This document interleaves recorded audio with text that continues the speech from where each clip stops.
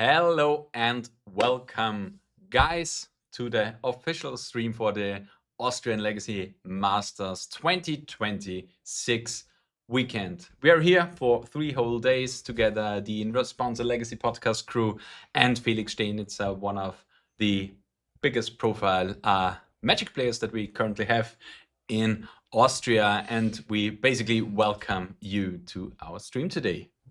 Hello, guys. I'm Philip Klein. And I'm Daniel, also from the In Response. And of course, we have our host now, Peter. Yeah. We will rotate through the evenings, so it's probably the only time that you see us free together. So don't get used to this kind of screen right now. Overwhelmingly manly force on the stream here. No, we will be casting as duos today and tomorrow and the day after tomorrow. Yeah, and also on Sunday. So we bring you free events, free, totally coveraged events, purely legacy, the finest legacy that Austria has to offer just for you. So we go through the schedule right now. Today we've got the warm-up FNM that starts in approximately 10 to 15 minutes or something like that. So check this definitely out. Tomorrow we will have to get up really early for the Austrian Legacy Masters, this weekend's main event that starts at 10 a.m. our time, CET, Central European time.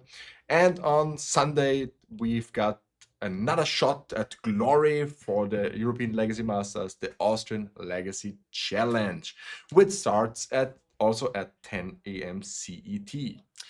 And to add on both of those events, the Saturday and the Sunday basically are our two main events. Even though the Saturday event, the Austrian Legacy Masters, is the bigger one, both will reward the winner a trip to the European Legacy Masters happening in Belgium this year. But first, after the schedule, jump a little bit to prizes that we have. And here at first, we have to thank our big sponsor for the whole weekend, Ultimate Guard. Daniel, what are the prizes for today? Exactly. Yes, you can see here an overview that we have prepared. So as already mentioned, we have a big pool of nice goodies from Ultimate Guard, who is our sponsor for the whole weekend, actually. And you can see here a couple of nice deck boxes and play mats that we distribute. We will play out prizes for the top 8 today. And today we also get some store credit that players can use and buy cards and whatever they want from the store. So that will be nice. Yes, and I think this will be a nice kind of, as we call it, warm-up FNM. So it will be, testing the waters a little bit, trying and seeing what everybody's playing and bringing to the table, and then nicely going into the main events on Saturday and Sunday then.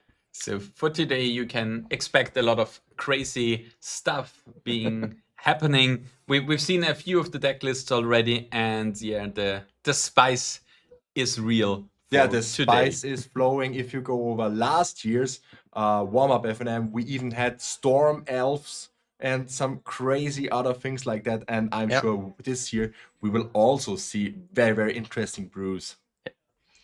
And so let's jump over to the next event. And we see here for the ALM, the European Legacy Master, the Austrian Legacy Masters and Asterix on the right side of the announcement. Prize pool for 60 plus players. And we have 60 plus players. The Austrian Legacy Masters, the Saturday event is fully booked out. We have 64 players staying here in Linz and battling for glory. And even the shot for the European Legacy Masters at the top for the first player. Daniel, do you have something to say here? Yeah, I gotta say, it's just so amazing that we have a capped event, and even I think a couple of players actually wanted to get on the event but didn't, unfortunately, because we'll run out of space. So that's so amazing that we see this nice support from the community here, and we also wanna have that very much rewarded. So we have this nice set of prizes for our players. The first and the second will actually get a revised dual land. We have a tropical island for the first place and the Badlands for the second place. Winner, of course, gets the yellow and white, what we already mentioned. 3 and 4, we get a Force of Will. I was actually so surprised when we saw how expensive this version of the card is. Yeah, It's the Yeah. extended art version, so Exactly, yeah. that's why it's really expensive. Yes, and 5 to 8 actually gets each 2 copies of Quantum Riddler, so in total 8 copies that we give away here. And we even pay out not only the top 8, but the top 12 actually, and 9 to 12 will each get 1 copy of Eye of Ugin. And that is actually not all. We also have on top of that. But wait, there's more. Yes. We have, as you also can see here, nice Ultimate Guard goodies that we also distribute off the top 12, I want to say, I think. Top 16 top actually for 16, the yeah. Austrian Legacy Wow. Masters. We have boulders for 13 13 to to 16 16, yeah. and 9 to 12. Yeah. We have playmats for 5 to 8. We have, Yeah. I think, playmats and stuff for first and second, and also bigger bowl. The Xenoskin 200 twin flip and trays, and also flip and trays 100 plus. That's and also, amazing, I yeah. think some sidewinders are in there, or are they just sidewinders are for Saturday actually. For Sunday for actually. Sunday? Let's hop into this prize pool. Here we also have payout for top 12 here. We also we have the Ultimate Guard goodies up to top 12. First place, like Saturday, we have the Element White and a duel actually. Prize pool is a little bit smaller on this day because the entry got quite significantly lowered in response to Saturday. Yeah, it's about half the entry from Saturday, so that event is definitely smaller, although we feature an Element Bite.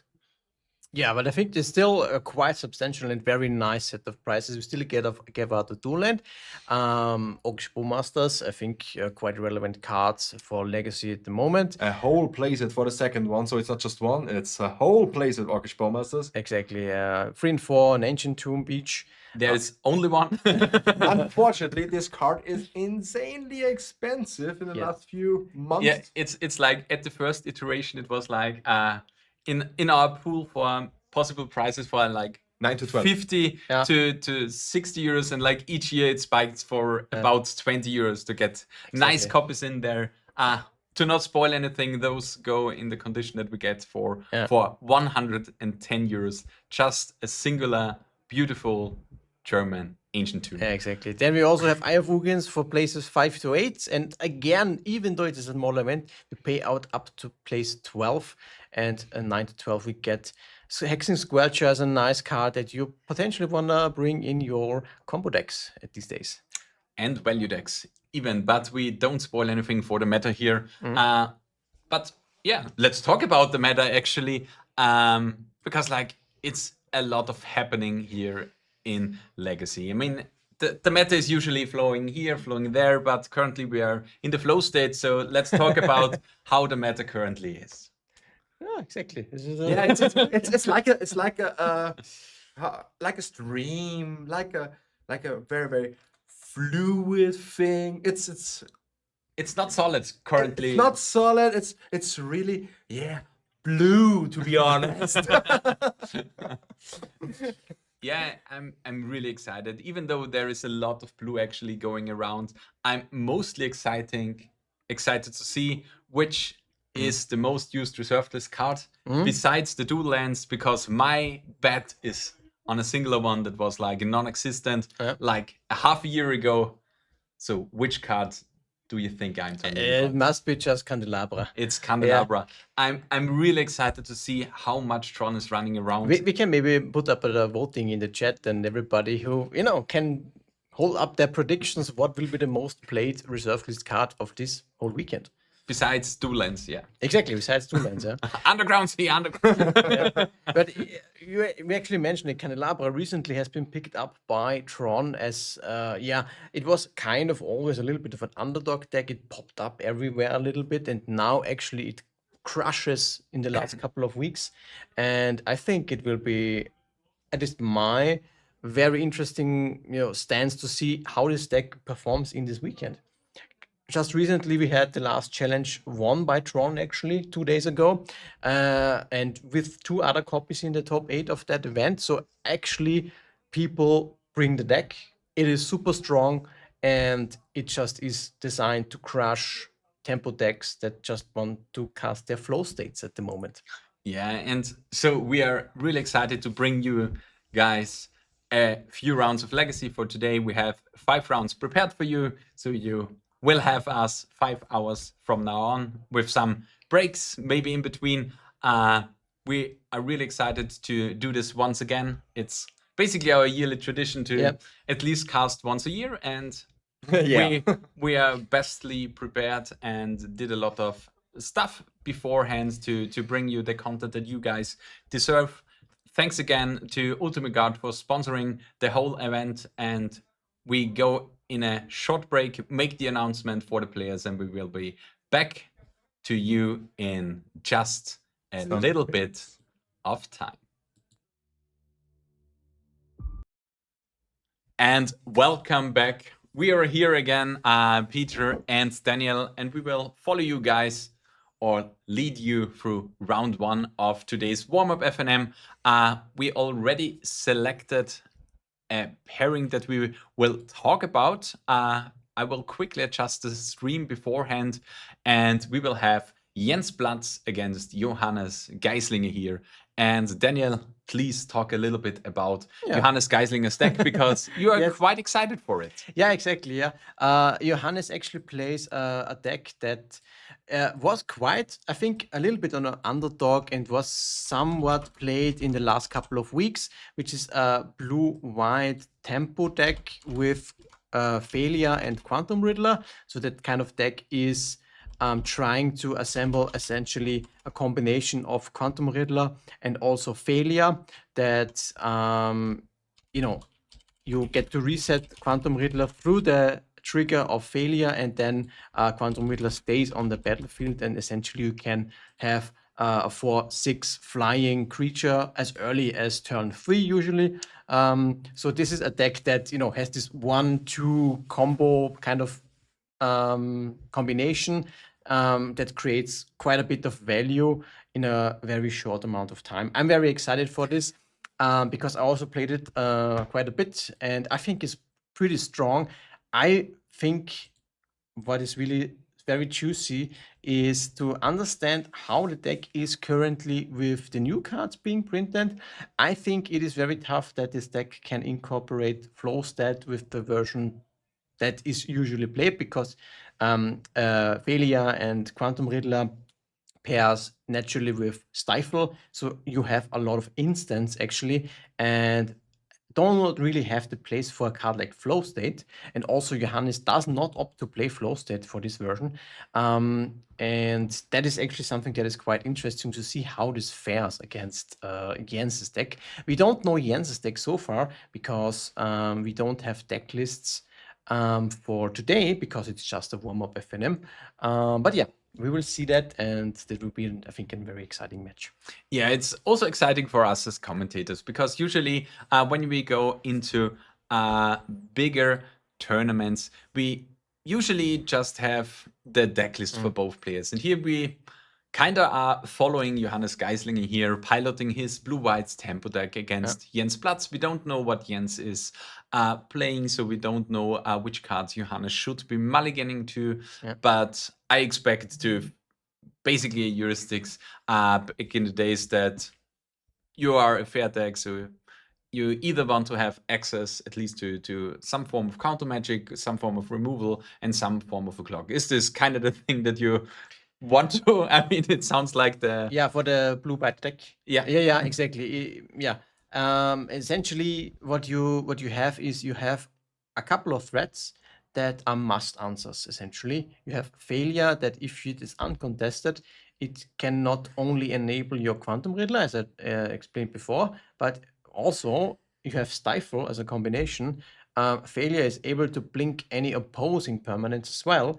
And at the end of the turn, you have the return to battlefield trigger that you actually can Stifle as well. So it can be pretty dangerous if you leave Filia on the battlefield.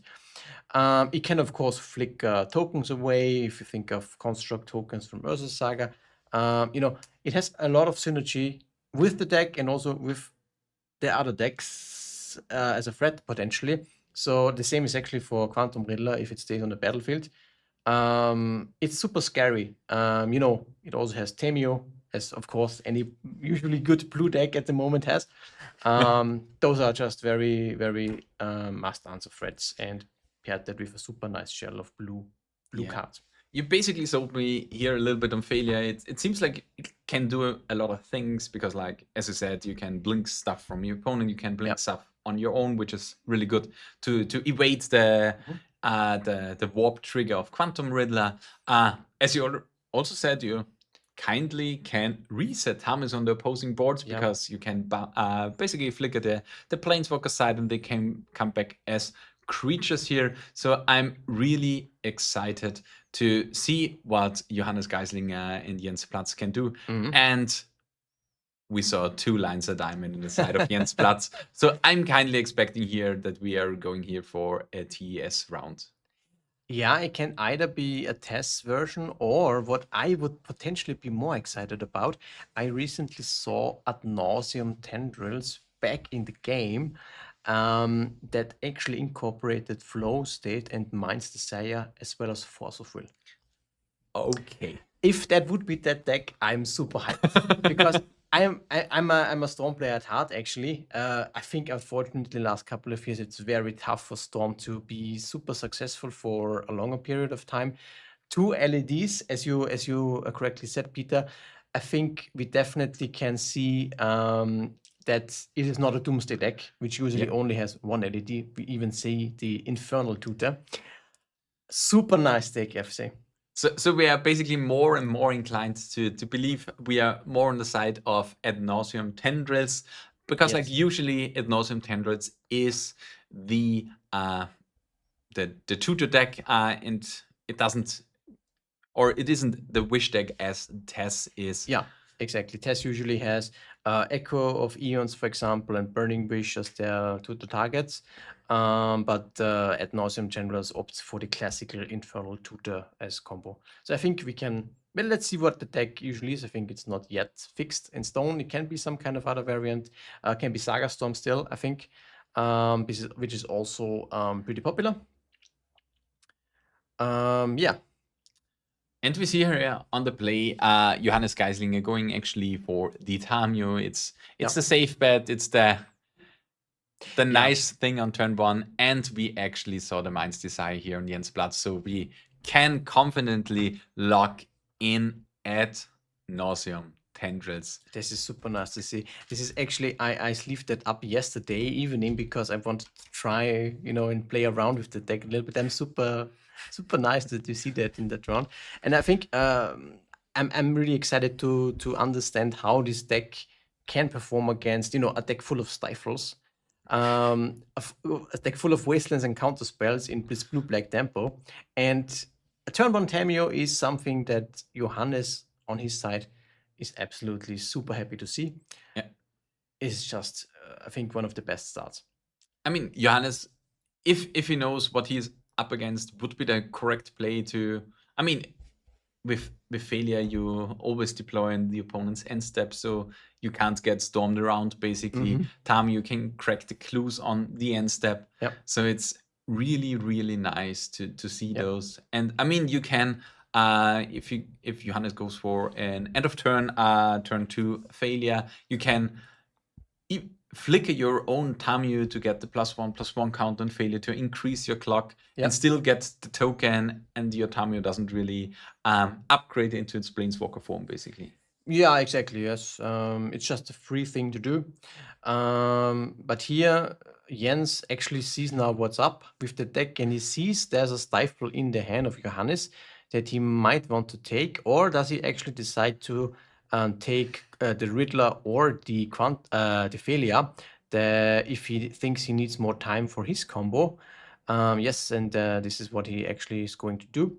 So he has a Stifle that he must respect now, because remember that it does counter storm triggers, both for Tendrils of Agony, which is the main combo piece, and also Mind's Desire, I want to say. Yeah.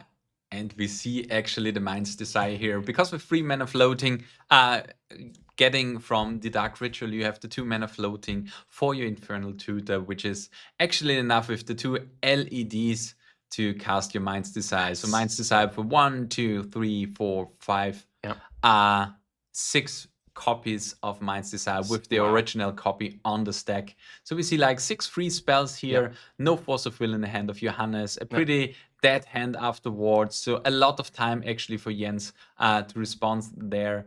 You have the additional Infernal Tutor that you can cast. You have 2 Brainstorms to fix your hand. You can tutor for something that you actually want. And this is the 6th card that he gets here. We have the Dark Ritual, so you have 4 mana. You can go for any Tendrils as you want that you can tutor for with the Infernal Tutor, so this should actually be lethal on the stack. Yeah, let's see. I mean, at the moment he doesn't have any mana. He needs to think when he casts the cantrips and the Infernal Tutors, because the Infernal Tutors requires that you have no cards in your hand. And there's the risk that with the cantrips, he might be stranded with cards that doesn't allow him to go for the Infernal Tutor. So let's see about that. He opts for a Brainstorm. And I think we see an LED also here, which is, I think, very safe to pick and generates even more mana. Yeah, this was actually the thing, because I thought like you can just Infernal Tutor for the Tendrils here. You can use the Polluted Delta, I think. No, you only can cast the spells. You okay, that's the reason. Yes. Yeah. So he's not allowed to play any lands. But I think actually he has lethal now because he found the LED potentially. He has 3 black mana floating. He also has the LED, that's 6. And with the minus the Infernal Tutor, you can just go Tendrils and should be lethal on the stack. It just, I think, just cantrips to generate more storm count and to show off the deck a little bit more. Yeah, it's quite exciting to see this deck here in action, actually. And yeah, I think we show you a little bit the timer so you can see how quickly the round is actually progressing. And here we just go for Tendrils. I mean, is it 2014 or something like that? Did I miss the year? I mean, maybe Tendrils? maybe What's going on? maybe he goes for the Empty the Warrens. That's, in that list that I actually saw is online, at least it is in the sideboard. Yeah. Ah, okay, interesting. Wait, doesn't he have Tendrils? He should be, right? He could just go for. Okay. I think he would have just been able to gone for Tendrils for lethal. But if he finds now, it should be a Dark Petition. Thoughts is petal a lot of lands, which is not that good. That's, I think, a nice combination as well. You can actually Mind's Desire into Mind's Desire. I know what he's doing. Maybe he doesn't play any Tendrils and he's going for the Tussle line. Yeah, maybe. Let's see. I have not seen anything like that. Okay, that's Tendrils. Okay. Yeah, I was gonna say, I think it would be very surprising if a Storm deck doesn't play Tendrils of Agony. I think this was a little bit risky to go for this Mind's Desire if there was a safe kill, but okay. Yeah, that's super nice. So Jens actually won this first game. Yeah, so let's hop into it, because like Johannes is now down 1 game against Jens, and he needs to come back. And we've seen this was basically the traditional hands that you want to keep on blue by tempo. As we talked about, we have the Tamur in here, we had the Riddler, we had the Failure, we had the Mana Sources for it, we had a Stifle, we had a Source of Plowshares. So against any fair deck, we would be really good to go on the side of Johannes. But against a singular combo deck that goes with Forces Protection on his turn 1 or turn 2. Turn 2, I think. Yes. It's pretty hard to beat it. So Johannes needs to play more cards that can deal with it. And we see here on the sideboard, we have like Consigned to Memory, we have Force of Negation, Hydroblast, Slavinia, Nullrod, Prismatic Ending, Surgical, and Wrath of the Skies. So what are basically the cards that you would expect to come in and maybe come out besides of sorts of Plowshares, but maybe you have to fear some Barrowgirls?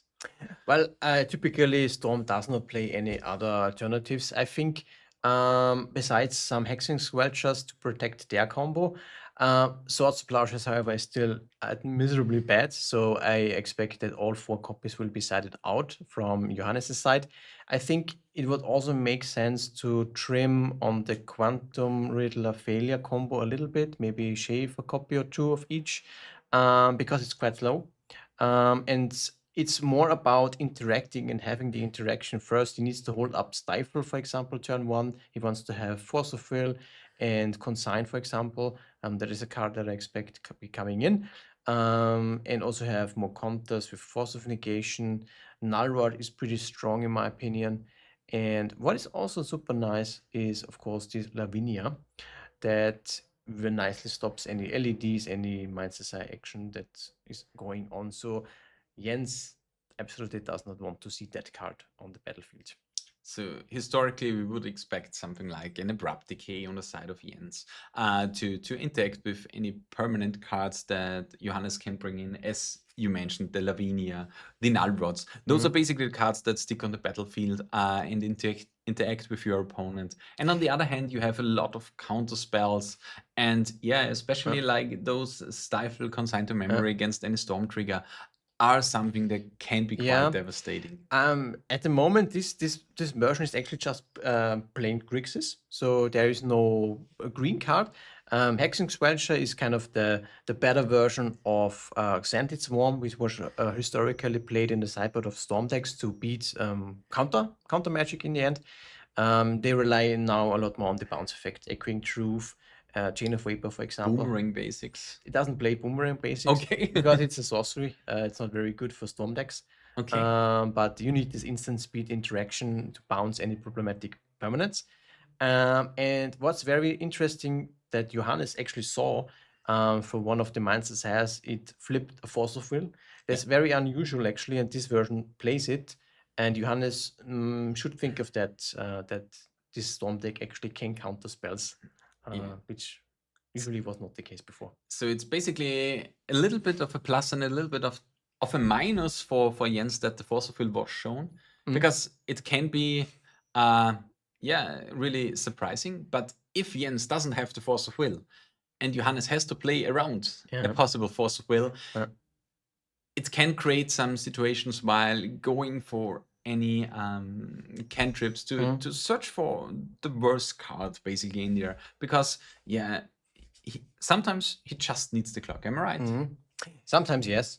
And I think what is more interesting than from Jens' side is that he wants to, for example, counter the Lavinia. And Johannes should think of that when he casts it. Is he okay that it might be Force of Will? I mean, it's a 2-for-1, so I think it's okay. But it's not something that I can rely on that and that's gonna win me the game. Jens might have the answer for it. Yeah, and let's see what he does. Yeah, going directly for the Panda, trying to find more interaction pieces, or even searching for the Lavinia. And I think that the hand of Johannes would only be kept if he has like a Force of Will or multiple force effects, and like access to one of the permanent hate pieces. Because a lot of time we talk about like, you need interaction points with your opponent, but I, from my side, think it's really important to split your interaction points with your opponent, because we always talk about you need more counter spells against deck X, deck Y. But sometimes you not only need the counter spells, you need something on the board to interact with them, as the Null Rod basically is. Am I right? For example, that is something that in the recent couple of years we see a lot more of. That a lot of cards naturally perform like a splash damage on these Storm decks that make it very hard for Storm to be successful in the metagame. And here we see it, the one out of the sideboard, one of the crucial cards against any Storm decks. It's Lavinia. Lavinia basically has a static text that says if your opponent casts a spell and didn't pay mana for it, it will be countered, and your opponent can't cast spells with CMC more than the number of lands in play, which is something that is directly contradictory to playing any ritual effects. Well, ritual is okay. Usually, dark ritual and cabal ritual can still most of the time be played. The real problematic one is the payoff. Usually, we saw, for example, a dark petition. We have the 4 Mind Sires, which cost 6 mana. You're really asking for a lot if you are playing a storm deck and you have to have 6 lands in play. Usually, you wanna win before that happens. So, with that in mind, let's see if Jens actually brought some bounce effects from the sideboards to be able to deal with that Lavinia. Other way around would be to play through that with a couple of rituals and infernal tutor. You can still do that, but it is much more difficult. Yeah, and here we see actually in the hand of Jens, we have a lot of zeros in hand. We have the 2 Lotus Petals. We have the Lines of Diamond. We have 2 Cabal Rituals. We have the Flow Stand. And we are really hoping just to get through the flow state to some cards that are kindly good. And I think, and maybe I'm wrong here, but what do you think about burning a dark ritual here to just enable the flow state here? Yeah, there's potentially this is something that he could think of if he doesn't need the mana in the long run. These cabal rituals are quite valuable because these are safe ways for him to generate mana through the Lavinia. And yeah, I could see that still. Yeah, he's going for it. It is you're throwing away a card that you get 1 more card from flow state that you're about to cast, I would assume. Yeah, it's a kind of a 1-for-1 exchange in that sense. Because on the one hand, you might anyways look for more ritual effects. Yeah, I would actually be fine casting flow state just for 1 card potentially as well. But let's see. Yeah, and here I think the exchange is kind of okay. Johannes needs a lot more lands to deploy his bigger threats. We're mostly here looking for the failure to put some pressure on the life total of Jens. Let's see if the life totals get ever updated here. And I think we have to do it manually for us. Johannes should be at 19, and I think it was 1 hit and 1 fetch. So we have 17 on the side of Jens Platz here. But yeah, we have the flow state here being enabled. Yeah. And this is kindly the thing that Jens just wants. He wants 2 cards here. We get the 5th land drop actually, which could be really devastating for the side of Johannes. And the really devastating thing is the long goodbye in the hand of Jens, which is the clean answer for the opposing Lavinia. That is a nice pickup that essentially unlocks a lot of cards in the hand from Jens. He has definitely at least an LED and a Lotus Petal in hand. That is quite important for him to be able to combo off. Right now he also has a copy of Flusterstorm. I think I'm a super fan of Flusterstorm, but it's not so much played in Legacy among the decks. But it's a very nice protecting piece that helps you punch through a couple of spells if you want, or also helps us. For example, if my opponent is playing Stifle on my Storm trigger, if I've Stifled before and then Stormed before, Flusterstorm can help to protect the Storm spell in the end. Yeah, and here we have a really nice hand of Jens. Jens can now go for the Volcanic, go for the Hexing Squelcher, and yeah, he can do a lot of stuff now. I mean, the long goodbye has to be cast, and I think we just want to wait a little bit. I'm pretty unsure here because Johannes doesn't really show any points of pressure. Yeah. You're still at 15 at nauseam. I mean, is off the table, but who cares? Am I right? if I would be in Jens's position, I mean, on the one hand, Jens is looking for a payoff. He doesn't have any payoff at the moment yet. But Johannes not playing any cards, he didn't even play any lands. Yeah. It just means that his hand's full of counterspell and counter magic and combination of force of will, force of negation, and potentially stifle. He's even casting a Quantum Riddler, just is tapping down all his mana. So any stifle effect is at the moment down, which is actually a little bit of a risky thing to do. But that just signals that Johannes is looking for lands, and he doesn't, he hasn't deployed any lands in the last couple of turns. So, and it's not only the lands, it's also the crucial failure, which is the one thing that can put some pressure on it. And we actually see here the long goodbye. We should see here a force of will or something like that, or is long goodbye uncountable? It's uncountable, yeah. That is somewhat the mono black abrupt decay, very strong, because it just makes sure that the job is being done. And here it's a little bit unfortunate because, like, I think we're missing action spells on the side of Jens, am I right? Yes. Or does he have a tutor? I don't see a tutor in the hand of Jens at the moment. He's looking for an Infernal Tutor. I think also Mind's Desire would be nice to pick up. Flow State would be nice, dig deeper. So he has a lot of live draws. But so far he only has mana and some more protection spells. He can potentially fire off the Thoughtseize, which I could imagine he does. Okay, no, it's actually not.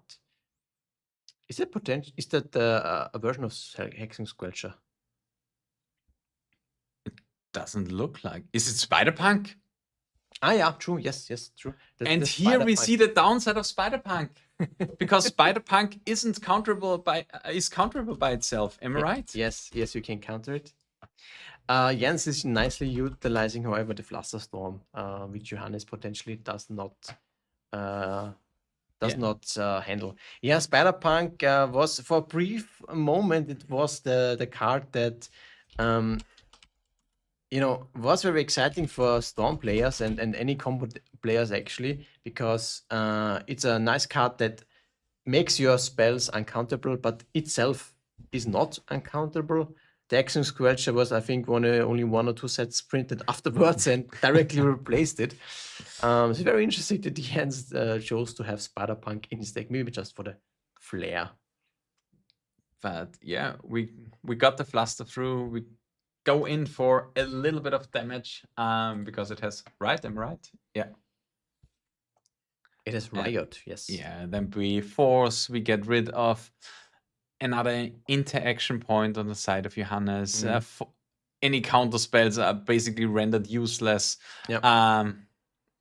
We go in for the answer. We have the singular draw of the turn and the next draw of the Hexing Squelcher to find a future land. But at least we have the Stifle now to keep the pressure on, and now the pressure is real. Because we have now 4 damage flying in every turn. I think there was another fetched land being played. So I think it should be actually a 3-turn clock on the side of Johannes. I mean, it's a long time to go, but it's not nothing. Yeah, exactly. At the moment, if he fires off the Stifle, he won't have it for the combo turn from Jens, so it's a little bit risky, but I think in this position, he still has a force of negation and a Daze as backup. It's fine. I would also think that it makes sense to deploy the Riddler, trying to make sure that the WOP actually is ongoing. But there's another fine little interaction from Spider-Punk, which actually is super nice to see, because Spider-Punk actually does not only say spells can't be countered, and also abilities can't be countered. So it means that the warp trigger that leads the Quantum Riddler from exiling at the end of turn potentially cannot be stifled. And this is actually a nice interaction, because I think Hexing Scratcher cannot do that. No, this is actually learning by doing. Because like Hexing Scratcher only says spells you control can't be countered. Spider-Punk on the other hand says spells and abilities can't be countered, and regardless of which player it controls. And which also can render The Flusterstorm's kind of useless on the side of Jens, but in this case, in this scenario, against exactly this deck, this is huge. It's actually a nice little interaction. I already thought about it because it may also is nice for yourself because storm triggers can also be not countered, right? Yeah. So stifle on storm is actually also not possible. That is really nice, and it kind of wrecks the deck at the moment. Yeah, it's pretty insane. That is a very nice interaction, and that actually I didn't really think too much about, but that does not necessarily then mean that Hexing Squelcher is strictly better than Spider-Punk. My thinking process was basically, like, yeah, Spider-Punk, it says damage can't be prevented, which Yep. is insane against the One Ring, but Yep. when does Storm deal damage to a player with the One Ring? Yeah. Because you can't target your opponent. I mean, you can go with an Empty the Warrants, basically. Yes. Exactly. Yeah. I mean, it would be really nice if the Empty the Warrants tokens would be spiders. So then you can go for hasty spiders with Spider-Punk, but this is not the case. And yeah, here we see Johannes losing in the end step. Probably, yeah. I think they at the moment are discussing and want to clarify if that is actually happening. But yes, as it seems, that is the case. So that is something that is, very huge because Johannes wanted to have the Stifle being cashed in to have a 4/6 creature, and he knows that the Stifle in the hand at the moment is useless against Jens's deck. Ooh, and now we see a lot unlocked on the side of Jens. He can put 2 cards on top of his deck that he doesn't really care about. And I, from my side, think it should be a land on something else. The thoughts is, most of the cards in the hand of Johannes. They're useless, right? You have Spider-Punk that, basically, shuts off at least 3 cards in the hand of Johannes at the moment. Yeah, the reason I think thoughts is, I mean, I think you would Swords to Plowshares the Spider-Punk in his turn. This is the one card that I would fear on the side of Jens. Yeah. Because like everything is rendered useless. It should be really not in the deck at this point. The only thing, there's a couple of prismatic endings. I would potentially only have this as a blue-white tempo player in the deck because you can potentially also, exile a couple of artifacts that are on the battlefield. But not any swords. Usually those are. I guess you want to have that, but usually they are not very strong. And here we see like going from flow state to flow state to flow state. We have here on top a Ponder, a Mind's Desire, and a Flow State. Those are basically 2 cards that's scry premium to me. We have 6 mana on the next turn to maybe even cast the Mind's Desire just from hand. We have one ritual remaining, which makes out of 2 5 mana, which will be a pretty exciting turn actually. Yeah. Especially with the land drop of Johannes, there's only 1 card that can be fearful. And here we have the Faelia. That is a big one because it allows him to get rid of that Spider-Punk. Yeah, and you don't even are allowed to count anything. And here it will be kind of a little bit frustrating, but I think you just go for the Thoughtseize, or you just continue setting up because there is actually no clock being provided. Yeah, at this point, the question was for Jens, do I win with that Spider-Punk in attacking, or do I anticipate my opponent for, having a potential failure? And he could say, okay, I don't care about the 2 damage. I want to just set up my hand and win. He doesn't need a huge tendrils. He just needs a tendril, for example, for 6. In this case, would also do the trick. And do you think that we here see the mini tendrils? Potentially, yes. He picked it up with that Ponder. He needs to make sure that Stifle is dealt with. I think he has a Thoughtseize in his hand. He has the Thoughtseize in hand. So he can deal with that. Let's see, however, how this is played out. He needs a little bit more mana. 4 mana floating. Yeah. Since this Cabal Ritual now resolved, I think this should be fine in terms of mana, because I think other than that, you only had a LED. If, for example, Johannes opted to counter that, I think it would be much more difficult. He didn't have then enough mana for this turn. And we go for the LED. Yeah. And we go for the Brainstorm. Then I think now it's pretty easy. We just cast a couple of spells and then put tendrils directly on the stack. He's able to counter just one copy, but this won't help against all the other copies. So I think this is still doing the trick, although, you know, Spider-Punk, you know, I think it was okay, this kind of attack, because you have a lot more cards in hand. He had cantrips, he could set up much more, and the opponent didn't really have anything going on. Yeah, the thing was like, I think it was quite a huge misplay actually to attack with the Spider-Punk. It was just not necessary, let's put it that way. Because you can just scout out for the opposing cards with the forces that you eventually want to do exactly this turn. But yeah, we've seen the mini tendrils winning the game, and we have Jens Plantz actually going 1-0 with the new version of Austrian. I'm so excited for this deck. You know, I think it could potentially address some of the issues that the Storm had in the last couple of years. It plays Force of Will on its own, so you can interact with your opponents early on, and you can really nicely incorporate Flow State as a grindy card. You can now actually build up resources, which was not really something that Storm was able to do. Other versions, for example, go for Ursa Saga. If you think about Black Saga Storm, which was kind of the plan B. But you know, you also have to invest a little bit, then you're weaker to Wasteland, for example, which tempo decks play quite often. So I love this version. I love this deck. Yeah, I mean, it really showed us how you can be in those grindy decks.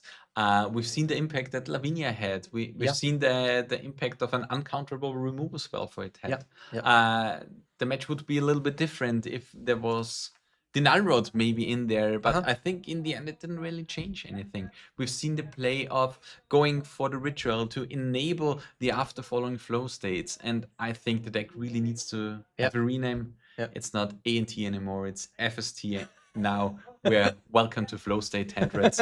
And because the funny thing is it always has ad nauseum in his name, but now actually it doesesn't play any ad nauseum at all. It doesn't. No. Okay. At least the list that you see online does not play any.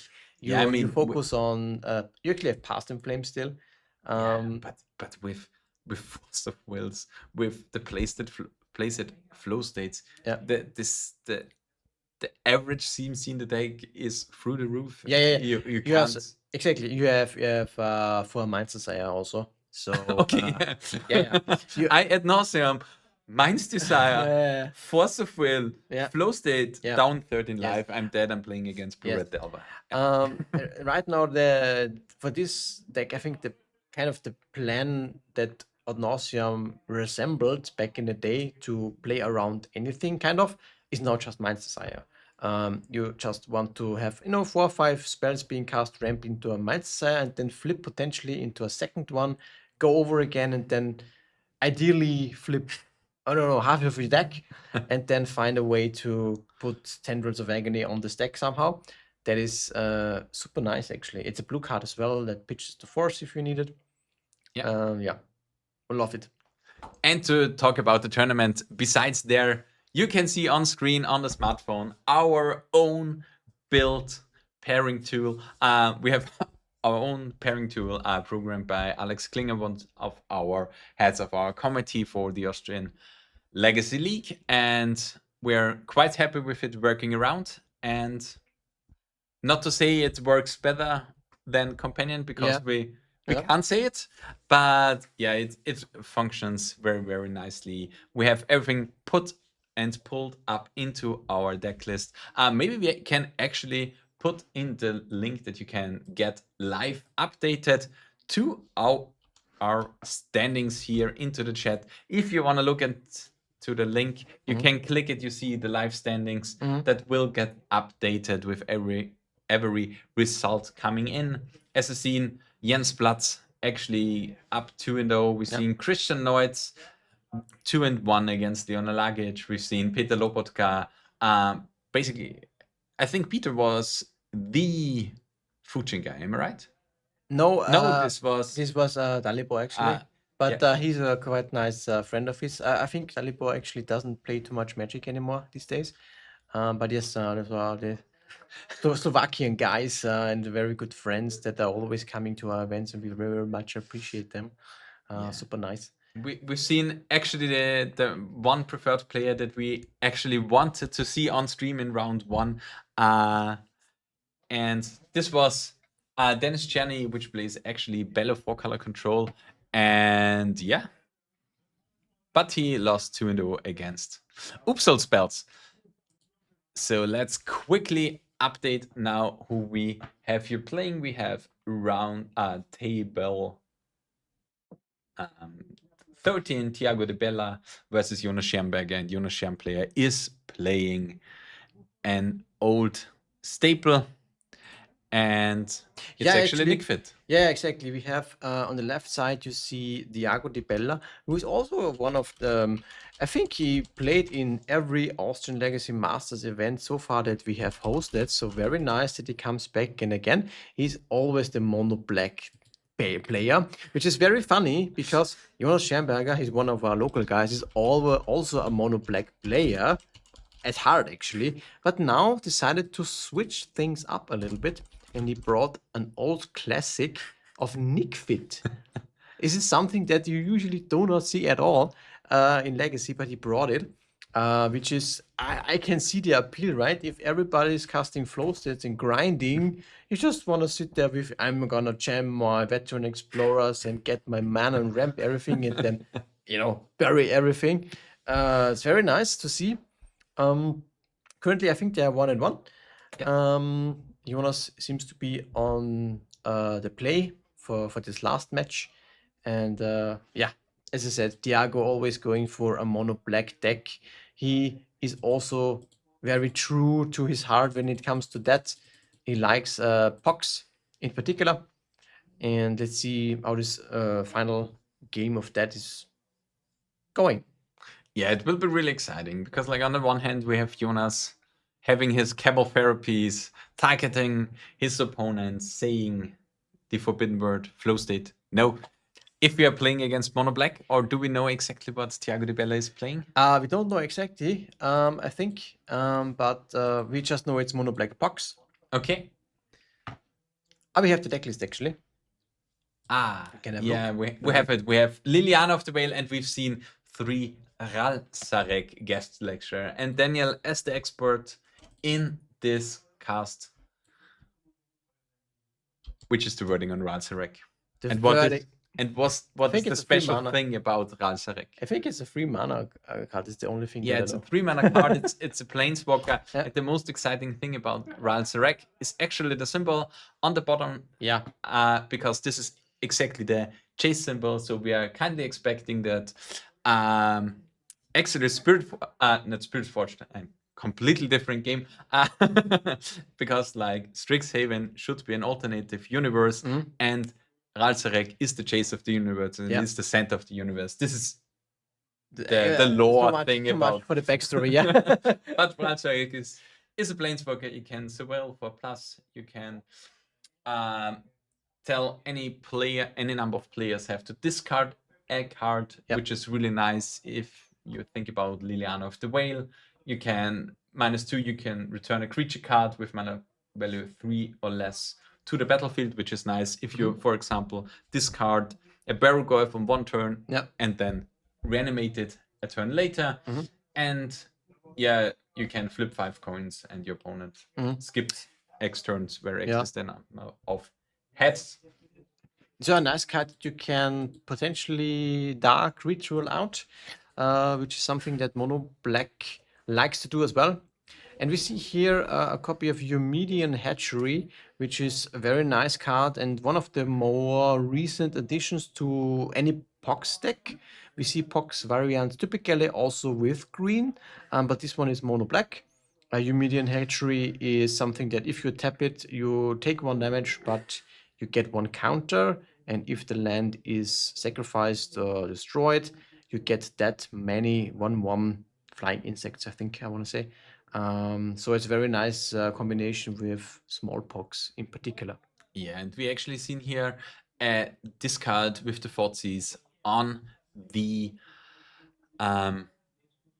Green Sun Zenith, which Yep. is actually kind of important here because on the one hand, it's just something that you have to pay 2-3x mana to get something, but one card that would be really, really good on the side of Jonas would have been here to take 3 mana and tutor yourself, or 2 mana and tutor yourself up the how is it called? The 1-drop when it dies. The Veteran Explorer. The Veteran Explorer, or even the new card that's Terrorite Standards, the new mono green thing that we have here, that makes your lands to creatures. The cup. The cup.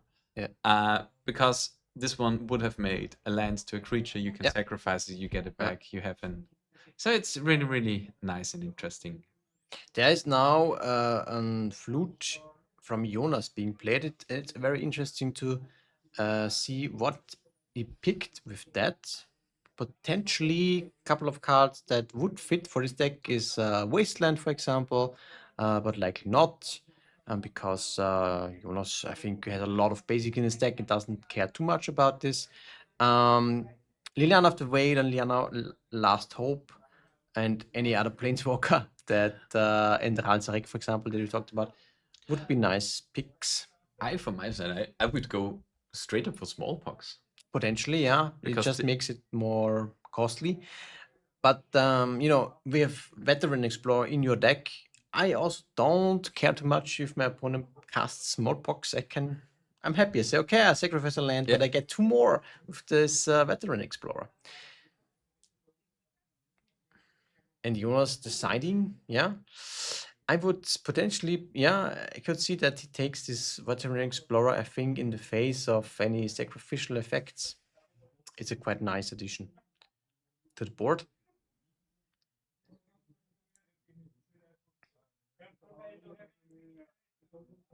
Yeah. Okay, yeah, nothing really happening here. Just a little bit of discussion about the last card in hand is, or why it's the last card. I mean, it's gone now. Is it an Ancient Hunter? This is an Ice-Till Explorer. Okay. That lets you play lands from your graveyard, and you can also play lands from the top of your library. Or I think any card, actually. Yeah, as it's the Ice-Till Explorer. Still X. I think land cards. You can play land cards from the top of the library. Ice-Till Explorer. You can play an additional land. Yeah. And whenever a land you control enters, you mill a card. You just basically draw a card with lands reanimation. And let's see how it goes. Because on the one side we have Jonas only attacking for 2 every turn. But if your opponent is down to 11 life, 2 is not quite that low. Thiago is missing land drops at the moment. He has a couple of spells in his hands. But this deck, if it doesn't have Dark Ritual, it usually needs at least 3-4 mana to be able to operate very nicely. And it's also at this point not so nice that he has to tap the hatchery every day, every turn, and take 1 damage from it as well.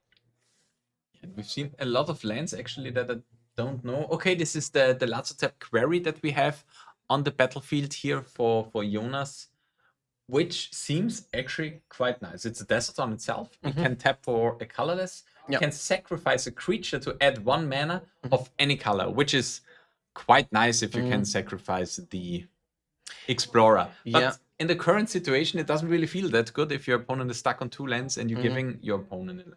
Well, I think it's very interesting for the last ability, kind of, because you can sacrifice it itself and then exile a creature with mana value X from your graveyard, and then create that token that's a 4/4 avatar.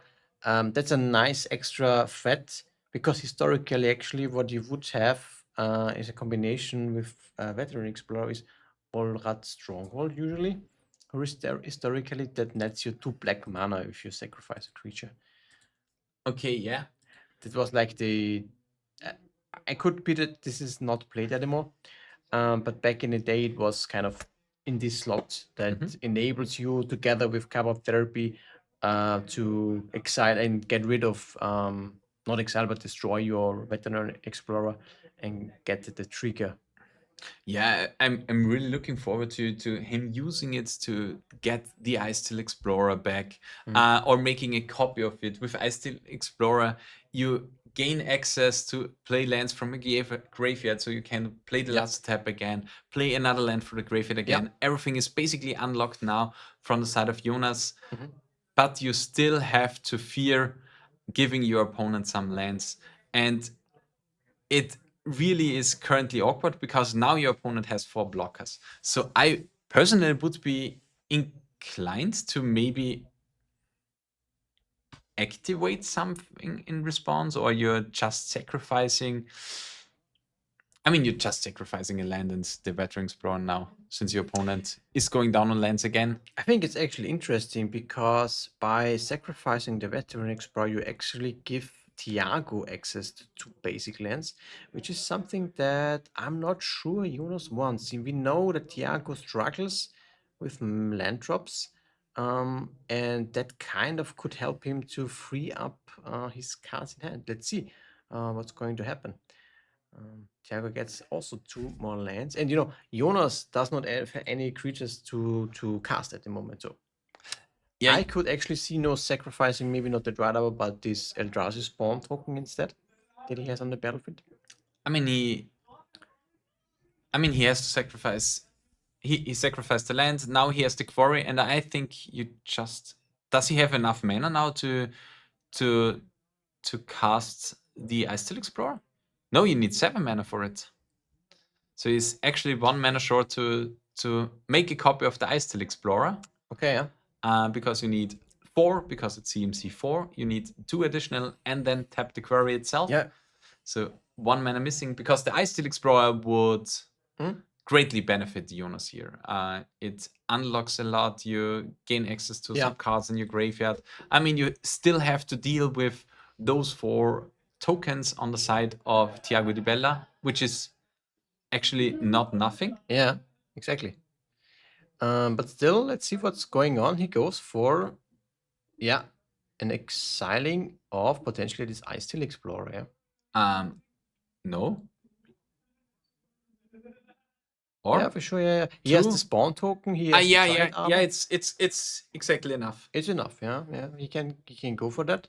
So now he can replay any lands, and that mills him a card each time, and play 2 lands actually. So this is kind of the engine potentially with that quarry that he has ongoing. He can replay it and make another copy of any creature that he has, and those are 4/4s. Yeah. And I think does he have haste? No, it's just a copy of the creature. Yeah. But let's see. Thiago also has a couple of cards in hand. What I find very interesting, Peter, I don't know if you have seen it. This deck list of Thiago plays a full playset of Ensnaring Bridge in the main deck. Okay. So it could be that potentially we see something like this. I think he's also contemplating on casting it. Right now, Thiago has 3 cards in hand, so this 4/4 at the moment can even not attack. And here we have. I mean, we can get a lot of blockers in here, but I think the Eumedian Hatchery tokens do it.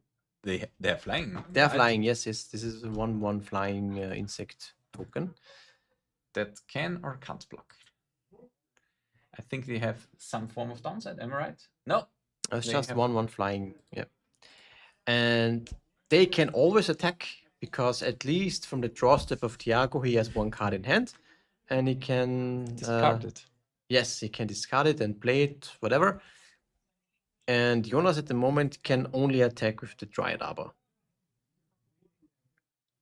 Let's see. I mean, I think there is Pernicious Deed potentially in the deck of Jonas. Yes. You mean this Pernicious Deed? Yes, exactly. Just thought of the card. Now we have it. So that is a clean answer. Well, it is actually a clean answer because he can just pop it for 3. And I think everything from Jonas is unaffected. Yeah. And now he has the mana. He will. No, the token is really affected. If you wanna blow up the deed.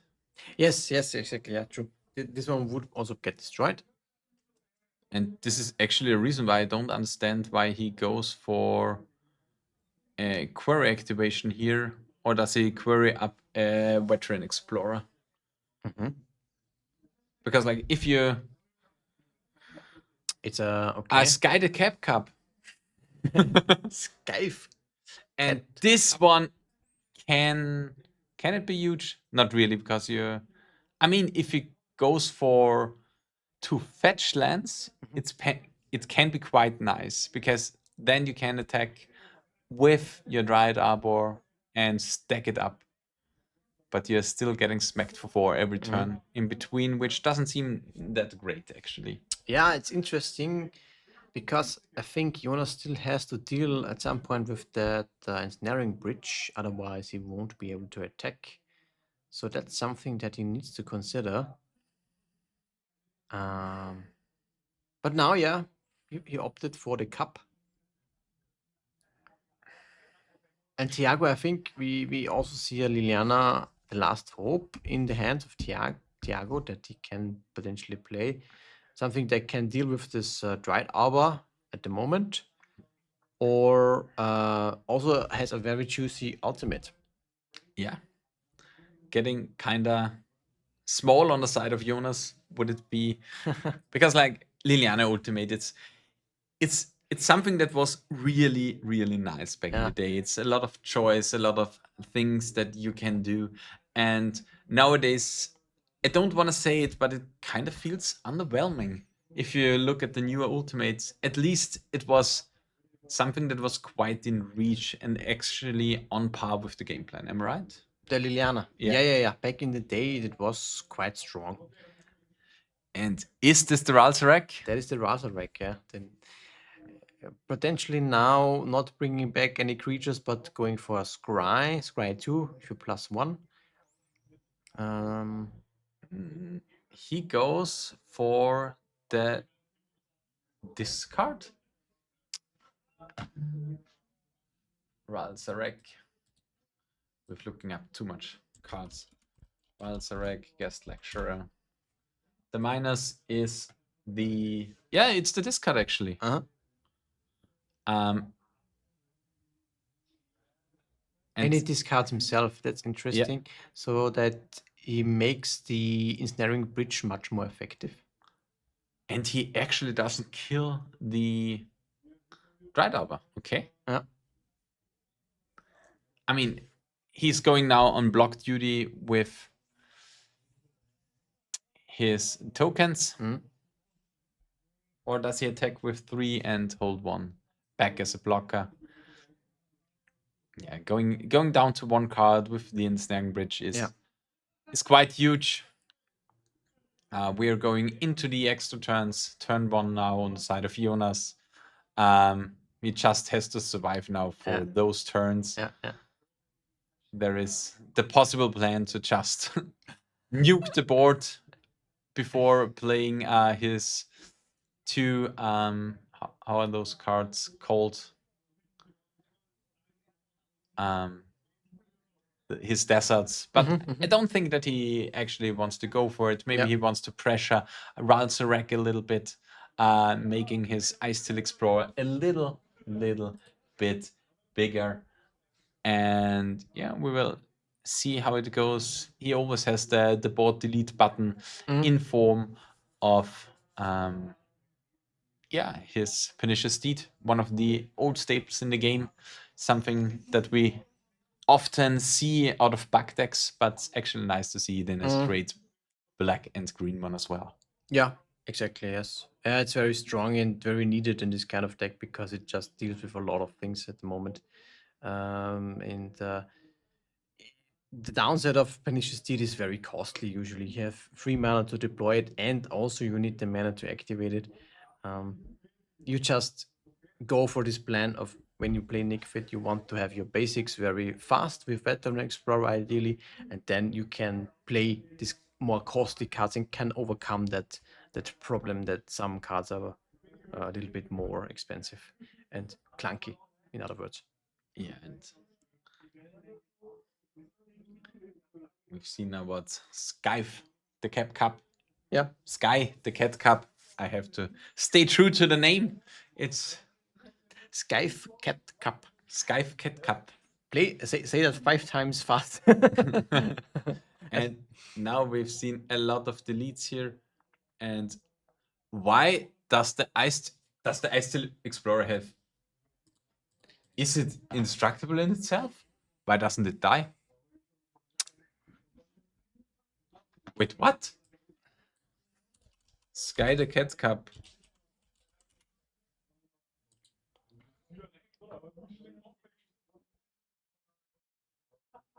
Guys, I don't know why. The copycat the mana cost. Okay. Fair enough. Fair enough. Thank you very much. And yeah, just killing. Yeah, with deed activation and then just swinging basically. Yeah. Very nice. So that means Jonas won. Yeah, Jonas 2-1 against Thiago Di Bella.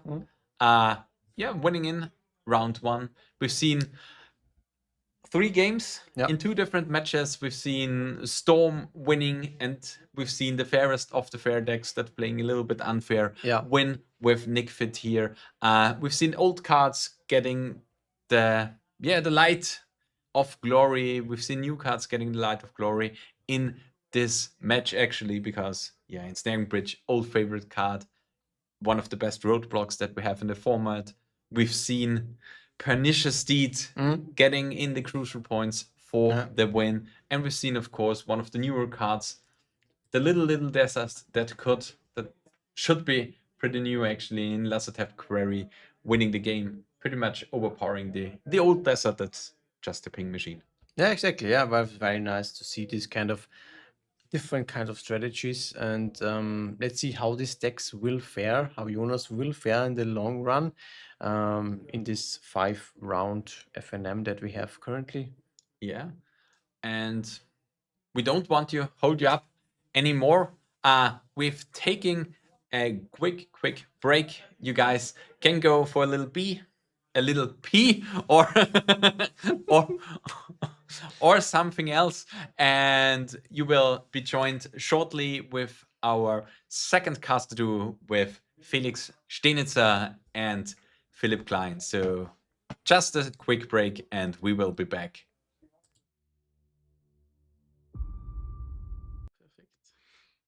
Oh, we are back already with the second round of the Austrian Legacy Masters warm-up FNM.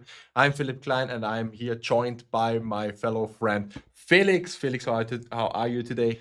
Thank you for having me. I'm doing fine. I had an exhausting day, and I'm ready for some Legacy now. Get some refreshing magic in, powerful spells being cast, or in this game, I guess not powerful spells instead. But we see the raw power of big mana right here. So let's take a look into the match. Yeah, this will be all about powerful lands here. We have the judge for tomorrow and for Sunday, right, Christian? Yeah, Christian Marx is our head judge for tomorrow for the event. He even shows his hand in the camera. He's playing Tron, as my Mox, a Grim Monolith, some lands, and Patrick is taking a mulligan on lands. The chat is already... Awesome. So, yeah. Today we are playing the first event of the Austrian Legacy Masters weekend. Today we've got the warm-up FNM, which is like a little bit of more laid back, more casual. It's just €5 buy-in, so the stakes aren't pretty high. It's more like to play some off-the-wall stacks normally, or to try to find the edge, maybe just try some sideboard cards out. So why do we see here right now two of probably in the moment some kind of top tier decks right now?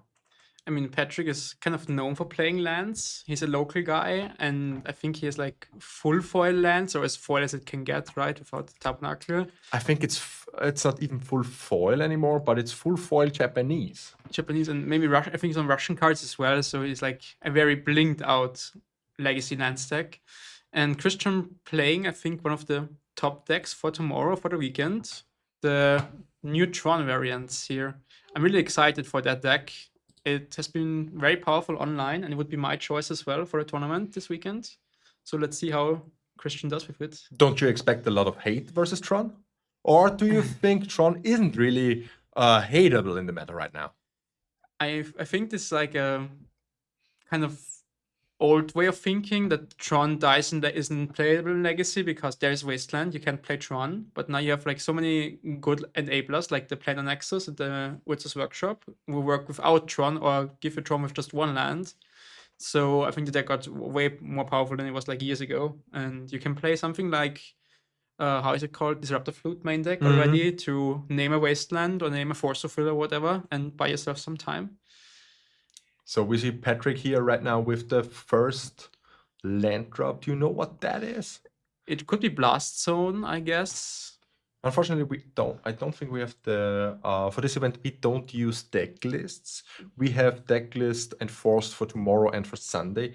But in this special case of this warm-up FNM, we don't want to, basically enforce deck lists. So it's kind of hard for us to really get everything. But yeah, so we have here turn 1 Grim Monolith from Christian Marks and a Tezzeret. So this is off to a really, really strong start, in my opinion. Do you think Patrick can come back from this? I mean, of course, the land stack, like Tezzeret right now, is not really doing anything besides providing more speed for the following turns, not threatening to win the game. So Patrick at least has like 2 or 3 more turns, I would say, depending on what Christian has in hand. But he gets to search for, I guess a key would be my option here to untap the Grim Monolith if he doesn't have one, and Patrick can still go like for exploration next turn and then play Dark Depths Testbin stage and threaten a kill the following turn. So let's see. Okay, maybe it ain't Blast Zone, but Yeah. what can it be? Which card comes with a counter on it? I mean, That's a question for you, chat, to find it out. What is that card? I'm thinking which cards are playing in Legacy. There's like Blaston doesn't enter untapped. Tapped, that's correct. Yeah, there's like one that puts a counter on a creature with Graph, but it's like not a Legacy playable card. Can you make the screen bigger, maybe? A Silent Gravestone. We know what this is. Sweet main deck card. At least we know one card of that. Yeah. I mean, Can you go on here? On studio mode? yeah, sure. And now it's bigger. Ah, okay. Then it's easier for us. Here we have a Malevolent Rumble. Patrick is going to search for more lands. I mean, I still think this looks like Blast Zone to me. He just played it tap because it's Japanese and doesn't know maybe. But what else could it be, right? And we're guessing card names. Piffing Needle, Yavimaya, Mox Diamond, and the first one was Exploration, maybe? First one is Exploration, yeah. So 4 hits, 4 permanents you can choose. What do you think is the right call here? I mean, Piffing Needle looks like a strong card to name on Tezzeret or name on a key, maybe. I like that.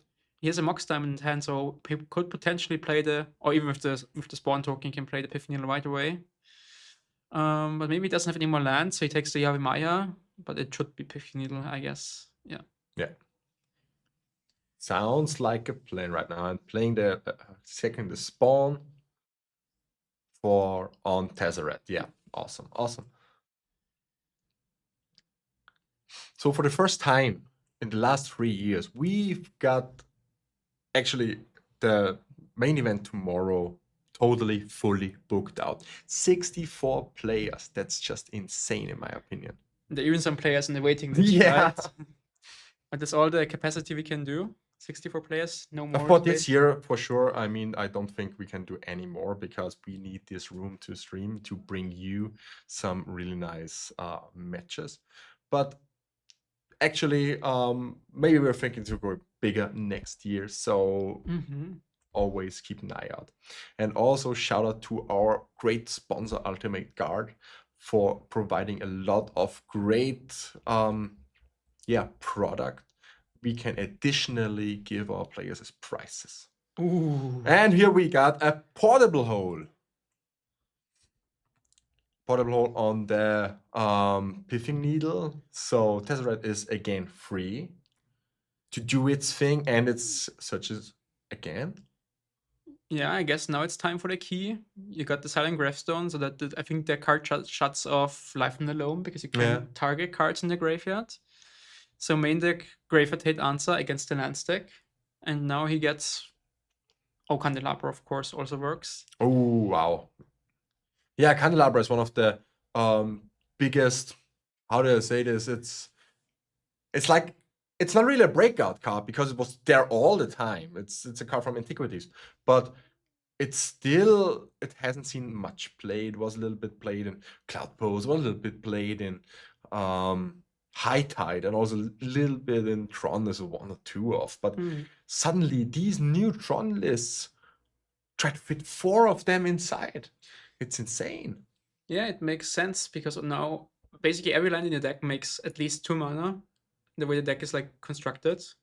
All these Ursa lands and the Ursa's Workshop, the Planar Nexus, and the Ancient Tomb, the Candelabra can make even more mana than the Monolith can do for you. So, of course, and also Saga finds it. So, having multiple copies of it in your deck is a great choice.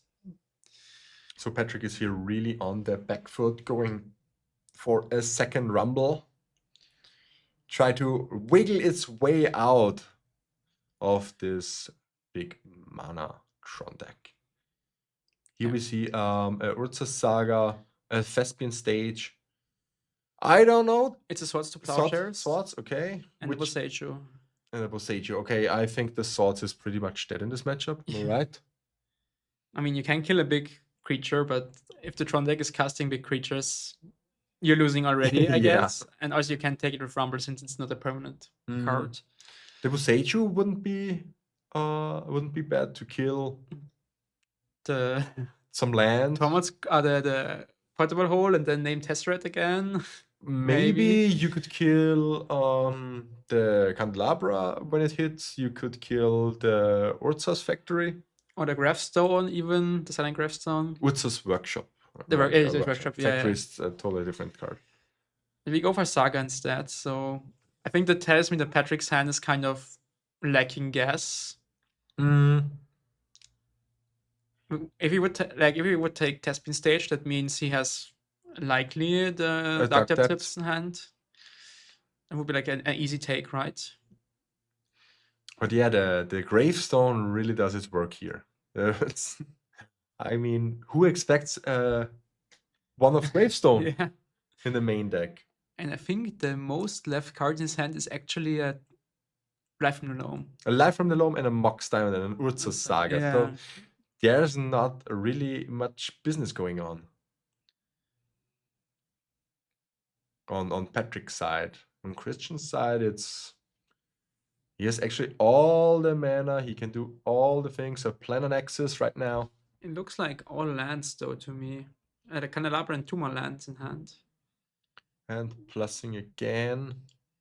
There's for sure an Urza's Tower in hand, and I think the second card is also a land. And now he thinks if he wants to get something with Tezzeret or not. What will you bring in that situation? He's looking at the deck list, I guess. No, that's the Judge. The Judge app. We're getting rule texts here. An Oracle text for some cards. Yeah, I mean, I'm not sure on his list if there's like any 1-mana card that lets you make card advantage. Like if there's something Retrofit or Foundry would be good in this spot, I guess, to like start making tokens. Retrofit would be insane here, yeah. To But- actually win the game.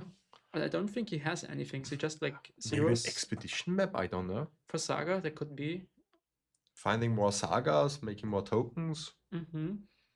It looks like he has no action in hand yet, just two lands it looks like, with all the mana, and Patrick finds his 4th rumble.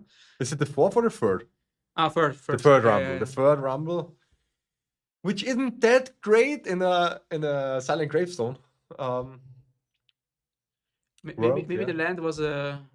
Oh, it's a blast. So yeah. So Okay, so it was a blast zone. yeah.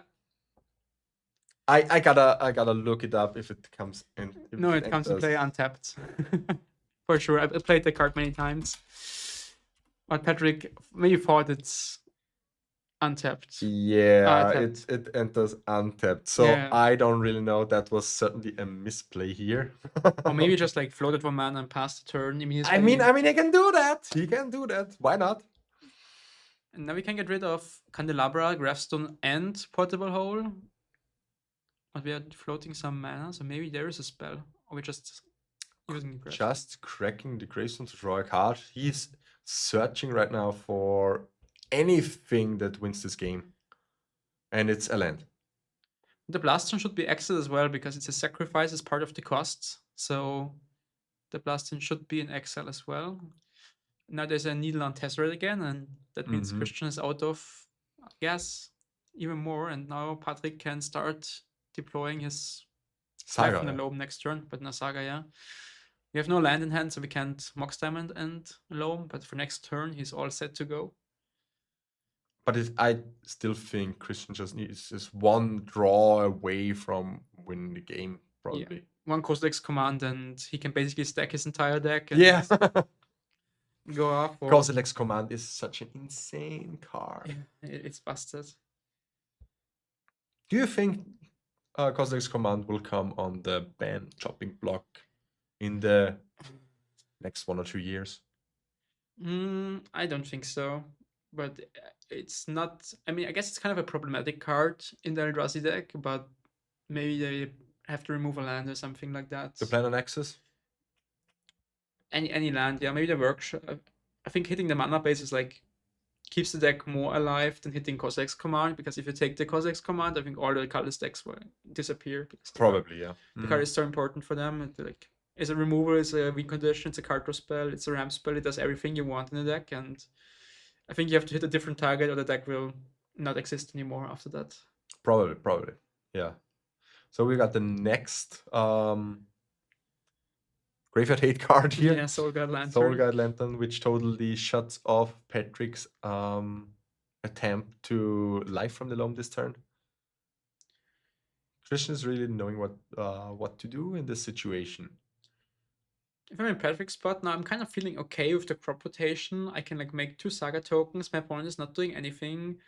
Maybe he plays Expedition Map, which can get Dark Depths or Testament Stage, and then crop rotation gets the second half of the combo, and we are ready to go. There's The the 4. 4th Mailman Rumble, making another token. Yeah, making a 3/3, soon to be 4/4, attacking for 4. I mean, now's the time to simply play the Mox Diamond and don't discard anything, Yeah. right? Yeah. Make it 4/4. Does it have to be sacrificed if you don't discard anything? I don't know. I don't think so.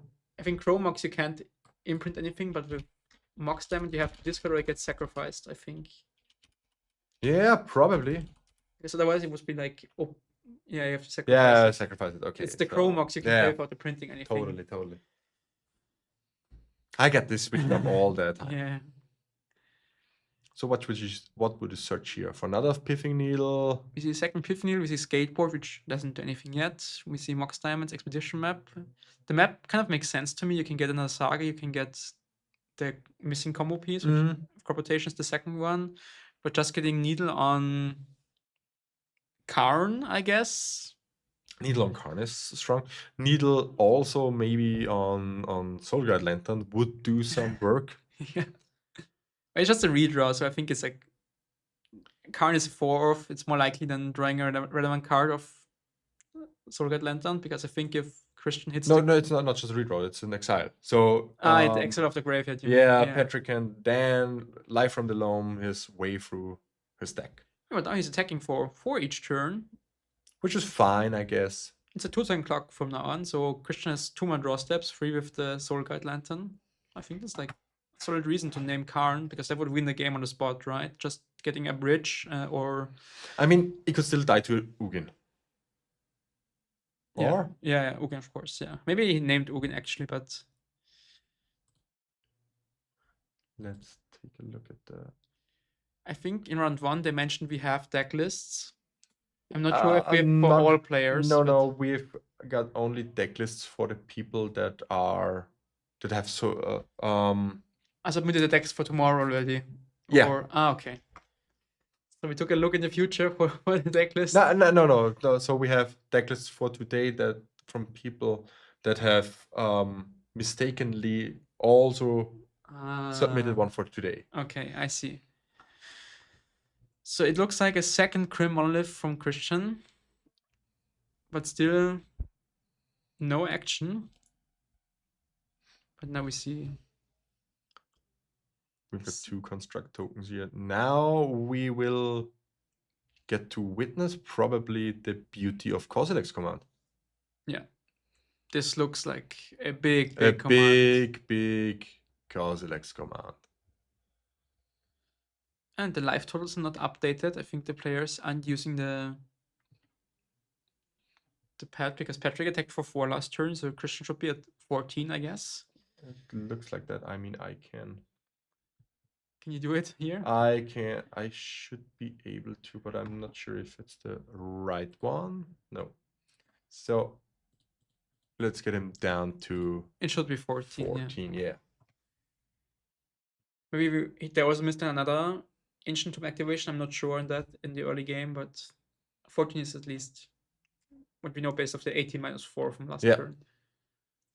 And now that's 7, 8, 9, 10, 13. It's huge. It's huge. Just leave it like that. It's a huge. Yeah. I think it's like X15 command. or something like that. We will see soon. Getting the commander die. I think that's 14. Yeah, X is 14. So we stack our deck basically and make 14 mana.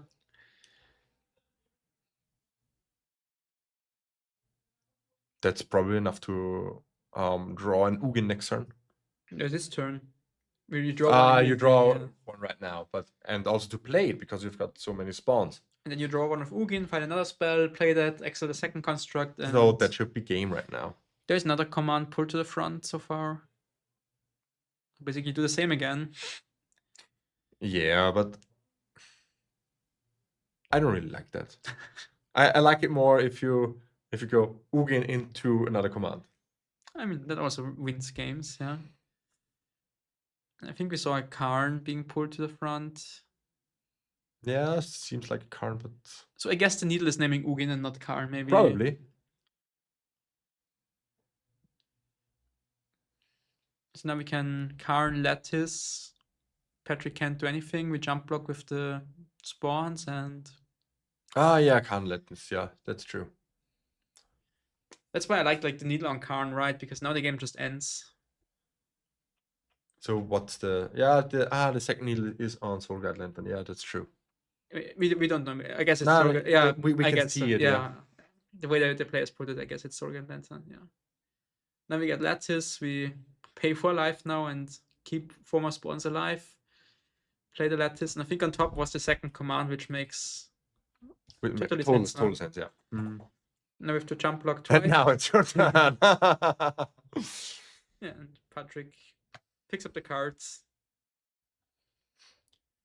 There's nothing he can do, I think. Like even Karn can get a bridge next turn, I guess. That would be in the sideboard. Very, very likely, and then you can't attack anymore and the game is just over. So, do you know the lands deck lists off the top of your head? What are they probably playing right now? Force of Figures in the sideboard. Force of Vegas, yeah. That's a big, as I likely guess, yeah. Mhm. Maybe some, we see here Damping Spheres come in. Damping Spheres sound awesome, yeah. I think that's a Craftiger Craftiger Siege, Situation, Drop of Colony, Honey, some Fossavigers. Endurances, Ancient Tomb, and Flutes. Okay, yeah, so you play more flutes. I like the flutes. I like the Fossaviger. I like Damping Spheres. I Yeah. really think you should shave the how's it called, the Swords Diplosias. Yeah, you can take the swords. Yeah. I think we saw one in the sideboard, so it means likely 3 in the main deck. Yeah, then you don't need any of them. Yeah. I mean, you can kill a Glare Fresh Raker. But that's not the issue in the matchup. Maybe you can take out something like a Maze Wave if you still play that in lands. Maybe as a one-off. I'm not sure. Would you board out the Tabernacle? Yeah, like I mean against the Swans, but I would say yes. We saw him taking out Otavara first, which okay, yeah, you don't really want to bounce anything, I guess. You can flop mana and bounce the Lattice, that could be a good thing, but Yeah, Sichiri Step is an easy cut because Yeah. it's colorless. Yeah. It doesn't do anything here. The Bujuka Bujuka Bog Bog. is an easy cut. yeah. There's also a crop rotation go, I think. That was like a green card. I'm not sure how many green cards you can like actively cut from your deck because you have to. For Fossavigger, yeah, Figure, maybe one or certainly not more. I think it was a second crop rod already, and this should be swords now.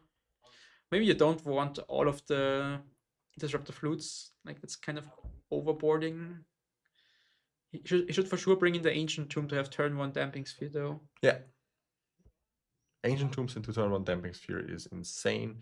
Also turn 1. Turn 1. Now, how's it called? Disruptive Flute on Grim Monolith. Does it say mana abilities? I think you can still activate mana Can you abilities. still activate mana abilities? I don't think it's that broken, because then we would just name random lands, right? But then it's at least more expensive. It's more expensive, yeah, of course, it costs 3 more. Yeah, mana abilities are not on that. Then But you just go like play this and play on UC against Blue Black. yeah, and- that's true. That's true. That would be bust. That would be banned in Legacy then. But yeah, on the Tron side, I don't think the Tron decks really sideboard a lot. I have actually no clue what the sideboard looks like. they have something like Dismember. They have and Ley flutes of Line, their own, I guess. Yeah. flutes of And their some Karn Wish own. boards. Yeah, I think that's basically it. You have to devote like at least 5 to 8 cards to the Wish board would be my guess. Let's take a look at And then likely- normal. Yeah, some ley lines to have a plan against Oops, I guess. Artifact Prison. Let's take a look at some Mindbreak Trap. This list. Mind Break Mhm. Traps, Liquid Metal Coatings. Yeah, some Wish Yeah. board, Lilin of the Void Dismembers. They play some main deck flutes. Yeah, this one kills annoying permanents. Some people play Cityscape Leveler, which is Mhm. an 8/8 Trampler. Yeah, it's basically just like having a removal spell for anything with Karn. Mhm. Yeah, so basically we don't. Maybe we'll see some ley lines, but I don't think so. Yeah, the VODs will get uploaded to our YouTube channel. YouTube channel. Yeah, thanks. Is It's it- Austrian_Legacy. It's basically the same. Yeah. There you can also find the VODs from the last 2 years, because this is now the third iteration. Mhm. If I recall correctly, I mean, it could be the fourth iteration of the Austrian Legacy Masters, but I joined the last time. Was my first one, so it's the years are flying, so I don't really know. we're Actually, getting old. Yeah. yeah, that's true. Yeah. So here from Christian, I don't expect ley lines because it's only good against Yeah, and he already has the Gravestone, the Gravestone, and the Soul Guide Lantern. Soul Guide Lantern, Yeah. which were insane, and he can always search them with Tezzeret and with Ultra Mhm. Saga. So he has enough possibilities to shut down the graveyard of Patrick. So it's likely just some disruptive flutes to name the Dark Depths combo, to name Force of Figure, to name random cards, whatever you want, like as a flexible card. Yeah, there's a Disruptive Flute. I see a Fossavigger. I see A skateboard. a skateboard. Yeah, and a Pithing Needle. So Mhm. it's a slow hand. And Savannah maybe has no second land. Is it the Yavimayo? No, it's a maybe? forest, yeah. a forest and a savannah. I It's a think- slow hand, but I think that's keepable. Yeah, for sure. Maybe I'm not sure if that's a green card next to the force the trigger, but for now you can like Pith Needle on turn 1, naming a key or candelabra likely. He plays 4 candelabra, so that's like a good line name. Candelabra, like you could go turn 1 Ancient Tomb, Candelabra, untap it, do something else, or like for turn 2, do something broken. So I guess traditional Tron, I would likely name Candelabra here in this spot. So Do you feel safe if you just go Piffy Needle and Disruptor Flutes on the Planeswalkers? I mean, Tesseract, you can shut him off with the needle, that's fine. Karn also doesn't really do anything if you don't have Mox Diamonds. So, and Ugin is unfortunately cast trigger and also still has this passive ability, right? But Ugin just exiles colored things. I think so, yeah. The Ugin. The Ineffable. No, the Alpha Storm. Eye of the Storms. When you cast this spell, exile it to one target permanent that's It's one or more colors. colors. So Christian can't exile The needles. the needles. Or the Saga tokens. Maridage is black, right? So he could Maridage exile is that. black, yeah. But Patrick will do it in the end step likely. And not main phase. But still, putting out needles and flutes on the Planeswalkers will buy Patrick a lot of time. Here we have Monolith. And do we have a key? Like the needle is not naming key, I guess. Yeah, probably naming Karn. Oh, you can't respond to the mana ability? No, but to the untap. Untap ability. To the untap ability. So there should be 2 mana in the pool for Christian, because he paid 1 to untap it.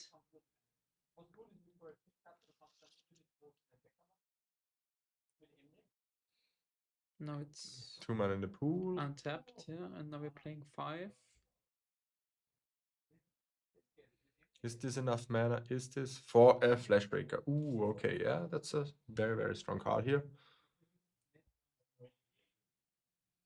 Would be nice to know what the needle and the flute named. Yeah, I think they're naming Karn and Ugin. Or Okay. Karn and Tesseract. I mean, the flute for now for sure named Karn. That would be also my guess. And I think the needle maybe named Candelabra. No, not sure. Like naming keys is so bad because they split up the keys. You have like the manifold key and the And the voltaic Voltaic key. key, and they still can get all.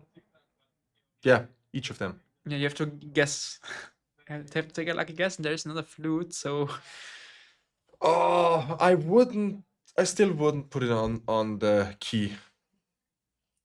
I mean, the Christian has a lot of mana with the manifold key. I mean, maybe like based off what we know of last turn, what happened? Christian had 5 mana. The only thing he played was a Flash Raker.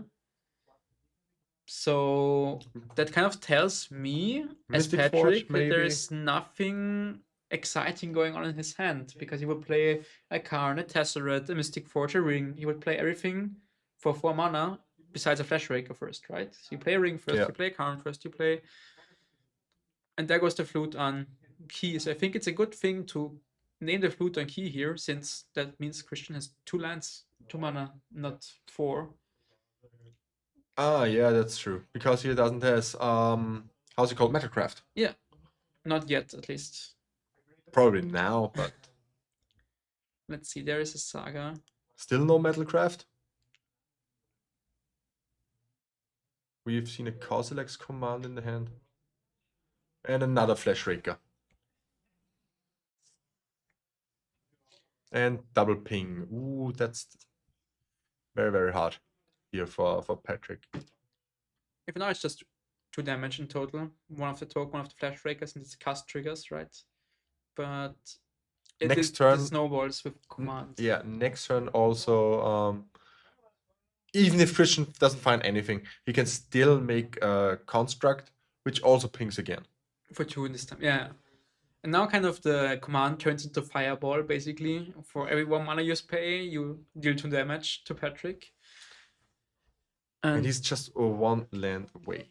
There's a question in the chat. Which site is the most updated and reliable for deck lists? Moxfield, MTG Goldfish, they just differ very much per deck wise. What's most used these days? Wow, what are you using? It's let's start with you. I mean, I have my idea. So if I want to get data on decks, I'm using MTG Goldfish, since you can look up the last online challenge, the last tournaments, and also have like this metagame share kind of. Moxfield is more about personal decks. Like I upload my decks to Moxfield because I can look at the beautiful artworks of the cards, but it's not a reliable source for like getting tournament results in my opinion. I also like MTG Top 8, but it's less usable for me than Goldfish is. And there's a thing called MTG decks, I think, where you can look at win rates actually. So you can see, oh, how does this deck perform recently? Is it good against the decks I want to beat or not? So, but mostly I use Goldfish. How about you? For me, it's like you said.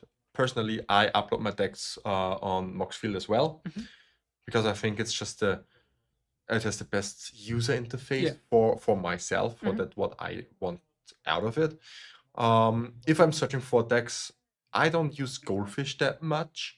I really like how I really like the design, but I don't think I can get very up-to-date data from them. Okay. I just like it. If I want an overview of the meta with the percentages, then I take a look at Goldfish. But if I'm working on one specific deck, then I'm going to MTG Top 8. Yeah, that makes sense. Goldfish is more like for getting an overview Yeah. or looking at the recent challenge results or something like that. Because on MTG Top 8, there are more like results uploaded, more like FNMs or leagues or so like casual tournaments. If you want to go like at the recent, what won the challenge last Sunday. But also tomorrow. challenges are Yeah, on but it's there, like more, you have to search more. Yeah, that's in true. my That's true. opinion.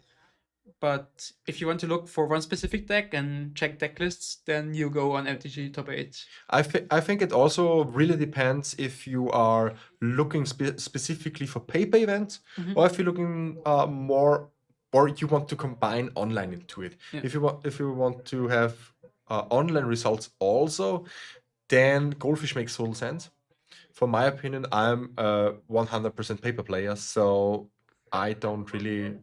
Yeah, I take a look at challenges, but I have to acknowledge that these are always skewed in because there's online so much oops. There's a lot of other combo decks that are really get played in paper. So for me, it's Goldfish. It's top 8. Top 8. Yeah, especially for Legacy, that makes sense because many people just play Oops. They don't know much about Legacy. They play Oops or maybe Sneak it, like Word Sneak, and these are just decks that kind of you don't have to know anything. You just slam your cards and cross your fingers and hope for the best and to beat the challenge without knowing anything. like I did myself with mono red. Like I just played my red cards and did well in tournaments, and that's how Legacy works, I guess, for some decks. For some decks, yeah. Yeah. That's true. Oh yeah, it's on Tezzeret.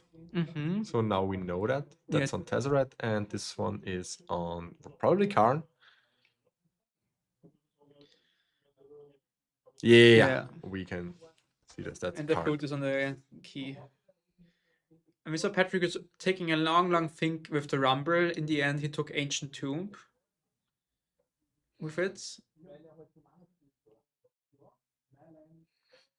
And now we have the Life from the Loam, which gets back. What do you get back here? Is it a swamp? That's Posage, or that's Wasteland. It's a wasteland. It's a wasteland. Okay. Yeah, no worries. You're welcome. Wasteland is really nice here. I like that. That's a crazy wasteland artwork. I don't know that one. I think it's altered, right?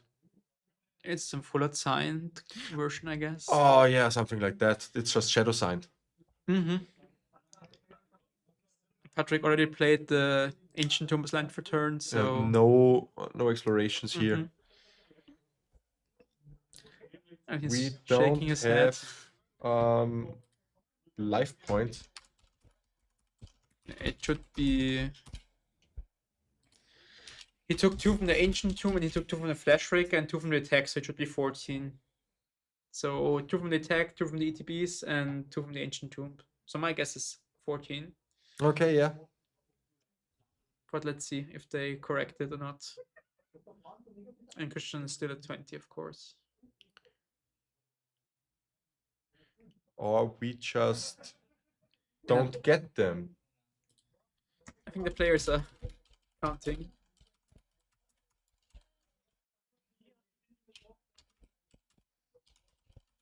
think it's likely a visual problem for the stream. Like the live totals for players are correct, and for us it shows 20. Okay.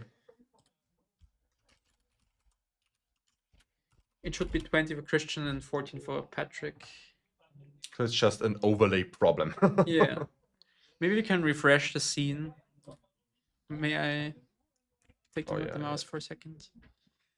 Is it? Yeah, okay. That's a little bit. Yeah, because you can go like here in OBS and then just refresh the live points. Right.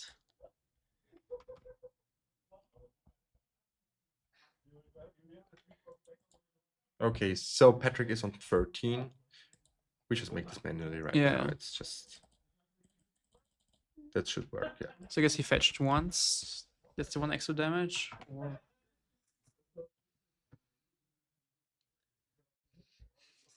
That looks like a construct token, which turns on Metalcraft, and now these workshops make 8, like 4 each.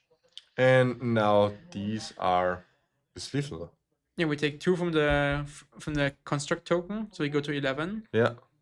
And then he makes 2 more spawns, which is 4 more damage, so he goes to 7. And then the command for 8 makes 6 more spawns, which is 12 more damage, and this should be game. If there's nothing that Patrick can do. Because the workshops tab for each Ursa's land, right? If you have Metalcraft.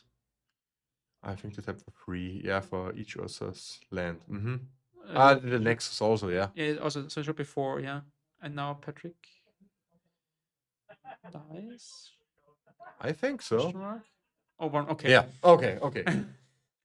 I was really not sure right now what was happening. Yeah, I think he only cast it for 6 mana, maybe, not sure, but yeah. So in the end, with the One Ring, you get 2 more Flash Trigger triggers, making 2 more spawns, dealing 4 more damage, and that's enough to deal 14 points of damage this turn. And Patrick just... That's the thing, because if you brought out all swords, I mean, you simply die to Flash Raker, but it's just a 4-off, so Yeah. it's kind of hard. But it snowballs so insanely well. Mm.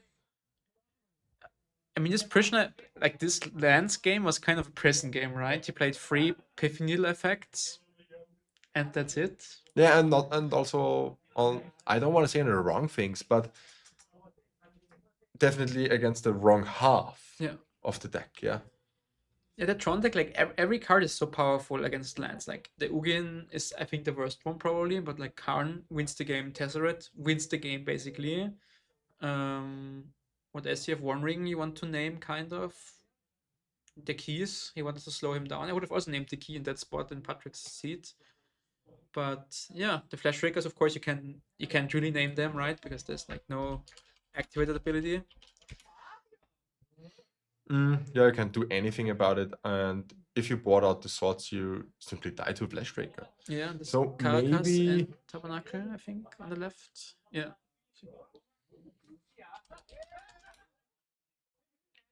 Okay, so yeah, that's the way they boarded. I think Patrick maybe overboarded here. Yeah, likely. I should have maybe mulligan for a more aggressive hand, because I think the combo kill is still quite threatening for Tron. They only have these 4 Cossacks commands to stop the combo. If you do it on turn 2 or turn 3, like just mulligan for hand that has aggressive exploration, Mox Diamond, Loam, and wastelanding the opponent. I think we saw no wasteland Yeah, in both games. that's really strong. Just hope that Tron doesn't play the Petrified Hamlet, the Yeah. new one. If you start on wastelanding turn 1, like you're in the play, you can always wasteland and then like loam and play wasteland again if you Yeah. have that kind of draw, and then just can't do anything. I think if like yes, they have Lotus Petal, which looks like you brought it out. So as soon as you can like maybe can Ancient Tomb into Monolith, but that's the only land that makes 2 mana on with 1 land in play. Yeah. So I think Patrick should have taken more aggressive money against in game 2 at least. Yeah, probably. I mean, the hand looked very intriguing. And like having 2 needles, having the 2 Force of Vigor. needles, the Force of Vigor. It was like, well, everything that you're doing is I can handle it. Besides the Flash Raker. And then Christian had 2 Flash Rakers, so it can happen, right?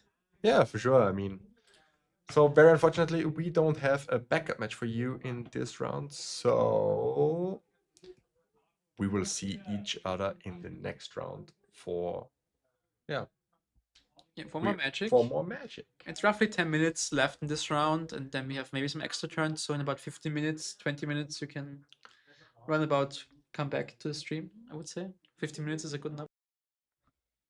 So we are back. It was a really short break right now. I Mhm. think we were so fast, but yeah. For we are now into the third round of the Austrian Legacy Masters warm-up FNM. We hope you have fun right now.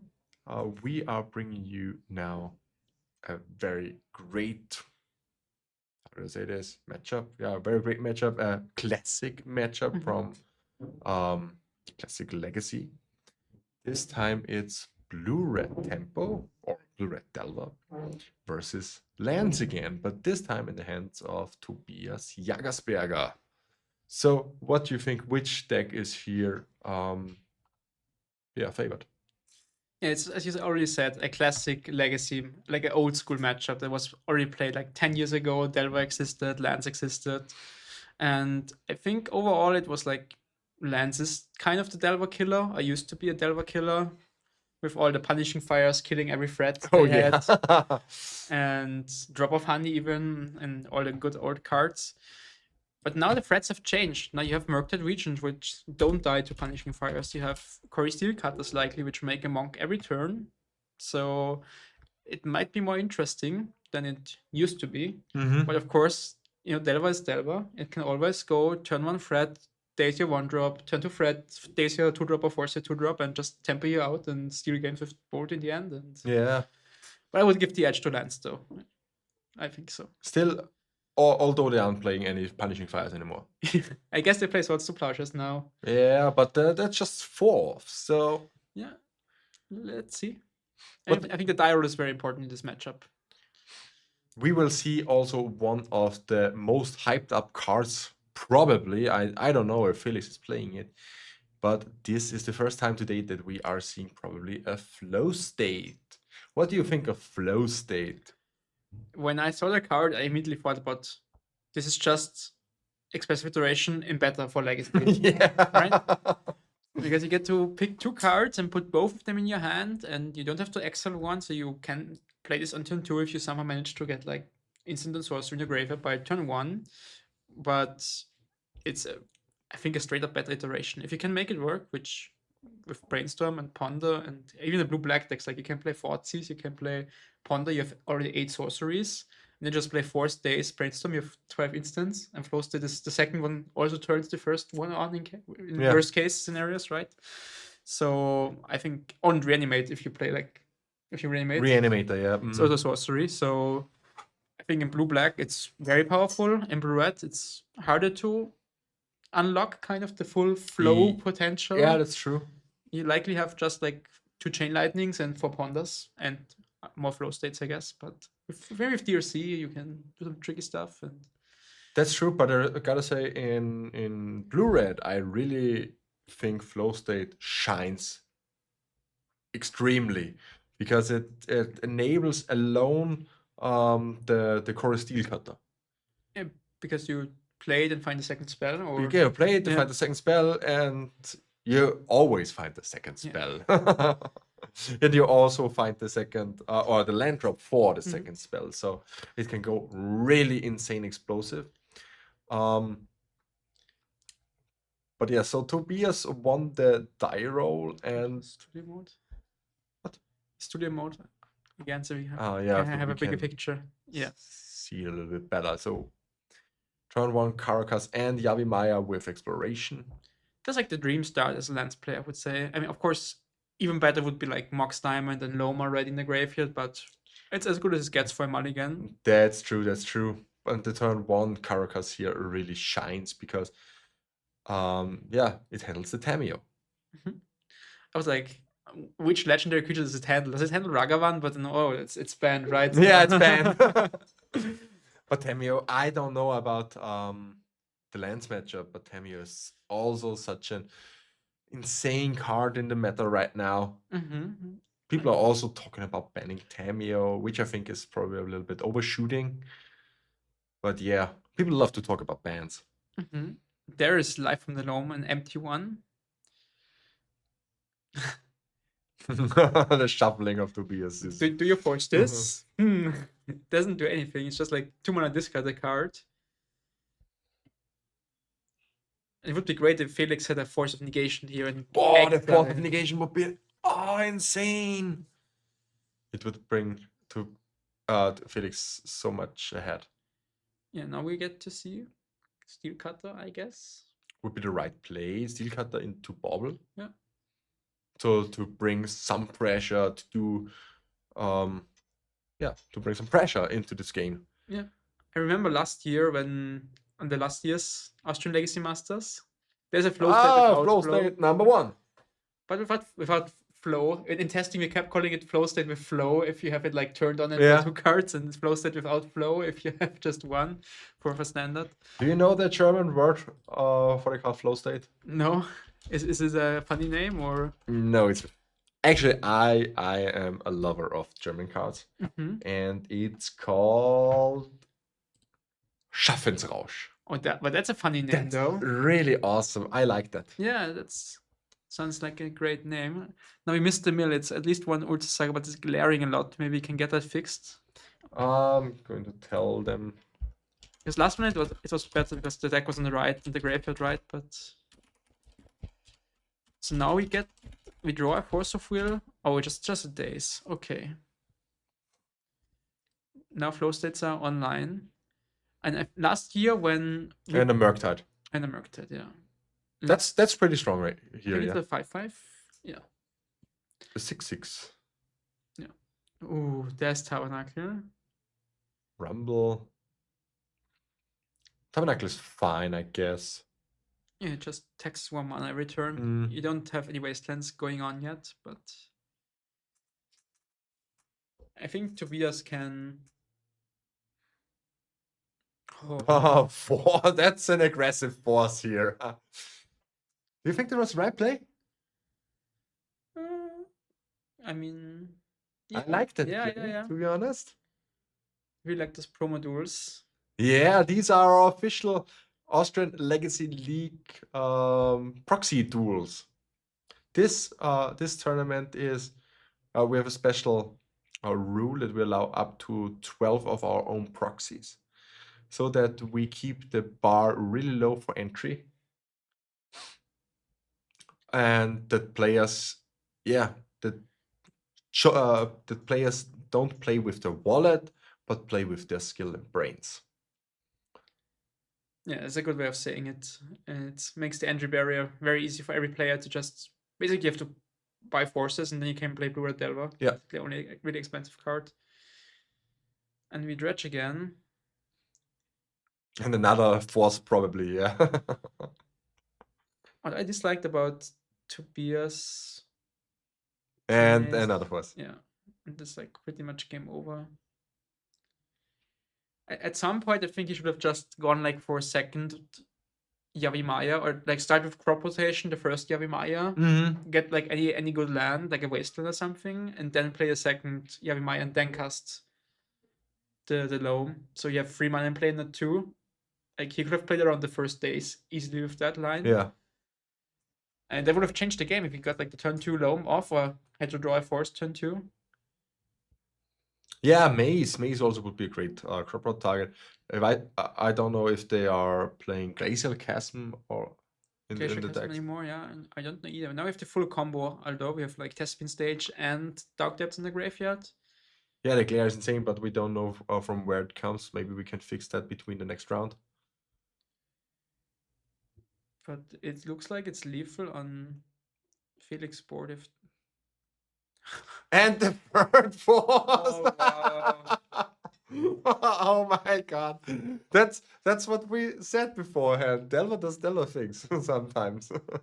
and now maybe he's forced to like do it now. Get the mace. Get the maze, get the chasm, something like that.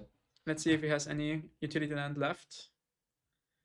And he should have done his play like 3 turns earlier. Now he was like not using his mana properly every turn, but That's amazing. If yeah, he could have done it 3 turns ago. Such sloppy plays. Oh my god.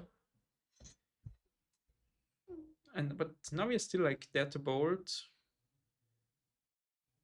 And 2 more Delver attacks as well. Searching for the bolt. Searching for the bolt. What are Tobias' outs here? Like, does he have A sword. a sword? Okay, yeah, but we don't have a white source right now. Yeah, we can dredge Loam and get back the Caracas as a white source. That's a bolt anyway. And there's the bolt. Oh my god. The second maze would be Yeah. great. Yeah, that's true. That's true. I But think I think this was like as good as Delva could have. drawn. Drawn, That yeah. was such an insane a way of game right now. We had no turn 1 threat, no turn 2 threat, but we had 3 forces, a big Merctile on turn 3, and a bolt to finish everything off, and that's 1-0 for Delva. On the draw, importantly, so he gets to be the play for game 3 if it ever Yeah. comes to that.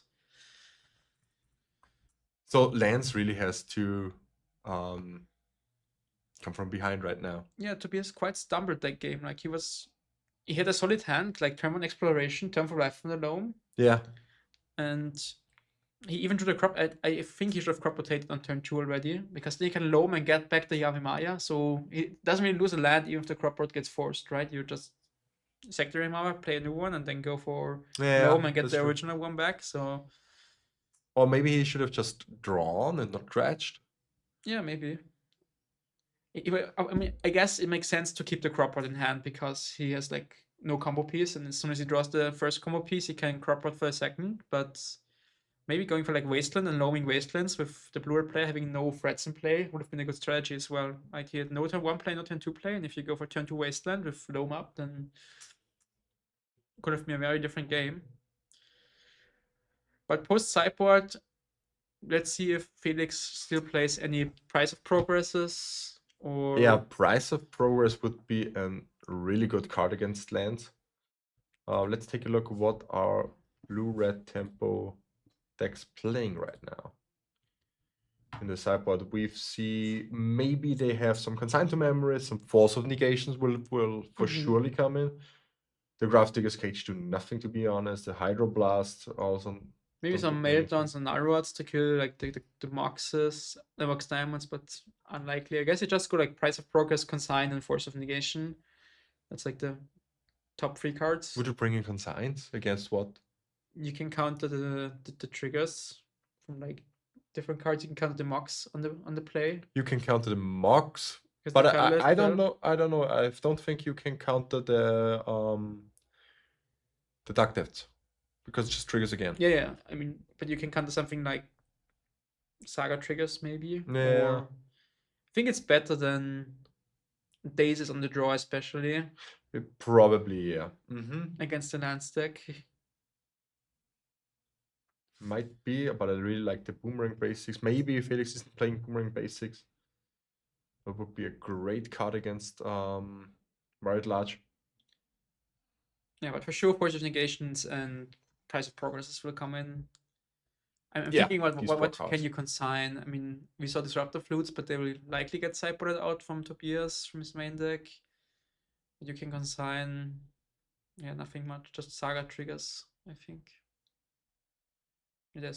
There isn't anything. I mean, Yeah, you can't consign the Mox Diamonds and Saga triggers, yeah. That's all I guess. I wouldn't bring in consign here. Yeah, makes sense. But Force of Negations and Price of Progress seems like a slam dunk here. And from the land stack, we likely see Endurances. Endurances are really strong. Maybe some more flutes and wastelands. I'm not sure. There's a flute actually. Really, what do you play flute against? Wasteland. Wasteland, okay, yeah. You could just play this like also against Price of Progress, and it costs 5. It's like kind of Okay, yeah, it's also pretty much uncastable. yeah, as protection kind of, or like buying time, I guess. And to be sort of a quick mulligan, I think it was like 6 lands and flute maybe. It looked like no gas, and Felix keeps his 7. So Tobias is looking for a pretty fast hand or for a pretty controlling hand. What do you think? I think both is fine. I like fast hands, especially in a play. You just force your opponent to have the force, Mm. and if he doesn't have it, then you just win the game. Like anything that does.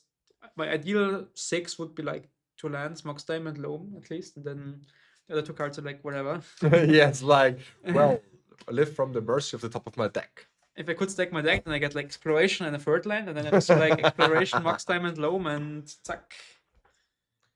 Then the does basically nothing anymore. Yeah. We will now see the hand of Tobias, probably. It's Exploration, 2 Tug Depth, Tabernacle, and There's again a mulligan. no No actual green land. source. Yeah. No green source. And in both, like in first game and this game, we saw the new room card, which is basically Crucible of Words on the Yeah. one side. Okay. It's Crucible of Words, yeah. You Ah, play the lands from my room, graveyard, yeah. the room, yeah. Mhm. And the other one is like 5 mana, play, I think it's a Yorkville for 1 turn, something like Mhm. that. So quite an interesting card to have in the land stack. Yeah, Lance is getting some new toys all the time. Mhm. Right now, it's pretty interesting. I think there's like no real stock list on lands. You can play with white, you can play with red, you can play with even blue sometimes. There was like treasure hunt lists last year, I remember. Yeah, we had last year treasure hunt list. I mean, I don't think we have some. We have some spice, but not this kind of spice today. So it looks like we saw green red lands from Patrick last round, and this looks like yeah. more I think it's mono green. mono green lands, yeah. With flutes made instead of swords, I guess, something like that. And we have Tabernacle at the bottom. We have an Urza Saga, we have a Thespin stage. Exploration, Dark Depths. Yeah, but unfortunately, again, no green source. And this Urza Saga can be a green source in like 3 turns. Oh, it's a Boseiju. Okay. Yeah, first check. Thought this was Crop Rot. And now we're making constructs. If This you is a good start. like imagine casting using Wasteland now as a blue-red player on Saga, you're so far behind, but you're also just gonna die to Yeah. Saga triggers. Or is this even like is this turn 2 Maritage? It is, right? Yeah. It is. Ooh. And now we sit here with the Force of Will and I'm like, yeah, Force of Will. That's everything I want. Do you make the token right now? Why would you do that? I don't know. Because with Consign it goes in the stack again, right? It goes on a stack again, yeah. So I really don't get it. So you have like Boomerang Basics and Brazen Borrower as potential outs. And there's Brainstorm digging for Boomerang Basics, I guess. Play around Wasteland. yeah, smart. Oh, that's so smart. Thank you, chat. I mean, even if Okay, it's 1-1. Wow. Garrett sees my lack of legacy gameplay is that I'm not playing around Wasteland as a modern and standard gamer.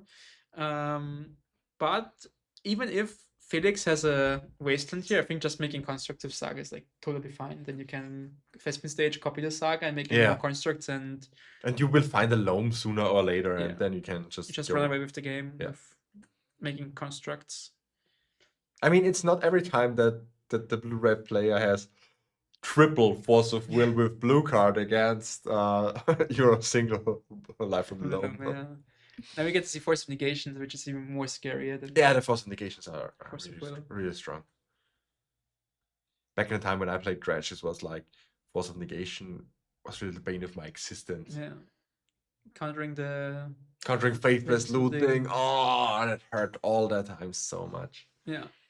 And this was like, I think, the perfect 5-card hand. You had Green Source, Exploration, a random land, and then the combo. And Misaga is like the best random land you could have, kind of. Yeah, that's true. A threat on its own, right? And Wisdom is a 4, Brazen Borrower is a 2. It's smart to go for it. Yeah, that's true. Yeah.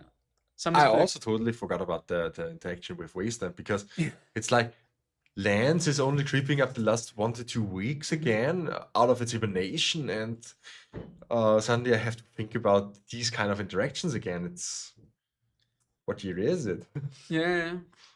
I used to play a lot of lands online in like 2018 or 17, because like in paper I could never afford a Tabernacle. Yeah, that's unfortunate. Yeah. So I played online because the deck is cheap online. Like the Tabernacle doesn't cost anything, so you can enjoy the powerful of the good old land cards. And It's the same with Tron. Tron, the candelabras online are Yeah. also pretty cheap, and in real life they are. I mean, they're about 800 a piece or something. they're like over 2K now, or almost Over 2K at a piece. a piece. Yeah, or like Okay, I 1.5, don't say the things that I 1.6. wanted to say right now. Felix can find wisdom with cantrip. It was turn 2, but he can't cast Borovidic. Yeah, That's that the makes difference. sense. Yeah. Yeah. I mean, some lists play boomerang basics now, so that's That's why he was casting cantrip, I guess, trying to find boomerang basics here. Because if you have the brazen borrower, you don't have to cast a cantrip; you just die if you don't have it. Yeah. So my guess is he was looking for boomerang basics here.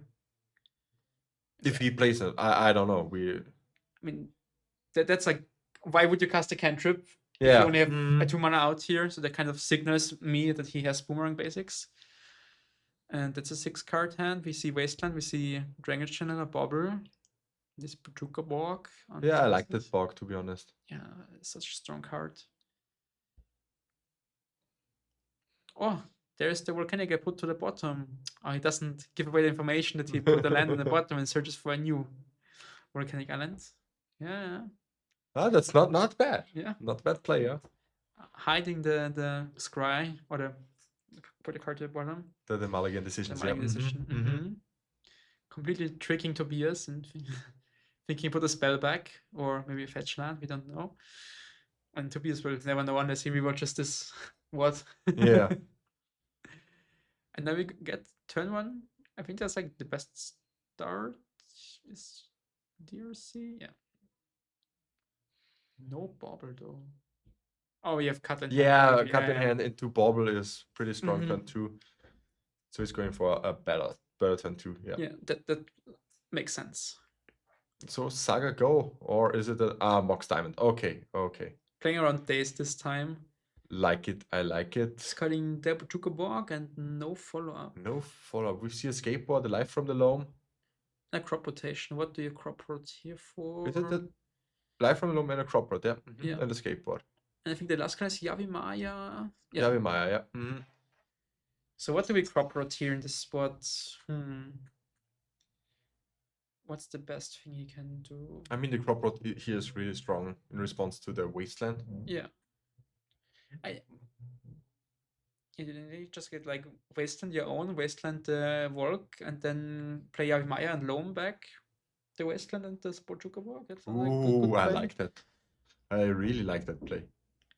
Like I'm not sure in all the utility lands the land stack placed. Like this, we saw Maze of If. We have like more sagas, of course, and Pachuca Borg we saw Tabernacle. But yeah. I think if you get Wasteland now, you get your own Wasteland and if you can loam it back, then that's pretty much game over. Yeah. Oh. And now flop mana and crop rod. Yeah. Yeah, with one floating, so you can't be dazed, but you can be forced, of course. And yeah, that's fine. Pitching Force of Negation.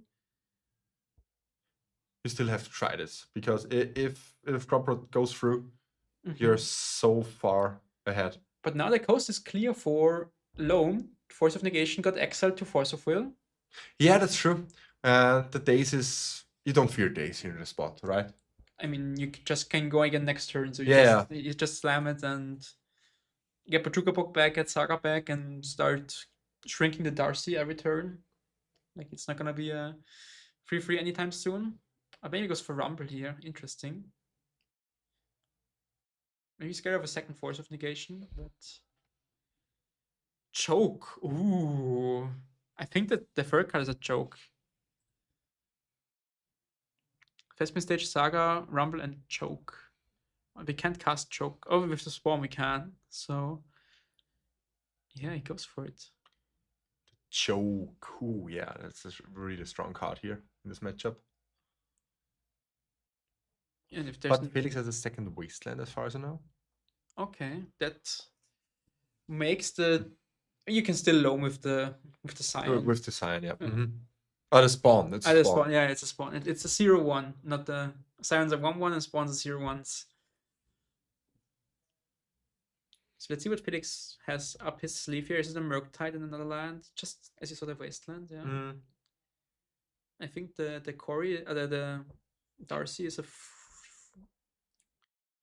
It's a 1-1. it's a 1-1. Still a 1-1. And now it's a No, it's a 3-3. So he decides not to wasteland this turn, instead go for a more aggressive play and start applying pressure. Like, this is 5 damage this turn. And of course he will get choked now. If there's like no days on top that he can draw with Bobber. That means he only has colorless mana for now, but he has no cards in hand, so like, what is he gonna do about it? He's not gonna cast any spells anytime soon. Do you really go for the choke here? Or do you go for a Life and Loam?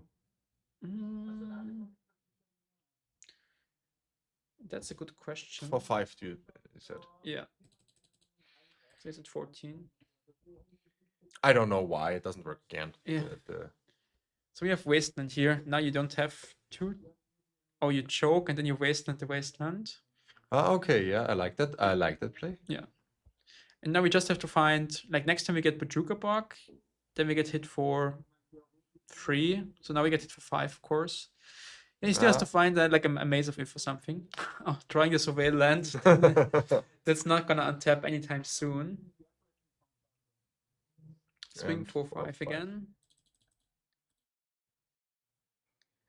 Tobias draws. There's no Loam in the graveyard, I guess. But now it's time for The Life from the Loam.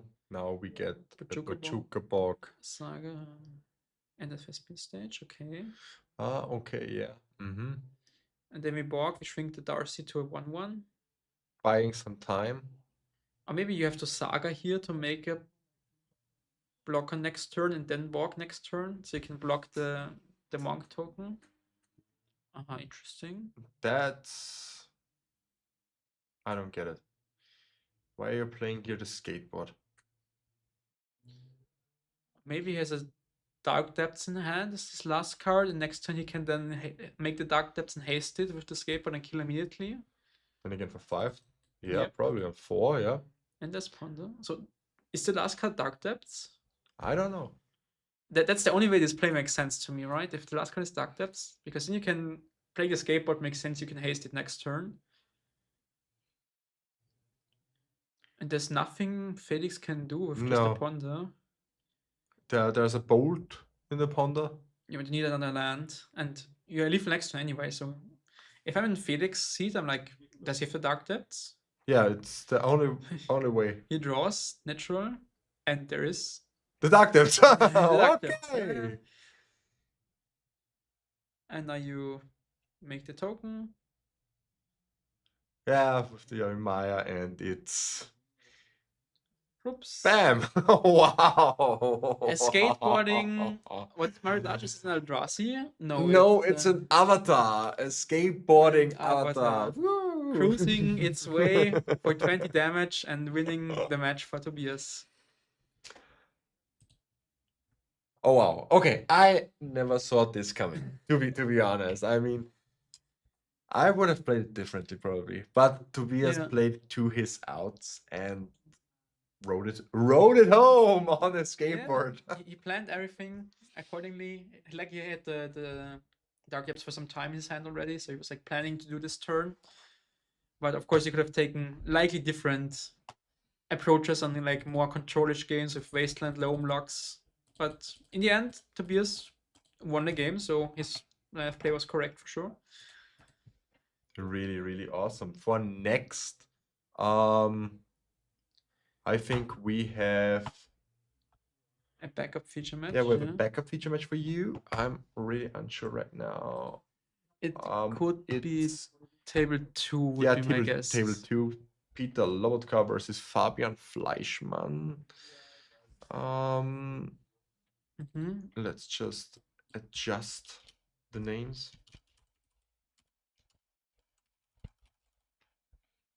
But we don't know the decks, to be honest. So With here Once Upon a Time being cast already, so that means lands or elves.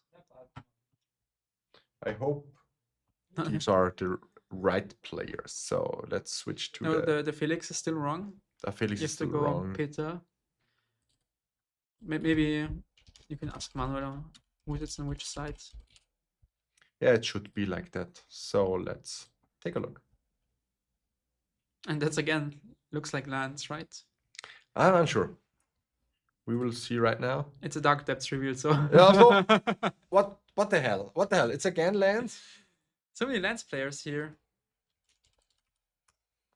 Yeah, I think there are 3 to 4 lands players or something like Yeah. that. So I don't know actually the standing right now of them, and They're we will 2-0, but Yeah. they're not the in-game score. in-game score. Yeah. Yeah, maybe we can get some confirmation on their score and the side on which they're sitting on. Yeah, I'm pretty sure Peter is playing lands. Yeah, I've seen him Okay. beforehand. Fabian.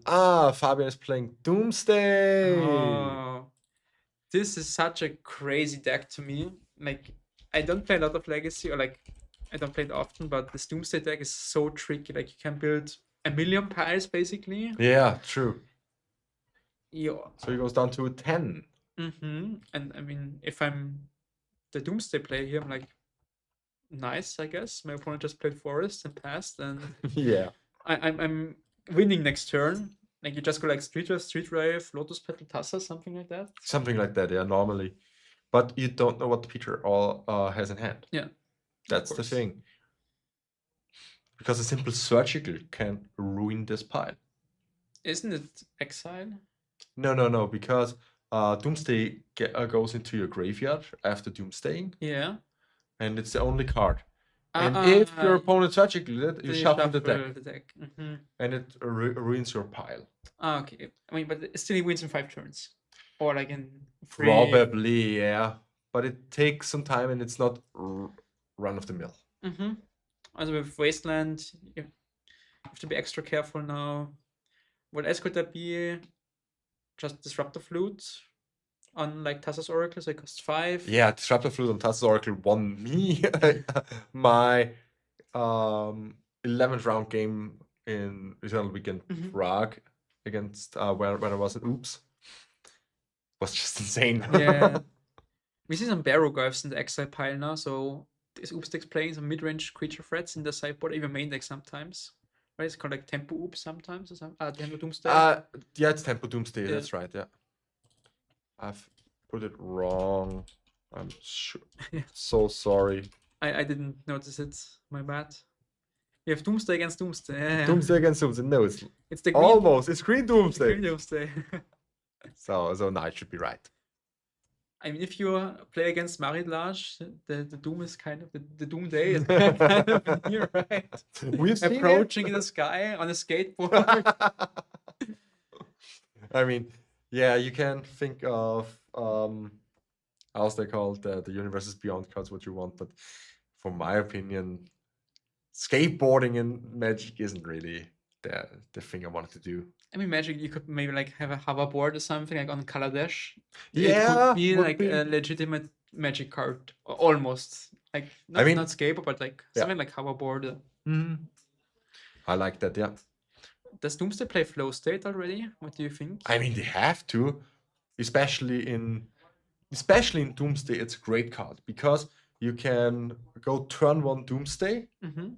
Even if your Doomsday gets countered, you already have a sorcery in it. Yeah.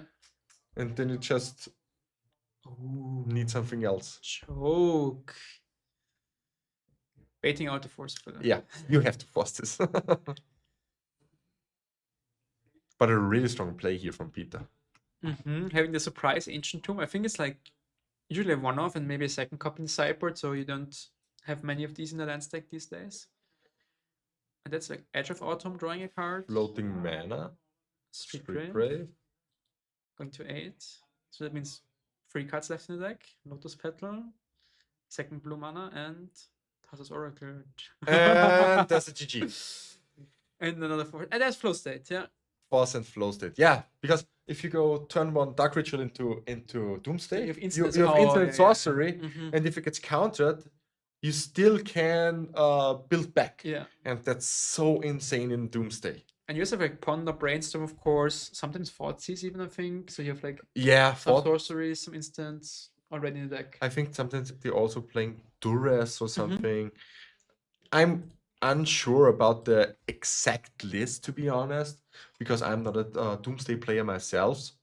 But totally flow state, slots right into Doomsday. And yeah, in 2 years, Doug from Rugrats will block the Mario Large on skateboard with ease. Probably even Super Mario or Yoshi. Maybe we get another Dark Depths who makes a Yoshi with a 30-30 or something like that, which probably also shoots eggs. Maybe we will see Universes Beyond Universes Beyond is here to care for us. Yeah, I'm just and waiting. for our needs. I'm just waiting for Universe Beyond Magic the Gathering. so Universe flip it, within, yeah. kind of, yeah. So let's talk a little bit about our schedule for the weekend, because this was round 3 of the Austrian Legacy Masters warm-up FNM. So today we are playing, like I said, the warm-up FNM here. And tomorrow we have the main event, which is the Austrian Legacy Masters. They start at 10 a.m. Central European time, which is pretty early in the morning. So we have to get up. Yeah.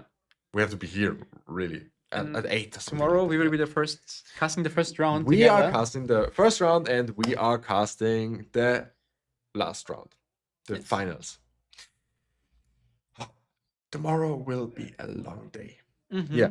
And on Sunday we have the Austrian Legacy Challenge, which is basically I forgot one very important information for you. The Austrian Legacy Masters is part of the qualification for the European Legacy Masters, and you can win a slot for the European Legacy Masters on Saturday. And also, you can win a slot for the European Legacy Masters on Sunday, because this is your last chance at glory for Austria. And yeah, this is basically the little brother of the Austrian Legacy Masters, which has, it's also an European Legacy Masters qualifier, but it has a lower buy-in.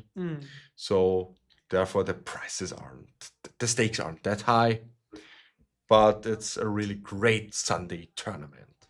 Yeah, it's better for most players.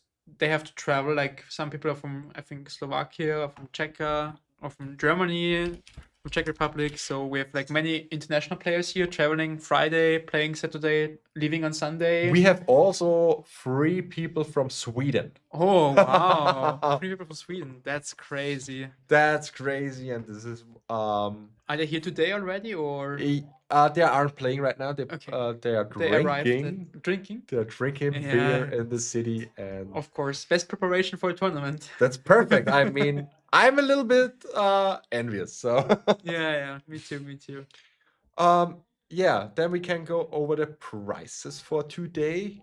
Today we are playing the warm-up FNM, which is pretty small. We have 34 players. And we got prizes sponsored by Ultimate Guard, which is insane. They brought us so much product, and we give away all of it. So first place gets a huge deck box. I think it's called Twin Flip and Tray or something. Makes sense. And 25 euro store credit. Second one gets the smaller version, which is just for one deck, and 20 euro store credit. Third to fourth place get a really nice box Jesper playmat and 10 euro store credit. And fifth to eighth place get this boulder, which is also a nice addition for tokens, for sleeves, for something. I wouldn't put my deck in it, to be honest, but sleeves and tokens, I mean, you always need some spare room for cards. And also 10 euros store credit, which is pretty good for a 5 euro tournament, to be honest. You can buy some beer for at tomorrow's event at the store, yeah. How about the prices for tomorrow? Tomorrow, yeah. Tomorrow for the big main event. For the big main event, we've got insane prices for our competitors.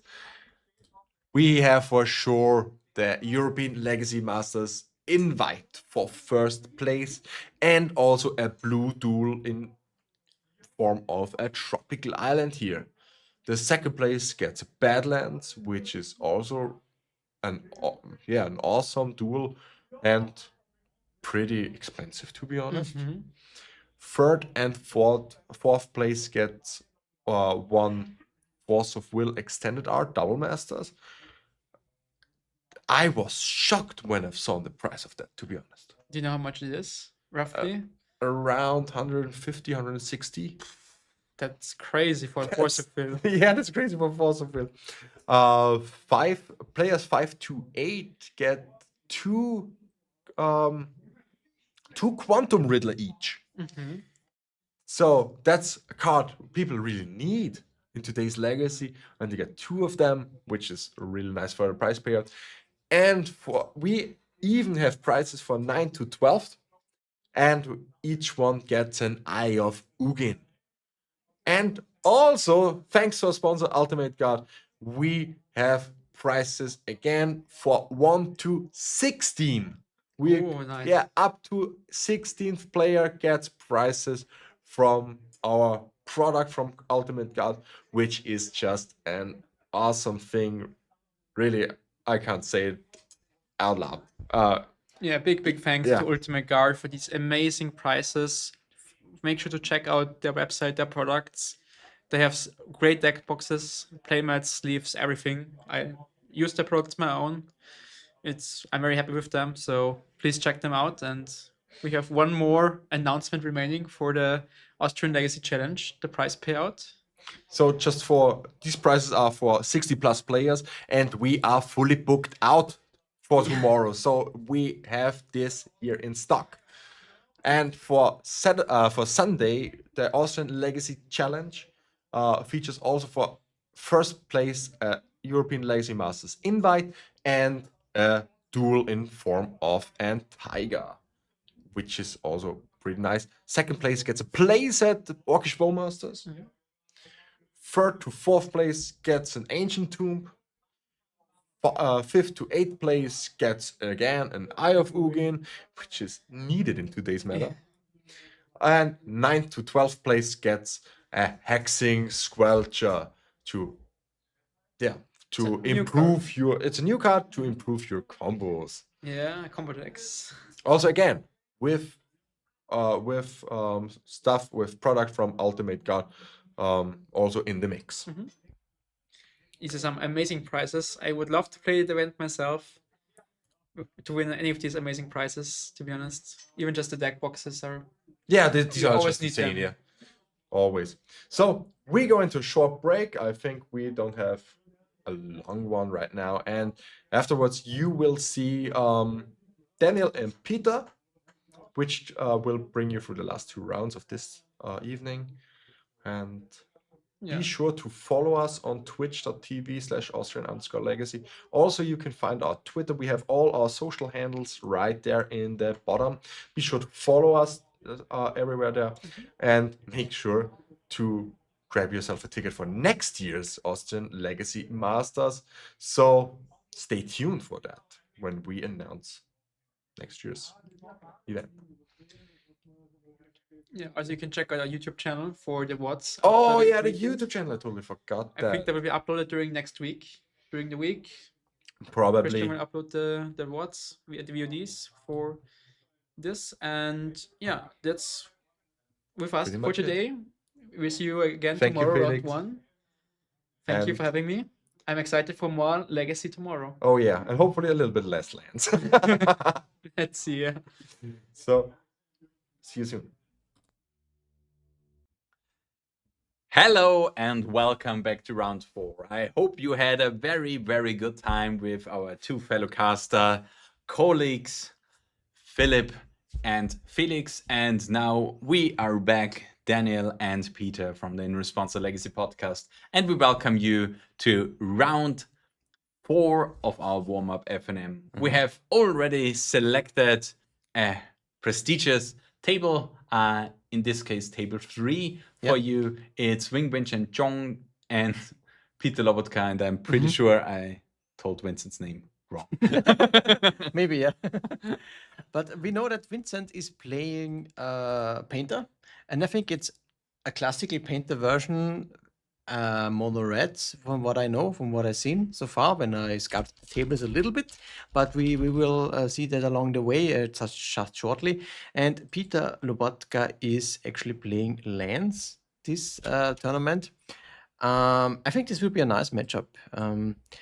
Lance is at the moment quite strong. We know that Lance has the potential to beat a lot of tempo decks that try to go the value round a little bit with flow states in the format at the moment.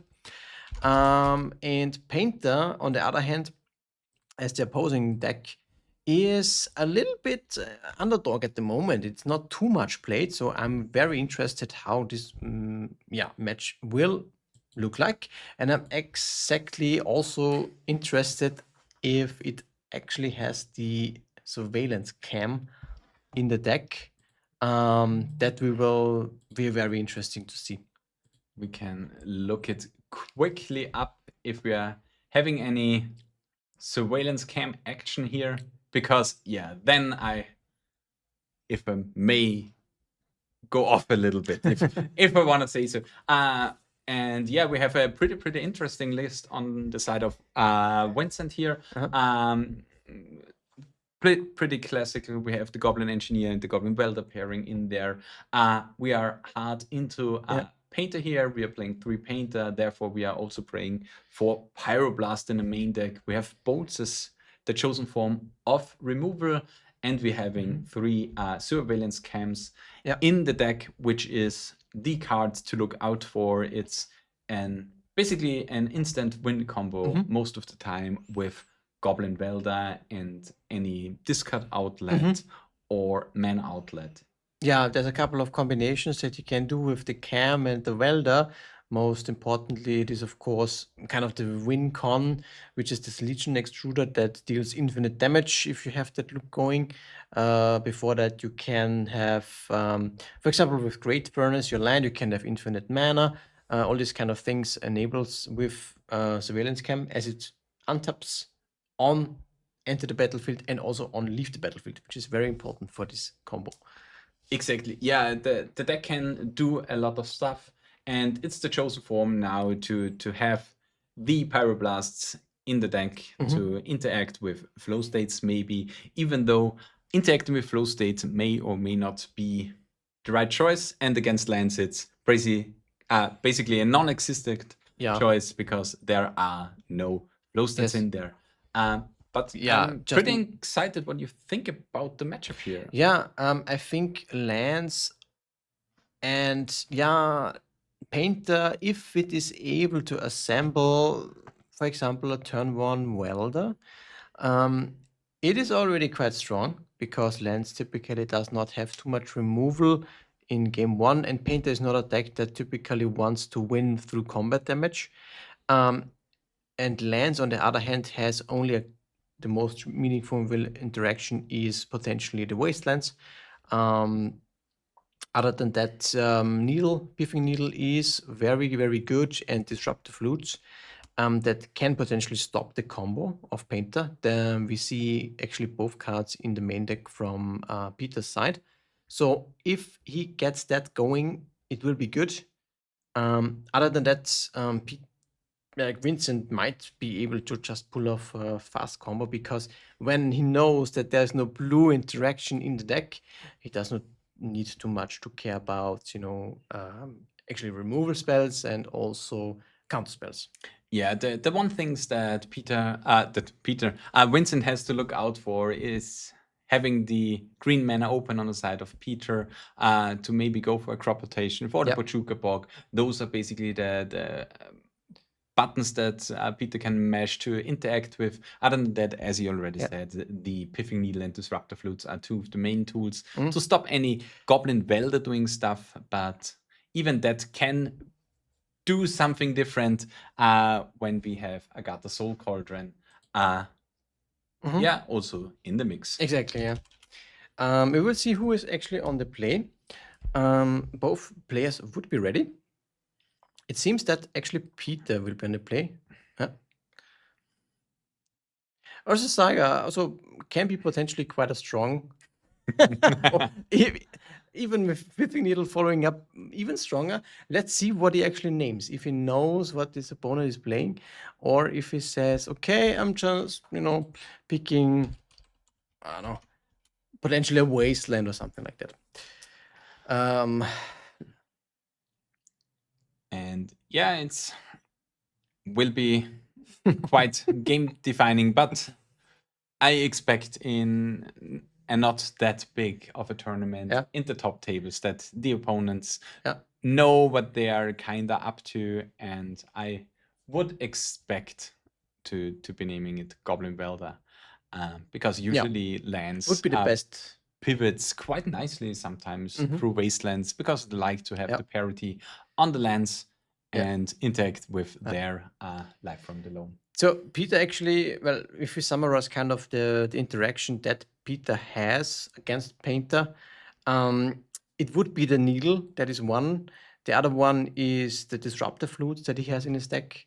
And other than that, there's only Wasteland. Wasteland is not so particularly strong. It is okay, I would say. And there's also a couple of Posejos that he can utilize to disrupt anything that Painter wants to perform. And that is usually about it.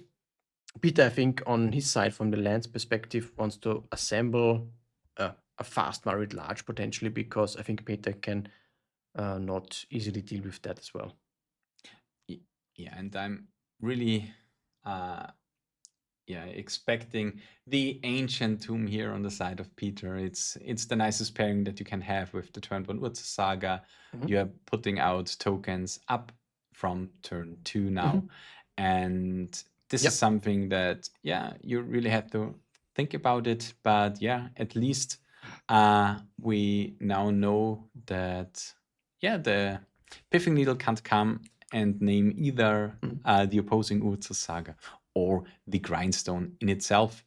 But it seems like we are going into a little bit of a beatdown game and maybe see a bolt here on the side of Vincent on a token, which would be something that I would really like to see, because it slows down the clock from Peter a lot now. Yeah, if he would have that. I'm not sure if the Painter decks usually play bolts these days. Might be. This deck actually plays the full playset of the bolt Oh, in really? the main Okay. deck. Yeah. Or 3 of those. 3 or 4. The constructs from Peter, if he now gets a second one and potentially has a mana left to fetch up a skateboard and then swing in with 2 constructs, is quite strong, I would say. Let's see if that is gonna happen. Or if he decides to float a mana and then just use it differently. Yeah, it's interesting. We have here the Disruptor Flute. Yeah. And this one should name now the... Okay. Yeah, we actually got a confirmation. The Pithing Needle named Grindstone. Okay. So the Pithing Needle got that covered. And now, potentially yes, Vincent is indicating which card named which is now opting for the Soul Guide Lantern. Very interesting that Vincent didn't pop the Soul Guide Lantern in response to draw a card, at least. What? I mean, you don't really know which card he names. I for my side wouldn't have expected it to name a Soul Guide Lantern, but what could be the reasons be? Is it the Life from the Loam? Maybe in Peter's hand? I mean, Vincent, of course, wants to have the Soul Guide Lantern for that. What I'm more thinking is Vincent saying, okay, I don't actively, sacrifice the Soul Guide Lantern because I actively want my opponent to name it, so that potentially my Goblin Welder is not being picked. That's something that I could see. And in that case, it's the same with opponent plays a Pithing Needle or a Flute and you have a fetched land, right? Yeah. Usually it's good measure that you actually crack it in response, because it's not usually the card that is named. But if you actively want it, because there might be reasons for that you protect other cards, then this could be a case where Vincent decides, I want the Soul Guide Lantern to be named.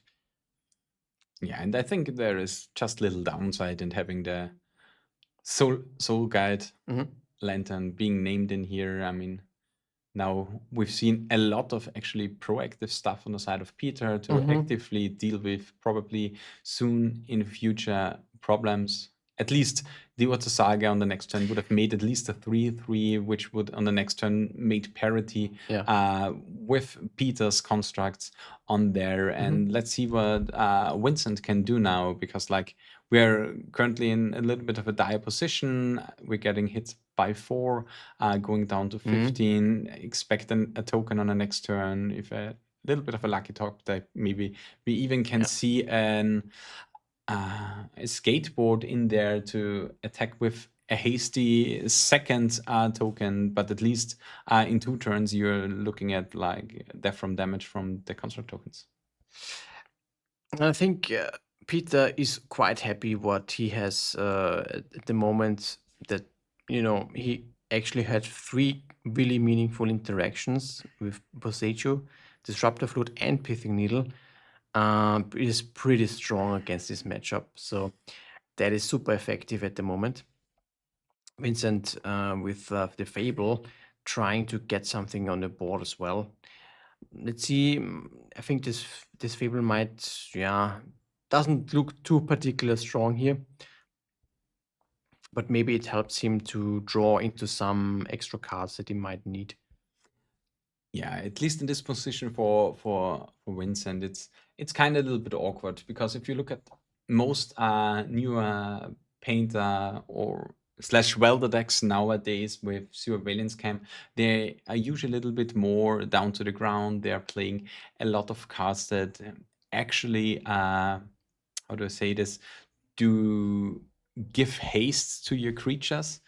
So even though he can put away 2 cards now, draw future cards through his Fable of the Mirror Breaker here, it's kind of a little bit awkward, because you really want to have like active threats now on the board to counteract what Peter is doing. And we're looking here at like multiple very, very good draws that Vincent now has to have to be able to combat what Peter is currently presenting.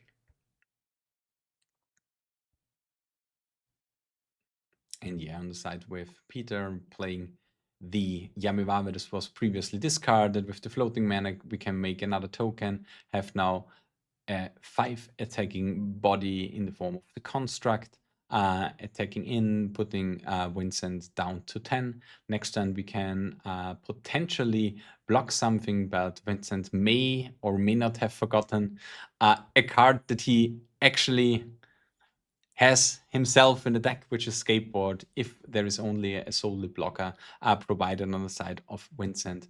This one will be surely blocked down by the incoming Skateboard on the side of Peter, and even though it wouldn't have mattered, because he can present 3 hasty attacking creatures. Yeah, this is probably what Peter is going to do with the Urza Saga if there's another turn. And Vincent, I'm not sure if he can draw something that would help against that. Potentially, yeah, because also the construct tokens at the moment are bigger than Lightning Bolt range. There is, however, one ensnaring bridge in the deck of Vincent. That's potentially something that is quite useful.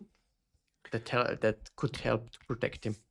Yeah, and I think we have actually something sweet in the hand of Vincent here, and I'm not sure about the land that he actually played, because I for myself, I think I would have played the Urza Saga and not the Arena of Glory to expose it to a possible wasteland here, because he has Painter Servant and double Pyroblast in hand, so he has actually access to deal with 2 construct tokens on the opposing field, or maybe say deal with the Pithing Needle on the opposing field. And the problem now actually is you are dead if you don't use both Pyroblasts on the construct tokens. And let's see how the next turn fares up. If Peter doesn't go for the tap down on the Goblin token and give haste to the 3rd construct, or if he does something different, because otherwise on the next turn we have the mill win on the side of Vincent here.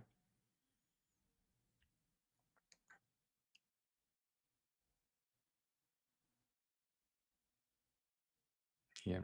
Basically, the no-brainer, tapping the Ancient Tomb, as he did for his whole game, making the third construct token, getting rid of the land, tutoring. It should be the new favorite card from Teenage Mutant Ninja Turtles. Skateboard and going for the win in there.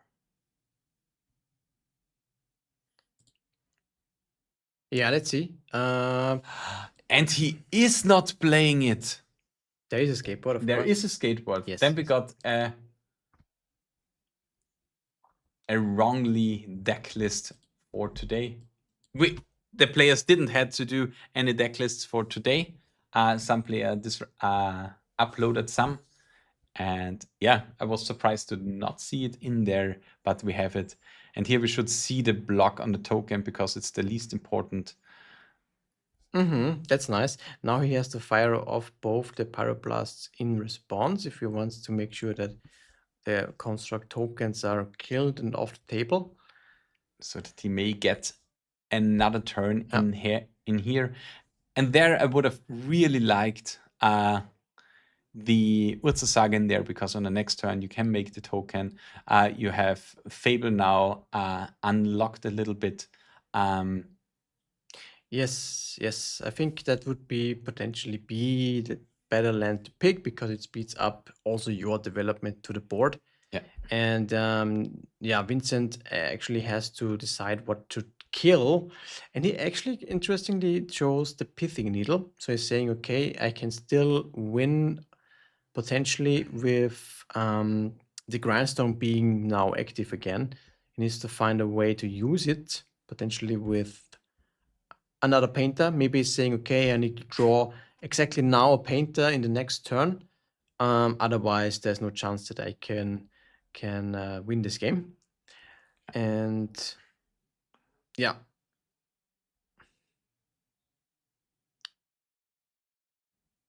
I think Peter actually missed the ETB ability, ETV effect. Yeah, maybe that's should be okay. Yeah, I guess this is what they were discussing at the moment. Maybe it was missed. This is still something that can happen. Yeah, Anyways, didn't find the painter that he would need. I think it was actually a good play that he chose to, okay, what is the possibility of me actually winning the game? And it would be just by, okay, I need the painter to combo and then win out of nowhere. It's not gonna help if I kill one or two constructs if I cannot use my win counts. That is the grindstone. So I think I like it actually. Yeah, I think that this version of the play was actually only possible with missing the ETB effect of skateboard in there because of the two blockers. But you have to play to your outs. Sometimes your outs are opponents missing something or misplaying something. Yeah. And it's really, really interesting to see how the deck of Vincent fares, because it's a tad slower, as previously said, as current painter or / welder lists. And on the other hand, we are not sure about the correct configuration of Peter's lists, but let's talk about basically the loser always first, because I find it interesting to see what you can do if you lost the game to come back into the next one. And we have Vincent here on his painter deck. In the sideboard, we have 3 Abrades, 3 Blood Moons, 2 Disruptor Flute, 3 Leyline of the Void, 1 Pithing Needle, and 2 actually of Sudden Demise. That's very interesting. I would personally look mostly at the Blood Moons. These are my definitely slam dunk cards that I want in this matchup. It potentially really shuts off Land's ability to do anything meaningful. And besides that, Disruptor Flute, I don't see too much actually. I don't think it matters in that matchup to protect or like to needle any land in particular. And I think the match is not too much about life from the loan from lands point of view. Potentially, let's see what he will do. But I would personally not really bring the Leylands of the Void, for example. I, for my side, have to say it's really difficult to board against Lens, especially in a Blood Moon deck, because Blood Moon can be such a big trap, especially now with the lists where we've seen the Boseiju. I mean, it's a mainstay in the deck. Boseiju together with Mox Diamond is such an easy and clean answer to get rid of a Blood Moon, especially after dropping in your Dark Depths in there. As also in the new time with Urza Saga, with the new rulings, it can be quite difficult now, because if I remember this correctly, when the ability were printed onto the card and afterwards it gets to be a mountain, you still get the extra abilities. Or did they change the sagas again?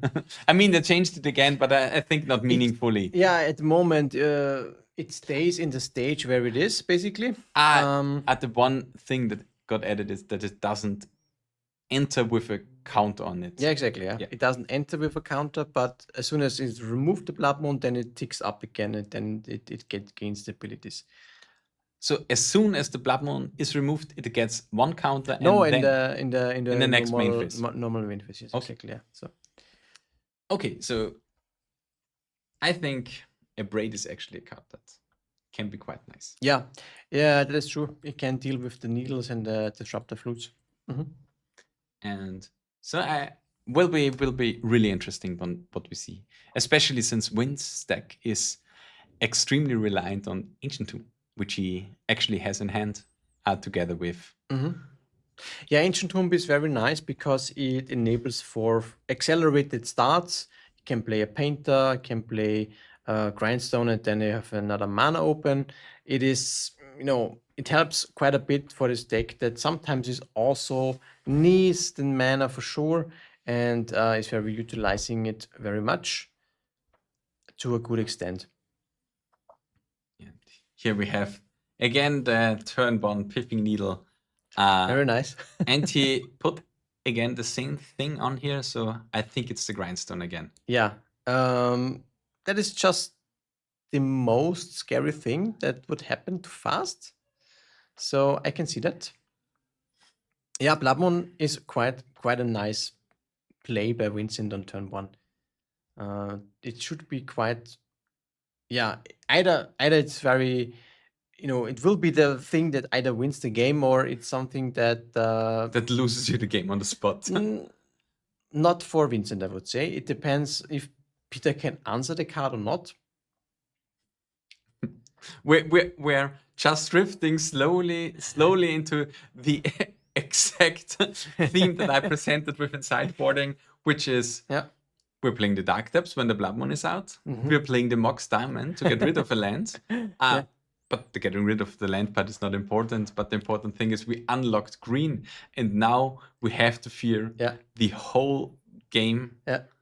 The Boseiju. Yeah, there's Boseijus, and remember, there's also Force of Vigor from the sideboard from Peter. So there's a couple of ways how we can get rid of the Blood Moon. That would be actually funny, if that enables actually the Dark Depths. I mean, it's kind of okay currently, because we can try to tap down the Marit Lodge for a long time. Yeah, how? With Surveillance Cam. Okay, yeah, I mean, if he has it, and if he has two copies of it, so this means actually the possibility of 4 turns blocked. And we have here a fully foiled out and beautiful land stack with a non-existent Marit Lodge token. Also, Saga to continue. Yet now we will see the first surveillance cam that buys him a turn essentially. That's definitely not a long time answer to Marit Lodge, and I think Painter in that version is potentially not able to deal with the Marit Lodge except for the ensnaring bridge if he has it, if he finds it, and that would be potentially it. Caustify, I think, is destroying. Caustify is destroying. The thing is, we are basically looking at surveillance camming. This is the thing that we can do.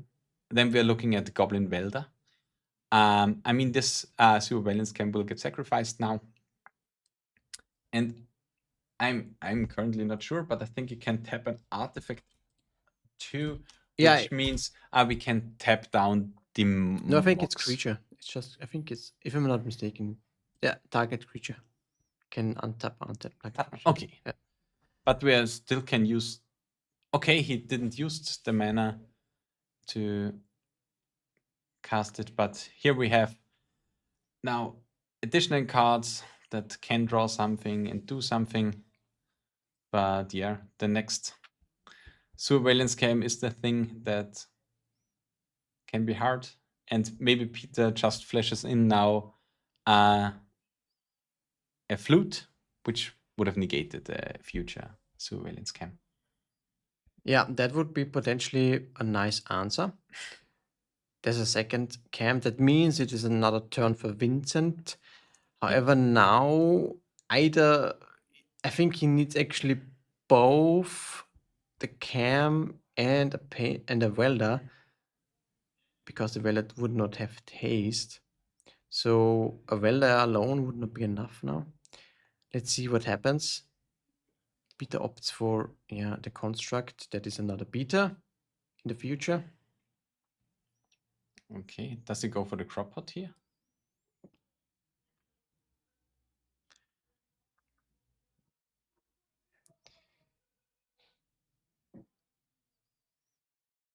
Okay. Mm-hmm. I'm interested. It's okay. In response, yeah.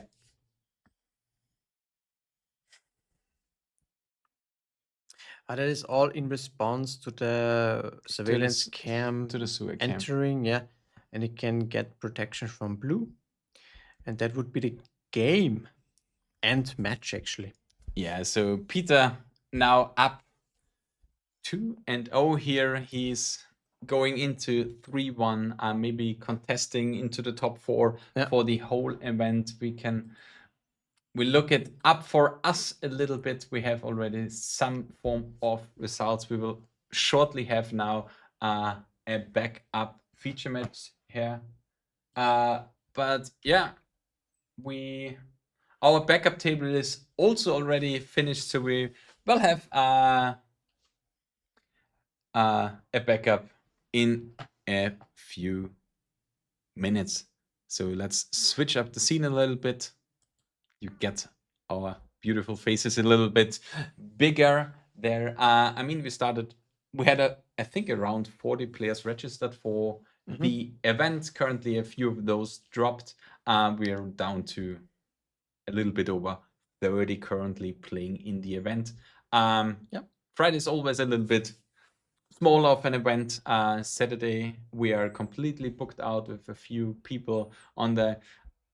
I hope the other players die on the drive there, because otherwise I can't get a spot, to put it harshly. And Sunday we have like 2, 3, 4 spots left to be bought. So if you're in the area and think like, fuck, I really need a tiger, I want to win the event and go to the European Legacy Masters, join us at the Austrian Legacy Challenge on Sunday. But yeah, let's put a little bit of the show for the prices for the FNM. What are the guys actually playing for?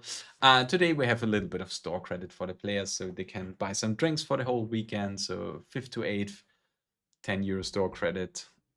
3rd to 4th, also 10 euro store credit.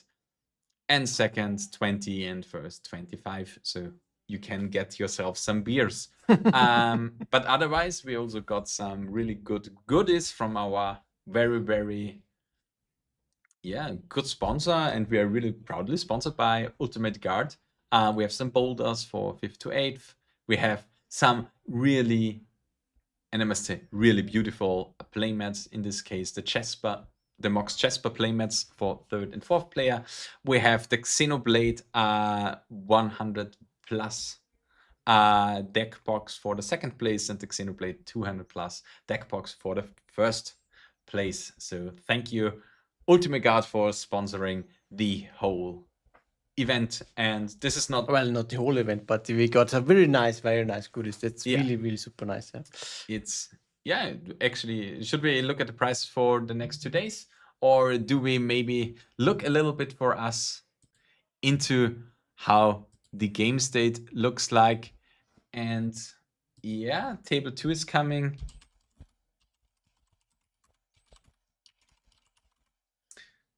And yeah,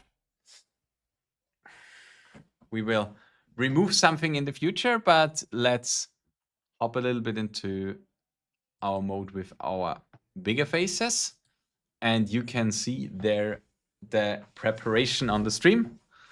And we will put in the names of the player. And So we actually have, as a backup match, we have Jens Platz again. It's very nice to see.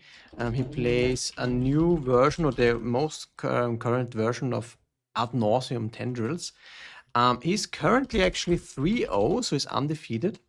It's very nice to see. I think they play the third game. We will check what's the status of that match. And he's playing against our local guy Jonas Schermberger. He's playing Nic Fit. and he's definitely not the Nic Fit guy. Yes, exactly. But we saw Jens Platz in the first round of that tournament. It's super nice deck at the that time around. Flow State really puts some power back into this archetype, and I'm super excited that we see that back at really playable levels.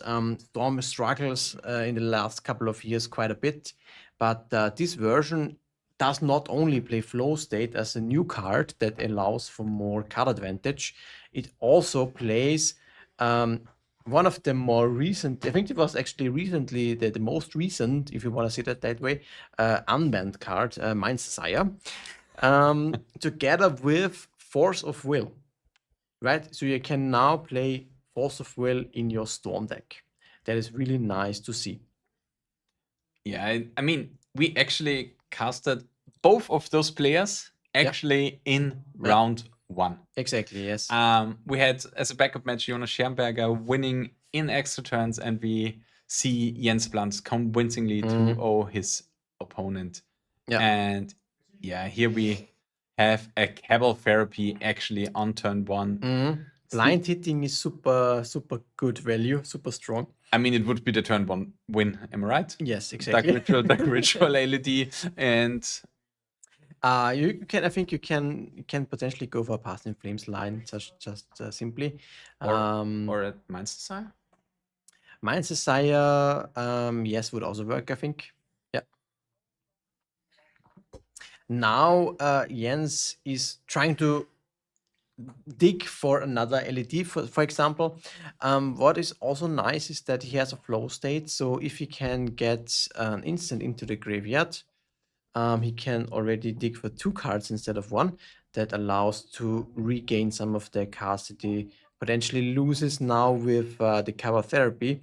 So if Jonas actually has a veteran explorer, this cover therapy would be quite huge. He can potentially strip Jens of 2 Dark Rituals from the hand and ramp himself with 2 basic lands.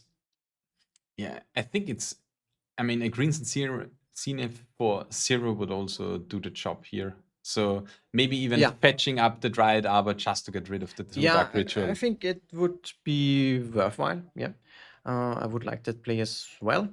Let's see, however, what Jonas has. On the other hand, Jens would be not the end of the world for Jens if he loses now all the Dark Rituals potentially, because he has a flow state that would be active after that. Yeah, and here I 100% expect to have Dark Ritual being named by the Disrupting Fruit. Likely. Either Dark Ritual. Can also be the Infernal Tutor, but Dark Ritual would make the most sense, yes. Because it's 2 copies, and the Dark Ritual wouldn't be too juicy if you have to pay 4 mana to gain 3 mana.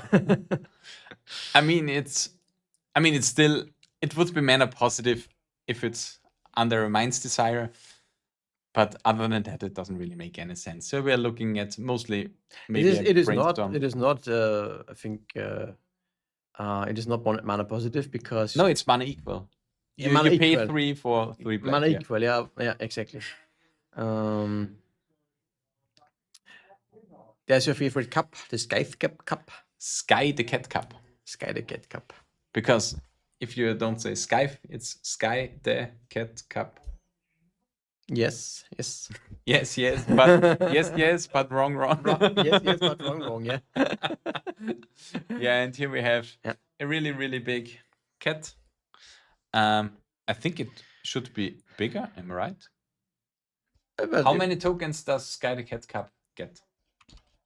The first 2 triggers is from 1 and then to 2, because it doubles from 1 to 2, the second trigger.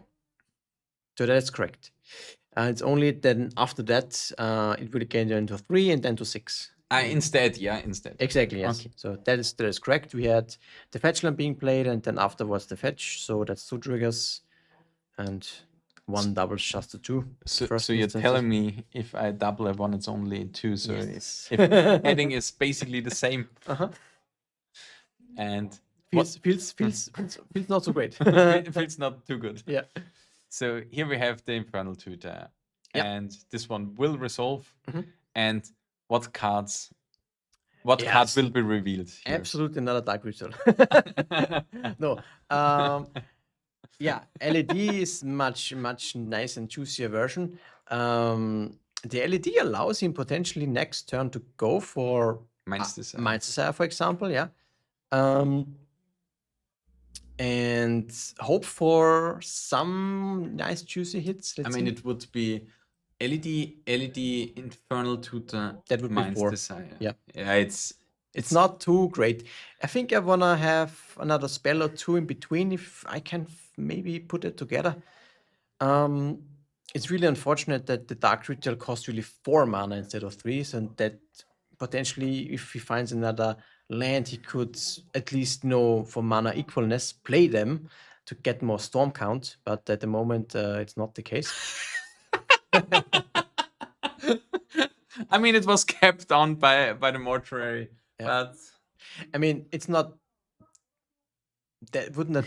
Yeah, it is of course very strong, but remember that Jonas already had therapy in the graveyard. do we say Dark Ritual now? No. Infernal Tutor probably. Okay. There's Yeah, it's- even one in the hand of Jens. Yeah, we see here Nic Fit actually beating the new Prodigy of Storm. Am I right? The new Prodigy. Yeah, it's the new Prodigy deck because we are playing the new stuff. We are basically the how is it called, the Gen Z? Nic Fit or Storm? No, You're- Ant. In this Ant, case, yes. Yeah. Ant, yeah. I mean, it is. I would say it's like a comeback, kind of potentially. Let's see how it fares. Up to 5. And what do we get here? I still Oh. Explorer, yeah. So you can replay any lands in the graveyard, and actually 2 of them. So yeah, if he plays 2 fetch lands, No, he if can the- only play 1 fetch land here because he already played the land to play the Mhm. Still Explorer. But it's at least 2 triggers, and so now it goes up to 6, Yeah, and then it should get up to 7, I think. yeah. So that would be 9 power.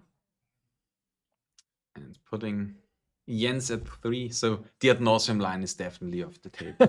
Which is not in the deck. So I think we should really name the deck SFT. FST. Yeah. FST, Flow State Flow Tendrils. State Tendrils. Yeah. Because the tendrils is the main point here. Or like Flow Desire Tendrils, FDT. FDT. Because Mind's Desire is also pretty substantial part of the deck, I think. MST. MST. Mind State, Texas. Tendrils. Or Tutor. Yeah. Yeah, cats are actually not so Ooh. popular in Europe. That is true. I mean, spoiler alert. Hopefully, the opponent of the guy that is definitely on feature table round 1 is not in the chat. But round 1 tomorrow, you can expect. It's not Absan, it's green, it's white, Maverick, you mean? it's red, cats. You can yeah. expect as a showcase tomorrow, first round of the main event. You can expect Ocelot of Pride together with Leyline of Vitality. Am I right? Is it the yeah, exactly.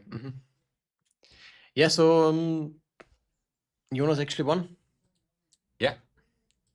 Nic Fit currently undefeated. Nic Fit at 301. So the backup feature match actually finished now. So I think we or the backup feature match. So we may actually talk a little bit more about the weekend, the stuff that is happening, a little bit of a showcase, because we can say tomorrow we have a very, very famous player here. And I want to really say it, and I think it's 100% true. It's the best legacy player of 2025. Yeah, I think hands down we can say this is the best performing player in Legacy of 2025. Yeah. Because tomorrow you can expect, maybe on stream, if he performs, to not put pressure onto Larsen. Because Larsen, the winner of 2024 or 5 year Eternal Weekend? Eternal Weekend, it was the winner of 2024. 2024. Exactly. He won with another Breakfast, obviously, one of the best decks ever. I'm a little bit biased. I like the deck. And yeah, he won the ELM last year, exactly. So he made a really, really good showing in the last couple of months, in the last And he 1-2 actually years. went top 8 Yeah. in Eternal Weekend America. Yes, exactly. Yeah, pretty strong player. Yes, so he will be playing tomorrow in our Austrian Legacy main event. That will be very nice to see. I will be super. We don't know yet what he's playing, but it will be very nice. I think he will just be playing Tron or something like that. It would be so awesome. We have the breakfast expert in there playing Tron. Yeah. Or Blue-Red Delver. He visited today in the before we started the tournament, basically, and he just mentioned that he had brought 2 decks, and we'll see which one he actually picks for tomorrow for this deck. So it will be nice. Blue-white control before flow state would I'm be also interested in that. Yeah, that would be nice. So the players or the opponents don't really know what hit them, because he just plays control, and in the end he plays, I have this 1-drop, and then I have this 2-drop, then I mill my whole deck, have a 1. Now it will be really exciting to see what he plays, because it's just like, as I said, one of the best, or in the latter period, basically the best player for a long stretch of time, actually. Because like winning 2 of the biggest and basically prestigious events in Europe back to back is something that not a lot of players can actually say about them. And in the end, he just plays breakfast. Let's see. Maybe just plays good old breakfast without any new cards, and that's it. So let's look a little bit about prices for tomorrow, for the main event, to keep you a little bit spoiled. As we already said, proudly sponsored by Ultimate Guard. We have a lot of Ultimate Guard stuff. So deck boxes, boulders, playmats for place 1 down to place 16th. We have for the first the European Legacy Masters event, which is in Belgium again this year, and Eternal Mania. Also a tropical island for the first, and Badlands for the second. The old art, full art Force of Wills from Double Masters, to correct the card a little bit. It's not only the full art, it's also the alternate art card there.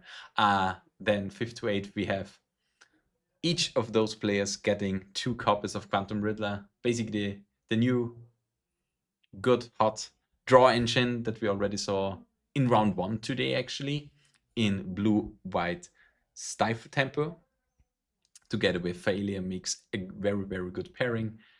And for 9 to 12, for the Eldrazi enjoyers, we have Eifugans.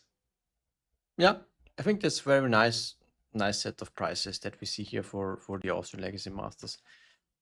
And yeah, to round it out a little bit for today, to quickly hop over it before we jump into a small break into the last round. Today, for the top 2 players that we most likely will see now, is first place gets a Xenoblade 200 deck box and 25 euros store credit.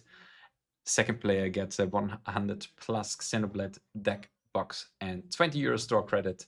Third to fourth player gets the Mox Chessbar playmat and 10 euros store credit. And 5 to 8 get, and we really are proud to look up the exact copy of the Boros Boulder and 10 euros store credit as well. So guys, we will hop in a very short break here, and we will see you in a bit when we jump into the final round of today's event. And yeah,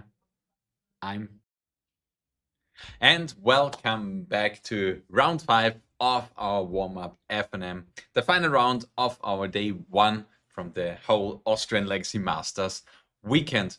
We are really excited to commentate basically over the last round, especially since those are 2 local boys going up for the win. We have on the one side Jonas Schermberger in the right corner. In the left corner, we have Tobias Jagersberger. He's playing Lance against Nic Fit. It's basically a battle of old tale.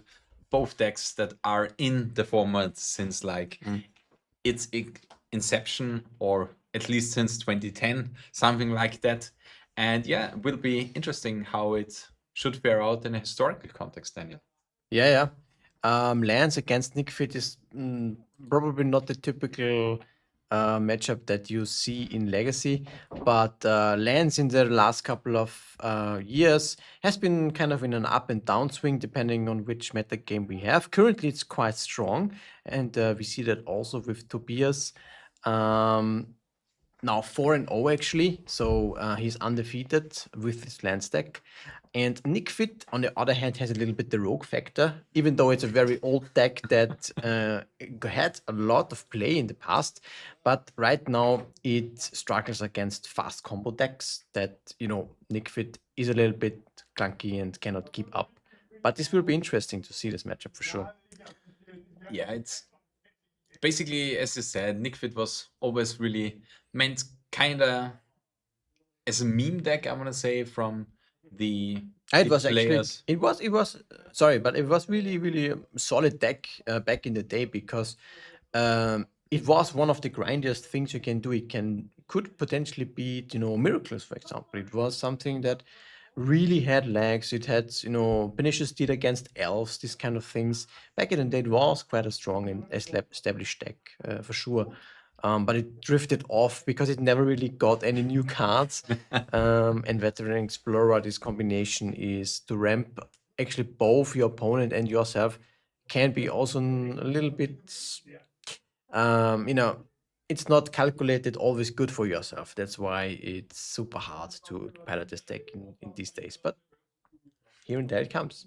Yeah, for me as a kind of newer player, it was always like, yeah, if it's quite a janky card, yeah, it's Nic Fit playable, which was basically the stamp on, it's not really playable.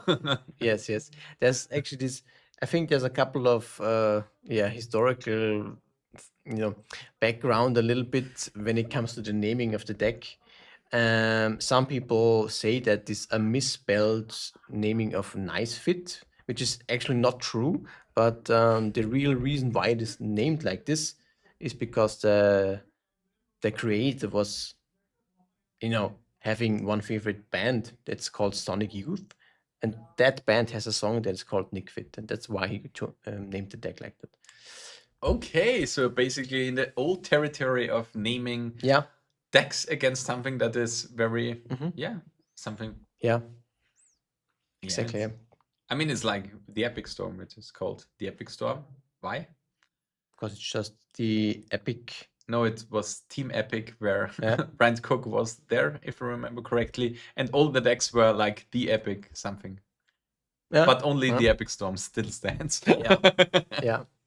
But here we see Tobias Jagersberger mulliganing down to 6, Jonas Schermberger keeping 7 cards in hand. Okay. I'm not sure which of the two will go first, but yeah, it seems like it will be Tobias.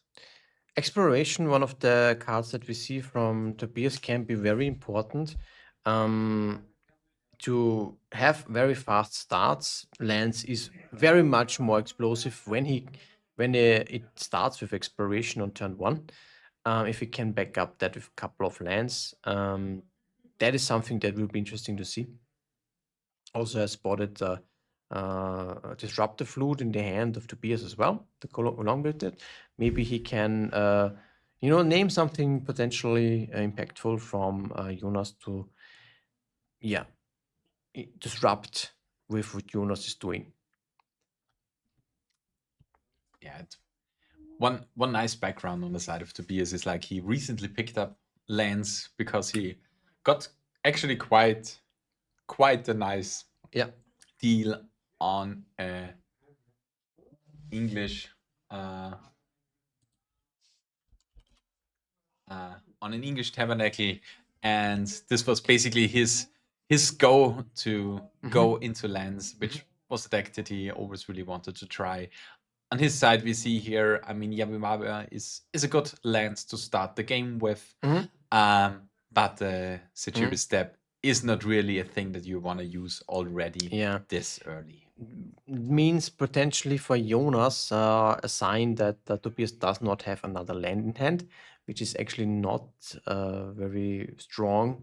And Malevolent Rumble here from Tobias definitely is looking for more lands. Otherwise, this exploration is not really paying off that much. Yeah, and here it's interesting. He takes the stage, which should mean more possibilities for lands that he can do, stuff with lands that he can do in the near future. Yes, exactly. Yeah, he can copy Ursa Saga. There's actually more lands in the hands. Yeah, maybe he doesn't value Sigil Step in that particular game as a protecting land in that case. But yeah, he has Ursa Saga that can pair very nicely with Despian Stage. If ever Ursa Saga picks up to 2 loyalties, it can be copied with the stage, and then he has access to potentially infinite saga constructs. That is a very powerful thing to do. Yeah, one thing that he also can do kind of for next turn is like crack the expedition map to get the Dark Depths, am I right? Yes, with that expedition map, he can search for the Dark Depths and has the combo, essentially one of the fast combos that Tobias has in his deck already assembled. So that is also pretty good. So I think this is actually a pretty strong start from Tobias, representing basically Marit Laci as early as turn 3, I want to say. Yeah, but it looks quite dire here, am I right? Yeah. Jonas at the moment did not hit Cabal Therapy. He only had a land, Tobias, left in his hand, but he got to flashback it still to get 2 basics for himself.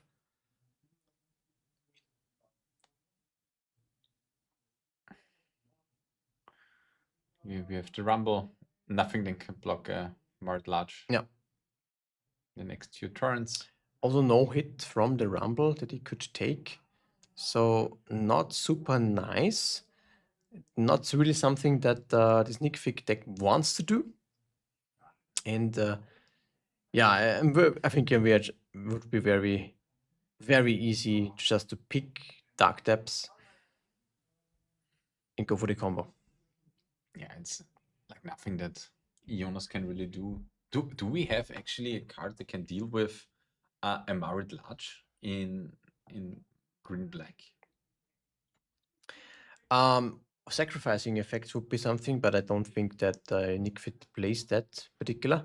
We don't know exactly the deck list. I think Nic Fit there's no standard list, so we can only guess, I guess, what kind of things he plays. We know that he has access to some Bowmasters potentially, and also Ice Hill Explorer.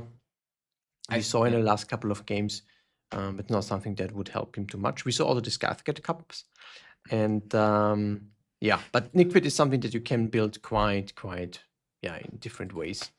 It's very hard to predict. Yeah, maybe we see an Auroboroid, which was actually a card that was really insane in the standard. Which would not really help here either, but yes. Let's see, Jonas. Yeah, I think it's just a couple of lands, and yeah, cover therapy again would not really help too much here. I guess it's not really a card that is super strong in this matchup. I think it's just playing around a little bit and just. I'm pretty sure that he did the double cabal therapy with Abandoned Hope. Probably. Okay, there's Ice Hill Explorer, yeah. He hit him with the triple Abandoned Hope. Yeah. It's nice to see. Yeah. I mean, it's not really nice to see on the side of Jonas, as he lost against the quick Marid Large on the side of Tobias. It was actually, Tobias won. Yeah, Jonas lost. Yes. Yes. Yes. Point awarded to Tobias. Yeah, what are cards did you expect Jonas to bring in against lands? Like I said, it's at this point very hard to predict because we don't know the list exactly. I just think that Cabal Therapy in particular is not the best because, well, against lands, you cannot hit too much. Maybe on the play, it is okay to have a couple, but I actually could see that Jonas decides to cut them from the deck. And the second one would be for me Bowmasters, for example. I think he also has access to them, which are not super impactful for this matchup. I mean, are Cabal Therapy not like so essential to Jonas's plan that he kind of doesn't really allowed to put them out? He has for sure also other ways to have the Veteran Explorer being sacrificed. He also has this Laser Depth Quarry that also enables him to sacrifice it. I think that is fine. So, Cabal Therapy, it's only basically good turn one. I think other than that, all the non-land cards, other than potentially crop rotation, would be played out by Tobias. And, I think this deck plays, 32 lands or something like that. So I think I'm not surprised when it comes up. Next, we see that Jonas here has it in his hand for cards to cut. Okay. Yeah. Yeah, because like we've seen in this game on the side of Tobias, he only is playing one basic. Yeah. So the downside of giving your opponent some basic lands is kind of non-existent here. Yeah. Exactly. Yeah. Potentially, let's see what he has in his sideboard. It's very, very broad things of cards he can pick from. And Tobias, on the other hand, I could see that he potentially gets rid of his interaction a little bit. Disruptor Flutes, I don't think there's one particular single card that is worth naming. You can just make, Ice Hill Explorer cost more mana, but I'm not sure if he wants to go for that. I think that Tobias just wants to go for a fast combo because Jonas does not have too much interaction. Yeah. Is Endurance maybe a card that Tobias can look into because of like Ice Steel Explorer, Cable Therapy, stuff Yeah, like that. but potentially. I think it's not down to that game necessarily, that bringing back lands from Jonas's side and playing additional lands. I think it's fine because Ice Steel Explorer is a 4-drop. And yeah, I think lands can ignore a lot of things that Nic Fit is doing somehow when it comes to the board presence. I think a faster combo would be more, yeah, a little bit of better strategy to go for. But potentially it depends on what cards he has to side out exactly. Yeah, maybe our endurance is actually the cards that Jonas wants to bring in because it's at least the one-turn jump blocker on the Marit Large. Yeah, if Jonas, one really good engine from the land's point of view is the Life from the Loam engine. And yeah, if Jonas can deal with that somehow, that is would be very worth. And I don't know if Jonas has access to Wasteland to deal with a Marit Large combo. If not, that will be also still quite a challenge. Yeah, so it will be kind of exciting to see how Jonas will fare. He's at least on the play. I think we haven't seen if the whole Cable Therapies are being boarded out or are still in the deck. Yeah. We've seen it's in consideration here. But yeah, let's see if we get the blind discard on a good card, maybe an exploration or something like that. Yeah, exploration, yeah, it would be a nice hit. We don't want that the lands player has an explosive start. In the chat, it's mentioned Ghost Quarter comes in. Yes, that is potentially definitely a card that is good. But it just stops the Marit Large combo. Yeah, it's really important to have like lots of cards to get something. Exactly. Getting rid of the mana base and stopping your opponent to going maybe for, how's it called? Your Life from the Loams, maybe. Life from the Loams, yeah. To cut them off. Mana acceleration and mana persistency would be the bigger thing that Jonas can do. Yeah, Jonas pretty much operates on a little bit of a different angle. Jonas' ideal matchup, what he really wants to see is something like blue-black tempo, right? He has lots of removal, I guess. He has strong interaction. He has lots of basics, and he has super, super grindy potential. So this kind of decks he's really happy to see, but not this kind of matchup, I would say. Yeah, I think we can tell them to basically prepare the backup feature match. We see Nic Fit going down to 5. It should look pretty grim. Yeah, let's see, man. It's just nothing is impossible. Let's not call it off too soon, I would say. But Jonas at the moment is at Mulligan of 5. And yeah, let's see how his hand does look. I mean, he has 3 Veteran Explored in hand, so he can put 2 away. Scheiße, wir haben Stream verloren im kein Internet. Ja. Shit, wer ist denn da drinnen? Kacke, kein Internet mehr.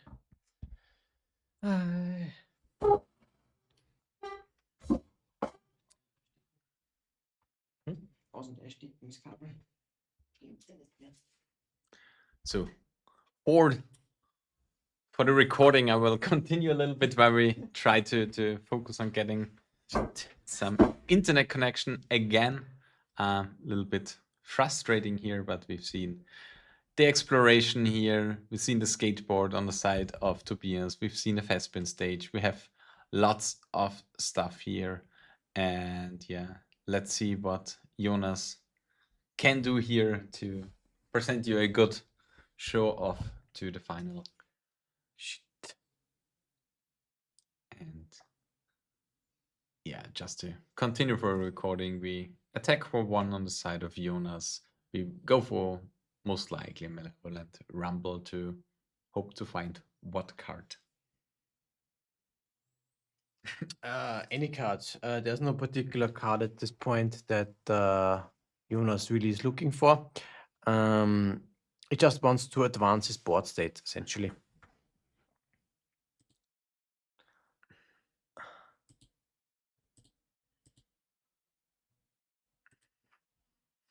Yeah.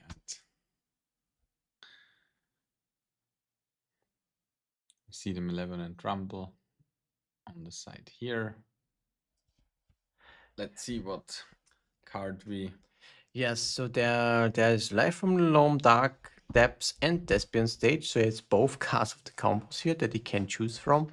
And I think Dark Depths is something that he really likes to see. I don't know what the land beneath the Postagio is, potentially also already a Thespian Stage. Interestingly, Tobias chose the Disrupt the Flute, yeah. And yeah, we also have the Ghost Quarter, I think, on the side of Tobias. Am I right? Does look like the promo version. And I mean, it doesn't really do anything against Jonas. I mean, he gets rid of some particular lands that he does want to have some answers. And we can get, I think, an Endurance. Yeah, Endurance is the only one that he can, and Or- or the Deed, but I don't think that the Deed would be necessarily strong here. Yeah.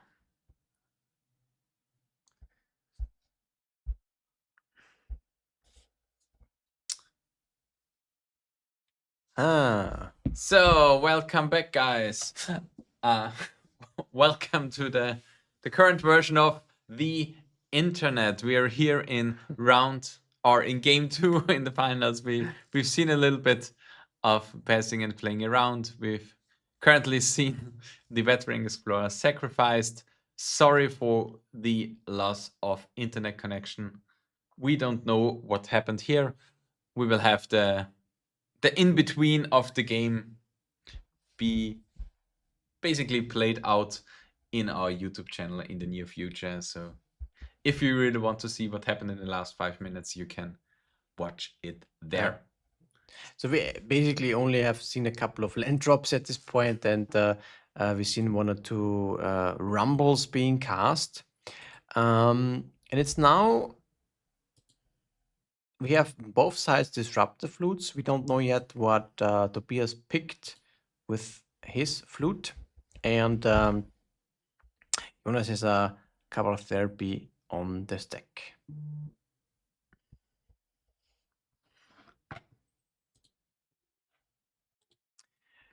What Tobias responded to the cover therapy with disrupt the flute. And what are the disruptor flute names? We will find out shortly, but in the meantime, we have those little creatures. Something interesting would be if they're on the next turn, he can actually attack with the Simon token. Yeah, you can potentially equip it with the skateboard, and get in for 1 damage, of course.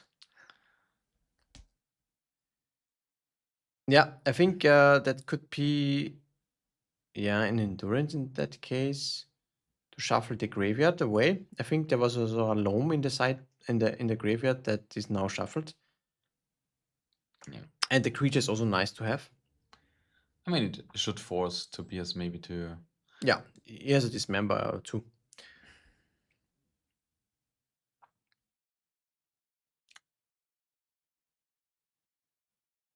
And I actually think there is a second endurance in the hand of Jonas here.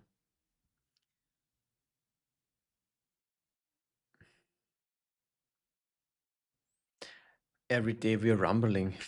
This is what comes to mind, because I think this is all actually the third copy that is being cast In this game, yeah. Yeah, for both players, because both are actually playing I mean, Rumble. Rumble is such a sweet card. Yeah. I played it in Popper, I think, and yeah, it just does so much. It digs you 4 deep. It's basically a green cantrip that just Yeah. costs 1, even though it costs 2, which is kind of nice.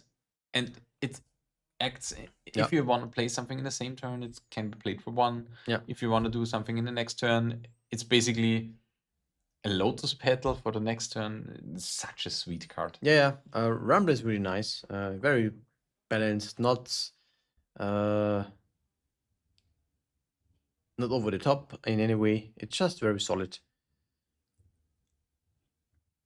So I think at this point we have one thespian stage from Tobias on the battlefield. He would like, of course, to pair that with a Dark Depths. I imagine, however, that Jonas actually put one of these flutes on Dark Depths, or on thespian stage rather. Yeah. So he needs to find another way. Yeah, exactly. So the flute is on the thespian stage, and he needs to find another way to win. Whether it will be this 1 damage per turn with the skateboard on an Eldrazi Sand, we will see. But I think either Tobias finds an answer to the flute and then has the chance to go for a later Dark Depths, or at some point Jonas will be able to deploy a threat that is actually, big enough to block and stay on the battlefield. And I really want to ask something about the last turn, because like we now know the names. Jonas's Disruptor Flute named the stage. Yeah. Tobias named Endurance. So Okay. theoretically on next turn, Jonas can cast an Endurance with another land. But did or were these stage tapped to copy something? Not really on the side of Tobias, am I right? Because he can't. Yeah, they were not tapped, yeah. So now, end of turn, I assume Jonas will deploy the Endurance. Yeah, get another Surveillant. Let's see. I mean, the value from getting rid of good cards in the graveyard, because like the Maze of It would be kind of devastating on a board like this against Jonas. Yeah, it would be quite annoying for sure.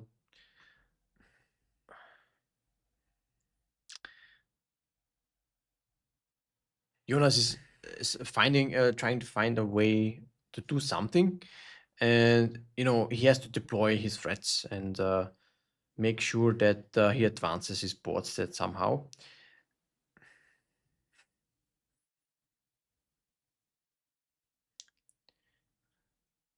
It will be really interesting what happens. I mean, what are the cards in Jonas's hand? Because like instants, there are not really any, am I right? Not too much, really, no.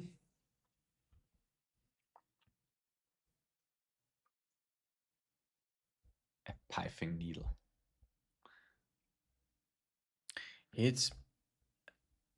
I don't see too many interesting names. I'm not sure if this version plays some kind of planeswalkers that you could name. Maybe like a Grist, but I'm not sure if it actually is in the deck. The Quarry could be something good to The name. Quarry could be something, yes. There could potentially be a way to, because it would be a nice way to have like a grindy element from Jonas' side. Yeah, I know it's incorrectly pronounced, but everyone has to be special in some way or other form. And for me, it's Sky the Cat Cup and Pithing Needle.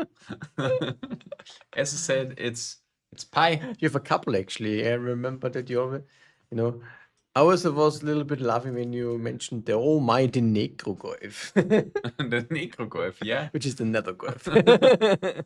There is a Necroglyph, It but is, it yeah. isn't good. Yeah. Ooh, it's Ghost Quarter. The Pithing Needle. The Pithing Needle on the Ghost Quarter. Yeah, okay. Another Rumble. Okay. Skyfcat Cup is a nice pickup. And actually the second Endurance I didn't wanted to say it because on the one hand it seemed so good, on the other hand it seemed so bad. Yeah. But I was thinking about like returning their own graveyards to the deck to get more access to some better cards that he may can draw. And he did that. And he did. Yeah, there are 2 endurances now, and the Skarsgård Cup now also coming down from Jonas's builds now quite few pressure. Jonas only has 1 Otavara and his member left in his hand, and I guess as of the boards did now, this member actually cost him 4 life to being cast, so that's not so easy to do. Tobias is in a tough spot, I would say. Thanks to this, mostly to the disruptor flute naming stage, I think, because this would be an easy way for Tobias to win in a quick and fast fashion. Is that an Assassin's Trophy? It should be an Assassin's Yeah, I think Trophy. that was an Assassin's Trophy, yeah. Probably on the blocker, and that would mean that he would just die on the next turn, as he was on 9 life. Yeah, so it's currently 1-1 between the 2 players. Yeah, exactly. Yeah, I think this was a nice game showing that if Jonas has a flute to just name the stage, this is the most important name, because this is the most threatening part from Lens deck, that is a fast Marit Large. If it is all on the battlefield, then Jonas can likely not do much about it. So he needs to prevent it from actually happening. He has Ghost Quarters, of course, and the other thing was the Disruptor Flute, which was very, very strong in that game.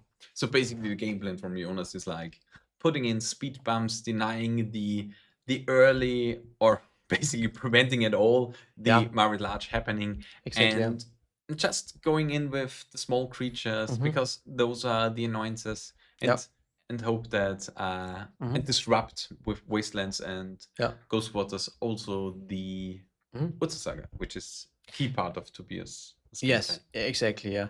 Also the Assassin's Trophy help a little bit with that, because it can actually destroy lands. Type, not the deck, but maybe also the deck, but and yeah, that means that he enforced now a 3rd game. That would be interesting. It can go either way, actually. I thought it would be more easy for lands, to be honest. Now I'm thinking about it. But for me, it was like, how can Jonas win? And I mean, it seemed Yeah. like that Tobias just did not do anything in the game, Yeah. but he tried to, but he couldn't. I think, his draws was not the best. The endurance for sure also helped, because he didn't really get any engine going with the lands in the graveyard. So that was also another nice factor that Jonas had going for him. Yeah, and you're just playing a little bit thicker, dirtly creatures, and sometimes those can be enough. What's not to like, yeah? It's very cool to see in this time around, to see a deck like this.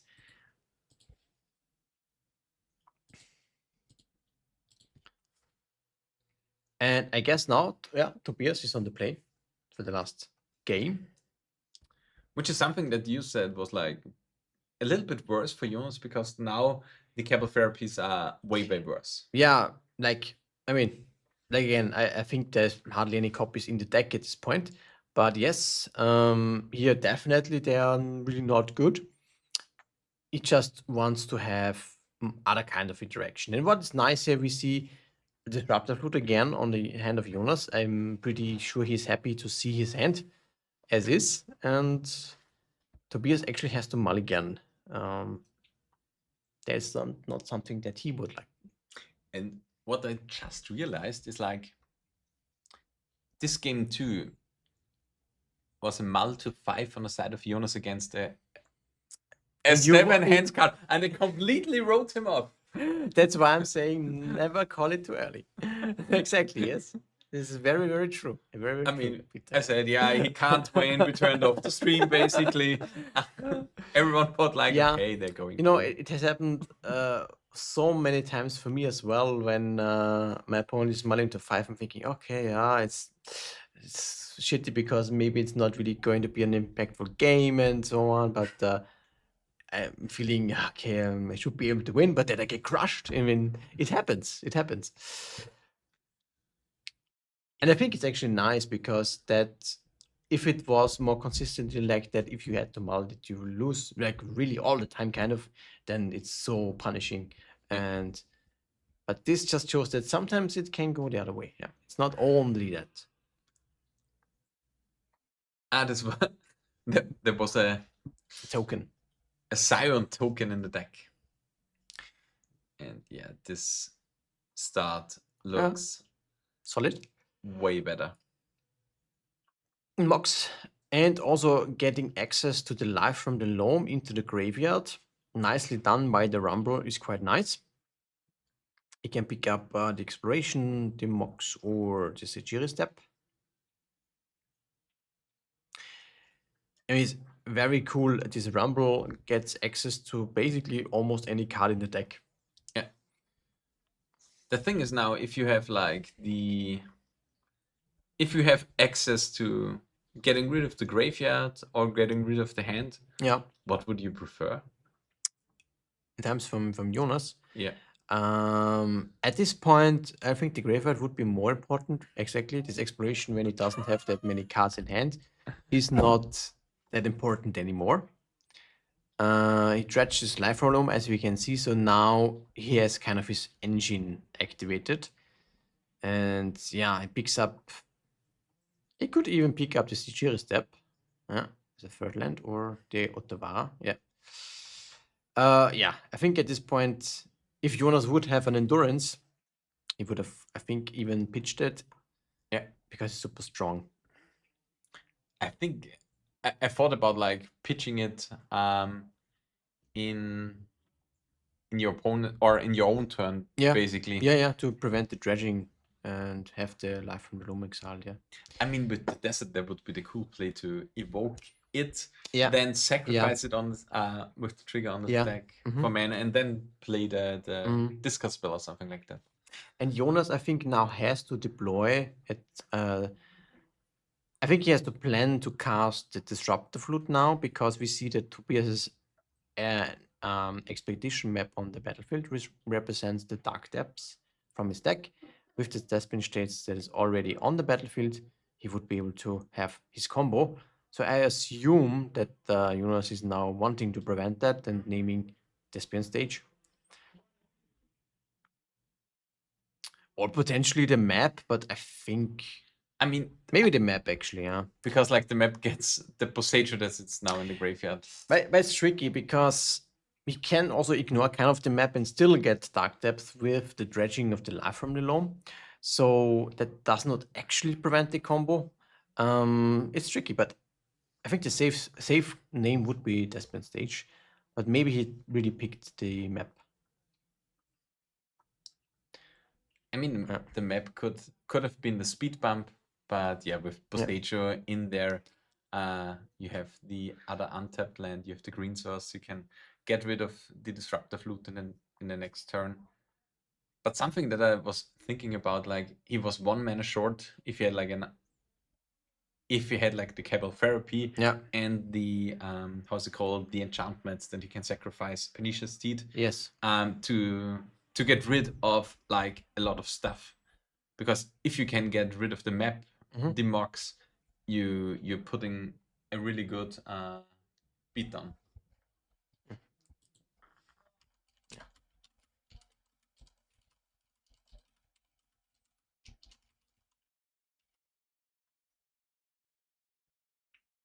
Yeah, okay, to confirm, the map is being cracked. So likely this Disruptor Flute from Jonas is naming Despian Stage. The interesting thing that Tobias has going for him is also has a Poseidon that can deal with that flute. That would be a way to activate his combo. And I think we should see that very soon. Potentially in the next turn or two. And let's see if Jonas actually can prevent that. And with it on the battlefield, we we're basically looking at the Ghost Quarter into Evoke Endurance, am I right?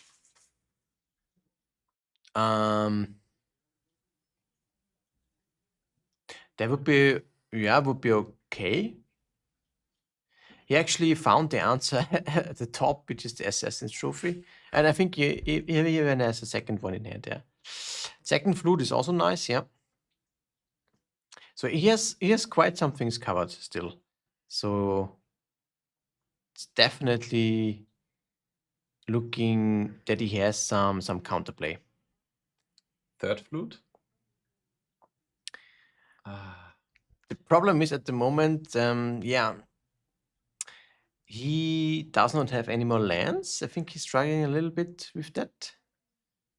And that makes it a little bit awkward. He did not find any lands.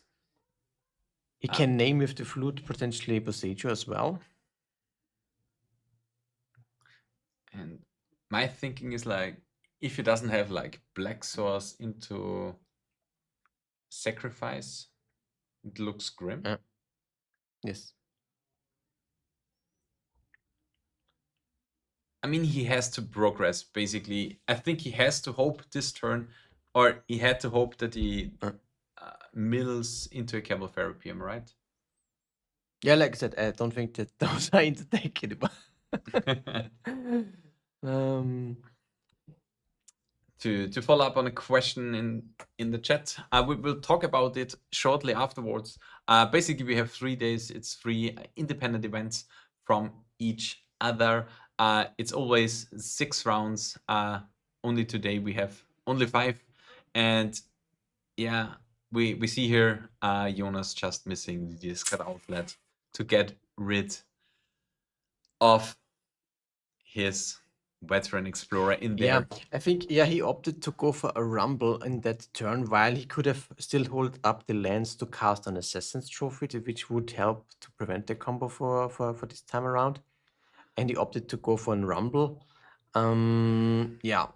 In the end, Tobias was able to execute all the way the combos. He had enough lands to finish this off. And then it means that Tobias is actually 5-0, undefeated with lands, which is very impressive, I would say. Yeah. And so we basically join in on our end talk. We have 2 tables still playing before we can do the winner ceremony. Deck lists for today. We will see if we can get hold on the deck list of Tobias, because if he plays it on the weekend, he for surely will not publish it to have like this sort of disadvantage. And yeah, Tobias going 5-0. Let's see if we have any other 4-1 players actually, which would be quite interesting as well. And let's see, we have Andreas Macho on Oops All Spells actually being 4-1. We have Lukas Römer. I think we know the deck of Lukas, am I right? On Black Green Depths being 4-1 as well. We have Christian Neutz, most likely on Elves. Yeah. Being 4-1. So if we look at it, our top decks are Lands, Oops, Elves, Black Green Depths, and Nic Fit. Those are for us the 6 top decks. We have not a single flow state deck in there. Yes. So yeah, that's I'm not surprised in a way, because those decks kind of try to beat those decks. Because this is at the moment the stage where we're in. If you be too grindy, then these other strategies come to hand. And usually what only would capitalize a lot from that would be really good sorted combo decks, which we didn't see too much. One thing actually, and unfortunately just finished 3-2, would be this Ad Nauseam Tendril stack that we see. Yeah. It would be a nice contender for such a deck. I mean, we have Andreas Macho basically on. I mean, it's also Black Green. Oops All Spells. Yeah. Then we have at Then we also have like Lance and Paint are currently battling 7-7, so maybe they have one of those at 3-1-1. But yeah, it's will be. I mean, it was really exciting to see all the decks now, to get a little bit taste of the meta. It seems really fair, to be honest. Yeah, yeah. Yeah, a little bit of combo, but still think it's quite fair. There was a lot of fun decks, I would say. And but it will be very interesting tomorrow what we will see I for the mean, main event. I mean, for those warm-up FNMs, we usually try to showcase a little bit of spice and cool decks. Yeah. Because like at first we wanted to show a few full color Bellos deck, which is basically the new free drop that animates your leyline and leyline bindings in domain decks. But we didn't really wanted to show you oops of spells already in round Yeah, one. So yeah. we pivoted a little bit away for the deck selection here and there. Any surprise decks with Yes. Strixhaven Yeah, cards? there's one deck, and that's just kind of mentioning again. This is super nice. I really love it. It is a new version of Ad Nauseam Tendrils that played Flow State. I think that would be my pick for the most surprise deck. This is a version that has Force of Will in the main deck, actually, Mind's Desire, and also 4 copies of Flow State. One of the new versions at the moment. Super excited for this. Yeah.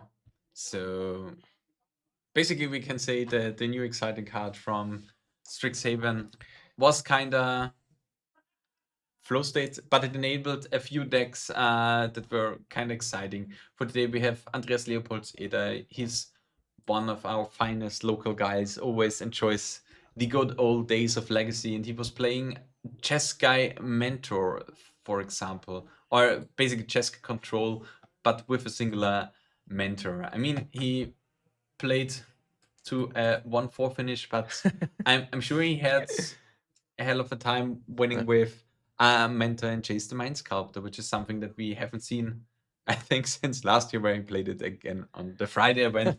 But yeah, it's really sweet to see decks trying something new out.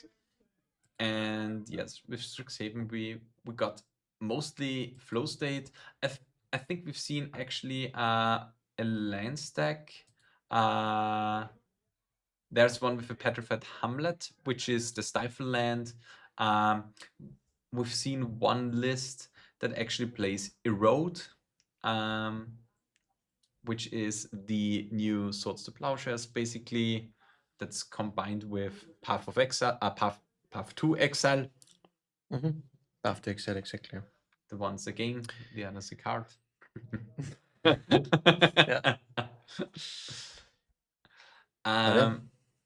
No, I don't think that stock up is cut in Legacy, because especially in show and tell shells, I think those are very different applications. Yeah, I agree. But so let's talk about the prices, because like prices for today, we have stock credit for the top 8, 25 euros for first, 20 euros for second, 10 euros for third to 8, and different goodies from our sponsor, Ultimate Guard. We got the Xenoblade 200 for first place, the Xenoblade 100 for second place, Playmat 3 and 4th, and Boulders 5 to 8. But let's talk about something that gets you hyped up for tomorrow, for the whole weekend. Daniel, talk about the prices for the Austrian Legacy Masters. Yeah, this will be our main event, and there we have really some juicy prizes for you. The first place actually gets a Tropical Island plus an Elm invite. The second place gets Badlands. Then we have a really nice and super cool version of the Force of Will card in the third and fourth place. 5 to 8, we get each 2 copies of Quantum Riddler. That is also very nice to see. And 9 to 12, we have each a copy of Eye of Ogin. Yeah, it's really nice. I mean, we have to say it, we are organizing the events, but I think we've got some really nice prizes. And to mention, again, Ultimate Guards proudly sponsored by them. We have prizes from 1st to 16th down, so everyone that performs relatively well will get some prizes. And after the ALM, usually when you go to the ALM, you drink a lot of alcohol. We have the ALC, the Austrian Legacy Challenge on Sunday with also quite good prizes. Yeah, exactly. Yeah, here we have another dual land for the winner. We do have a tiger plus the elm in white. Second place gets a playset of Bowmasters, also a nice staple card in Legacy to pick up. Place 3 and 4 get each a copy of Ancient Tomb, the old version. It's a very nice one, I think. Places 5 to 8 get an Eye of Ugin, and then even 9 to 12 we get each a copy of Hexing Squelcher. Yeah, and we've already seen today the differences between Hexing Squelch and Spider-Punk, and sometimes the one is better than the other. Yeah. But Hexing Squelch is the new hot toy for Storm and Fair red decks to build up against counter spells. Yeah, once again, prizes from Ultimate Guard from 1st, in this case, to 12th place. And so, yeah, guys, we hope you had a really, really good time today. It's quite late now in Austria, in Linz, and to quickly round up the prices for the entry, I think it was like 40 or 45 euros for tomorrow, and 25 or 30 euros for Sunday. Yeah. We have 60 players or 64 players. We're fully booked out for tomorrow. Yeah. And if someone lives like near a 2-3 hour drive and really wants to join in on Sunday, we have a few of those precious spaces or tickets for the event ready for you. So I hope you guys are hyped. We've seen on the right side of the screen, we have an empty table. It won't be filled again for today. And yeah, Daniel, any closing words? Just make sure that you tune in tomorrow again, right? Yes, exactly. One thing that we have to talk about that you know when to turn in is a schedule. So Daniel, pull us through the schedule. Yeah, we just had now wrapping up our warm-up FNM that we had today. It's just, the warm-up for this whole weekend. But the whole legacy action will continue tomorrow. On Saturday, we have the Austrian Legacy Masters, our main event, starting at 10 a.m. CET. So tomorrow in the morning, we will start, grab yourself a drink, make it comfortable for yourself, and then get ready for the whole day of super nice legacy action. And then the same we will also repeat on Sunday for the Austrian Legacy Challenge, 10 a.m. CET. Yeah, it's a really exciting weekend. We plan it for a long time, and yeah, we are just excited to be in the weekend to enjoy some legacy. We have a lot of great players here. We have Tomasz Kukushka, for example, here. He won. I mean, he said to me he went 18-2-3 last year at the events. He won the warm-up, one event, and went second on the another one. Insane player. We have Johan Larsen here, the winner of the 2020 for Eternal Weekend, the 2025 European Legacy Masters champion, basically. Yeah, we have Peter Lobotka here. We have, which is also a quite renowned player, I want to say, in our local circuits. And yeah, we're just excited to have some legacy tomorrow. And to say it in our podcast fashion, in response, the end.